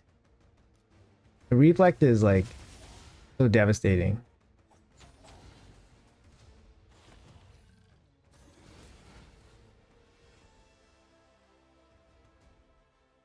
Plays leech. A leech. Ah, done. Sleep. Literally does nothing. Here you go, AoE.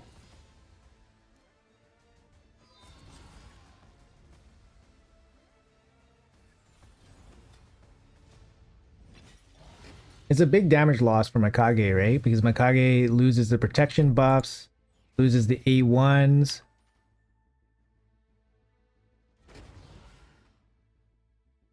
That's okay. It's okay, it just preserves the run. Make sure the run's nice and safe. Oh, we got it back pretty quick. Yeah, we actually got that back pretty quick, it seemed. Boom. What sets do you use for supports? It depends. Depends what you need. Usually, like in the early game, you want to just lay them out with, you know, good HP, good speed, good accuracy if they need to land debuffs. But in the late game, you know, sky's the limit, right? There's so many things you can put on supports. It really just depends what you want to do with it. You can put them with healing. You can put them with reflex, relentless. You know, get them more turns. Get them cool down their skills with like reflex. Yeah, there's lots of options. In your opinion, should relic upgrading and forging award CVC points? Yeah, why not? Yeah, why not? They don't have to be like insane amount of points, but you know, they should be, they could give some points. Why not? Yeah. Why not everything in this game give CVC points? I think that would be okay. Oh, supports on this run. Okay. Mikage's in 9-piece protection. Wixwell is in 9-piece protection. Ugo's in Hex and Cursed. Yostrit is in Hex and Cursed. And then Ayasu is in 9-piece Merciless, and Taras is in Stone Skin and Lethal. You kind of see the trend, right? But I'll show you guys the gear and stuff after the run. We're getting pretty close to the end of the run here. You think Karatos is good? No, not particularly good. He can do okay with Yumiko. I've seen him do okay with Yumiko. Ah.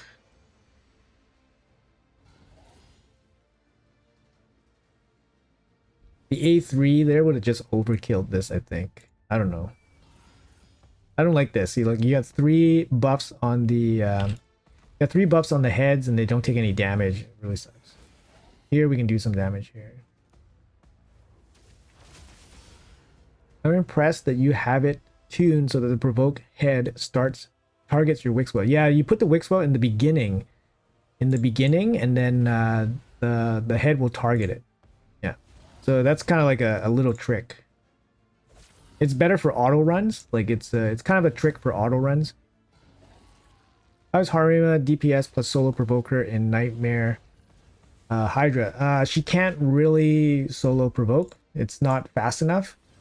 And giving her accuracy means she's not doing her DPS job super well.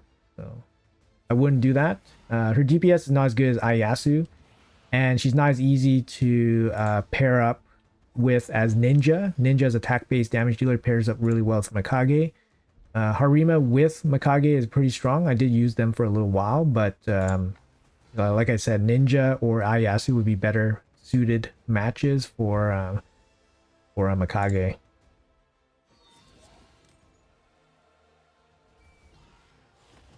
And yeah, my Harima is in a 6-piece. She has 6-star blessed as well, so he's no slouch. Definitely better, you know, better investment than the Ayasu, but the Ayasu is just super strong. 11 billion with Trunda team. Yeah, I think that's about right. Trunda still dominates. Still dominates. Way it goes, guys.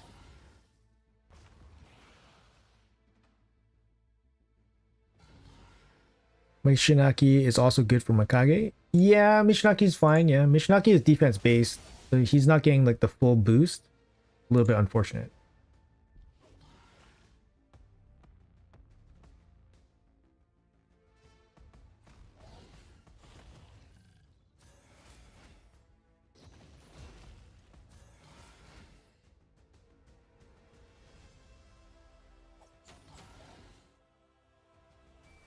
Hex defense. Yeah, Mishnaki is yeah, he's great. He has lots of stuff good about him.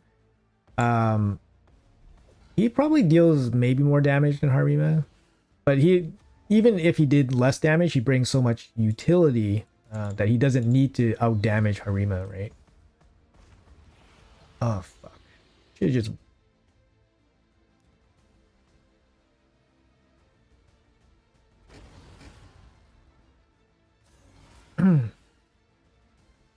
how long did you finish this stage? Yeah, it's a long run. What can I say? It's Hydra, guys. Dead content, good content. Do you use Sulfuria on any of your teams? I haven't. I do have Sulfuria on my account, and I don't. I was kind of messing around with him a little bit, but he doesn't bring enough. He brings HP burn, but HP burn's not a lot of damage. That's the thing, right? And then outside of that, he doesn't bring like relevant debuffs or anything like that. So he's not super great for me. Yes, I'm manualing this for 70 minutes. Yeah. Yes, you can build a speed team with Sulfurion. Yeah. Manual's a pain, so you auto everything. That's fine. That's fine. Auto everything is fine. Auto everything is fine. But like I said, I'm in a really high performance clan that requires the best performance you can possibly have, right? And the best way you get the max score is by manualing. So where is the head? Oh, okay. Sorry, it's this guy again. Sissia, you think she's worth building? Yeah, she's really good. Decreased defense, weaken, HP burn, plus detonation or activation. Very strong. Good champ. Good for Spider. Good for Hydra. Yeah, good champ. Don't go past hard on Hydra because of the time requirement. Yeah, it takes a lot of time, right? But you know, Hydra brings you the best gear, right? Brings you the best gear. You need it. You need it to progress. You know, stone skin and all that stuff. So it's important. It's important to have. Oh, fuck. Yeah. Unfortunately, we hit the. We're gonna hit the turn cap here, but we're out of. We can't really do any damage. 2 poison clouds and then 2 of these. Yeah, 100% damage mitigations. Sissy and Curse, yeah. Sissy and Curse works really well, yeah. For Hydra and stuff. Okay, so I have 10 turns to deal as much damage as I can. See, so I'm gonna buff up for Taras's Slam, maybe. Weekend coming out. Hitting you. A1. Actually, I should hit this one, the weaker one. Oh, decreased defense. Do I have a Slam left? Come on. Boom! Alright, at least we get one more big slam in. How about Iasu? Iasu get a big slam? Oh, one more ally attack! Nice, one more ally attack. Boom! And then one more A1. Just to end it off. Alright, that's a good run. Let's see what the damage numbers are. 14 million for Wixwell, 178 for Taras. Look at Iasu, 321 million from Iasu. Ugo with 50 from the hex damage. Eostrit 67 from the hex damage. Mikage with 3 million here. Double, lol, yeah. Hero just wanted to super chat, but I can't because I'm on an iPad right now. Do you have a Cash App or something? I have a PayPal account if you want to if you feel the need to donate. My PayPal account is just my email account here. I really appreciate that. It's not necessary, but there it is, guys. If you want to, it's totally fine. He never stood a chance. Yeah, Onryo is insane, right? Onryo is insane. So 637, I think it's good enough to lock in. I was hoping for between 600, 650, 670 around there, so it looks pretty good. I'm going to lock it in. It's a good Hydra clash for me. I hit my personal best on all 3 of my numbers, to be honest. All 3 of my numbers I hit my personal best, so definitely doing pretty good. Just double check. I'll show you guys my team. Real quick. So Mikage, 9-piece protection, just kind of quick, you know, got a little bit of accuracy. She just in like kind of whatever, even like 12 piece, 12 12 rated pieces. Could be stronger, but she's a support. She's not going to pitch in too much. She never died or anything like that, so I know like the limits of the gear. Taras here, he's in my standard arena build. Stone skin with lethal, 280 speed, 340 crit damage. He's in 6-star crushing rend. Crushing rend here. Yes, it's full manual, right? Full manual, 9-piece, wicks well.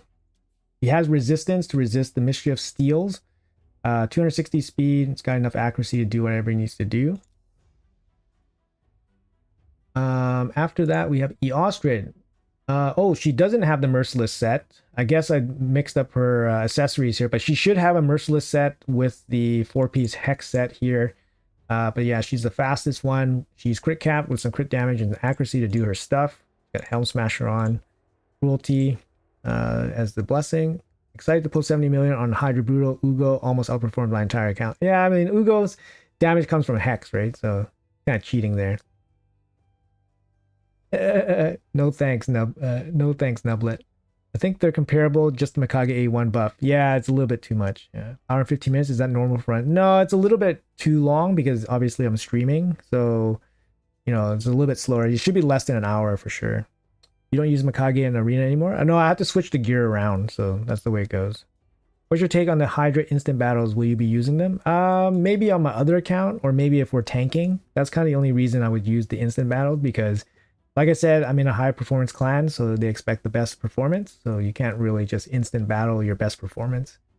Here's my Ieyasu if you guys are interested. 9-piece Merciless set. Basically the best attack-based Merciless set I have. 9-piece, 347 crit damage. He's only 2 stars, so he's just going to go up from here. So 236 speed. He's got Helm Smasher on, and he's got Heaven Cast for his buff. He does have the dagger, the Talon here for some extra damage. From the relic, Helm Smasher class. Oh, I actually don't have the Merciless here as well, so it's supposed to be in Merciless, but for some reason not in Merciless. Anyways, just in regular Hex gear, lots of HP, lots of accuracy and all that stuff. War Master for damage, cruelty. Yeah. Can you show it with Hydra stats? Oh, true. Hydra stats. Hydra stats. So here's my boost for Hydra stats, plus 20 speed with the Hydra stats, 24% ignore defense, extra 50 accuracy, extra 30% crit damage. So yeah, they're pretty strong stats with the Hydra. My Hydra bonuses are very strong. Hey Erden, what's up, man? I said I wouldn't use instant battle unless we're tanking, or I would use it with my other account. So don't worry, you can watch the replay. Can I see your ninja? My ninja I don't really use. So yeah, I don't really use him in too many areas, but he's 650. He's probably use him in like Shogun or something like that. Nubs only does auto and he's in your clan? Oh really? Well, do you have proof? Do you have receipts? Carnage. I don't use Carnage anywhere yet. I'm still figuring out what I want to do with them. Probably for arena, I think. Probably. I don't have any blessings on him, which kind of sucks too. That's a big hit. Yeah, 375 crit damage. Yeah, I mean, yeah. He's good. Free to play stats. You know, I mean if you got like a +4 with a 6-star blessing, and you know, you're probably pushing 400 plus, right? Like, what is it? That's 450 probably. 450 crit damage with the right with the relic. Yeah, it's disgusting. Anyways, yeah, good runs. I'm gonna show you guys like my total. I think I hit my personal best. Personal best here is today. Yeah, look, 7 billion. That's my personal best, guys. 7 billion. Nightmare team, brutal team, and then my hard team. So thinking yeah, small incremental increases. Doing my best, but it's tough. Doing my best. Who do you plan to put Cat's gaze on? I put him on Marius. If I had a second one, I'd probably put it on maybe Ieyasu. I don't know. another one of my big damage dealers. Like, so I have Trunda, my main damage dealer, and now Thor, Marius, and then Taras, Ayasu. Like, I don't think I have better damage dealers on my account. I don't have any mythical champions, so that's a big problem too. Do you pay attention to accuracy on Ancora? I don't really. For her, it's just speed and HP mainly. I like how this clan has rules about attacking each other before rank reset in arena. I mean, a lot of clans do that just to protect, you know, their own team, of course. Just got Lydia in the vault as mid-game player. Should I focus speed accuracy? Yes, that's pretty much it. That's all you really need on her. All right, guys. I think that's going to be it for the video or the stream. So thank you guys so much for watching. I appreciate your participation and everybody hanging out. Somehow I held the attention of 250 viewers for, you know, 70 minutes doing the Hydra run. So hopefully you guys enjoyed that. But yeah, thanks for all the help and suggestion and tips. You like that. And yeah, if you guys are interested in the content, make sure you guys hit that subscribe button. Likes, subscribes, comments are always appreciated. I do stream every CVC, so if you guys want to pop by, that's always good. Try to keep it a regular thing, but otherwise regular daily uploads and all that stuff. So anyways, guys, have a great day, have a great CVC. Good luck on your soulstone pulls you guys are pulling, and good luck on your shards you guys are pulling as well. And yeah, catch you guys in the next one. See you guys. Thank you all. Thank you. Have a good day. Bye bye. See you.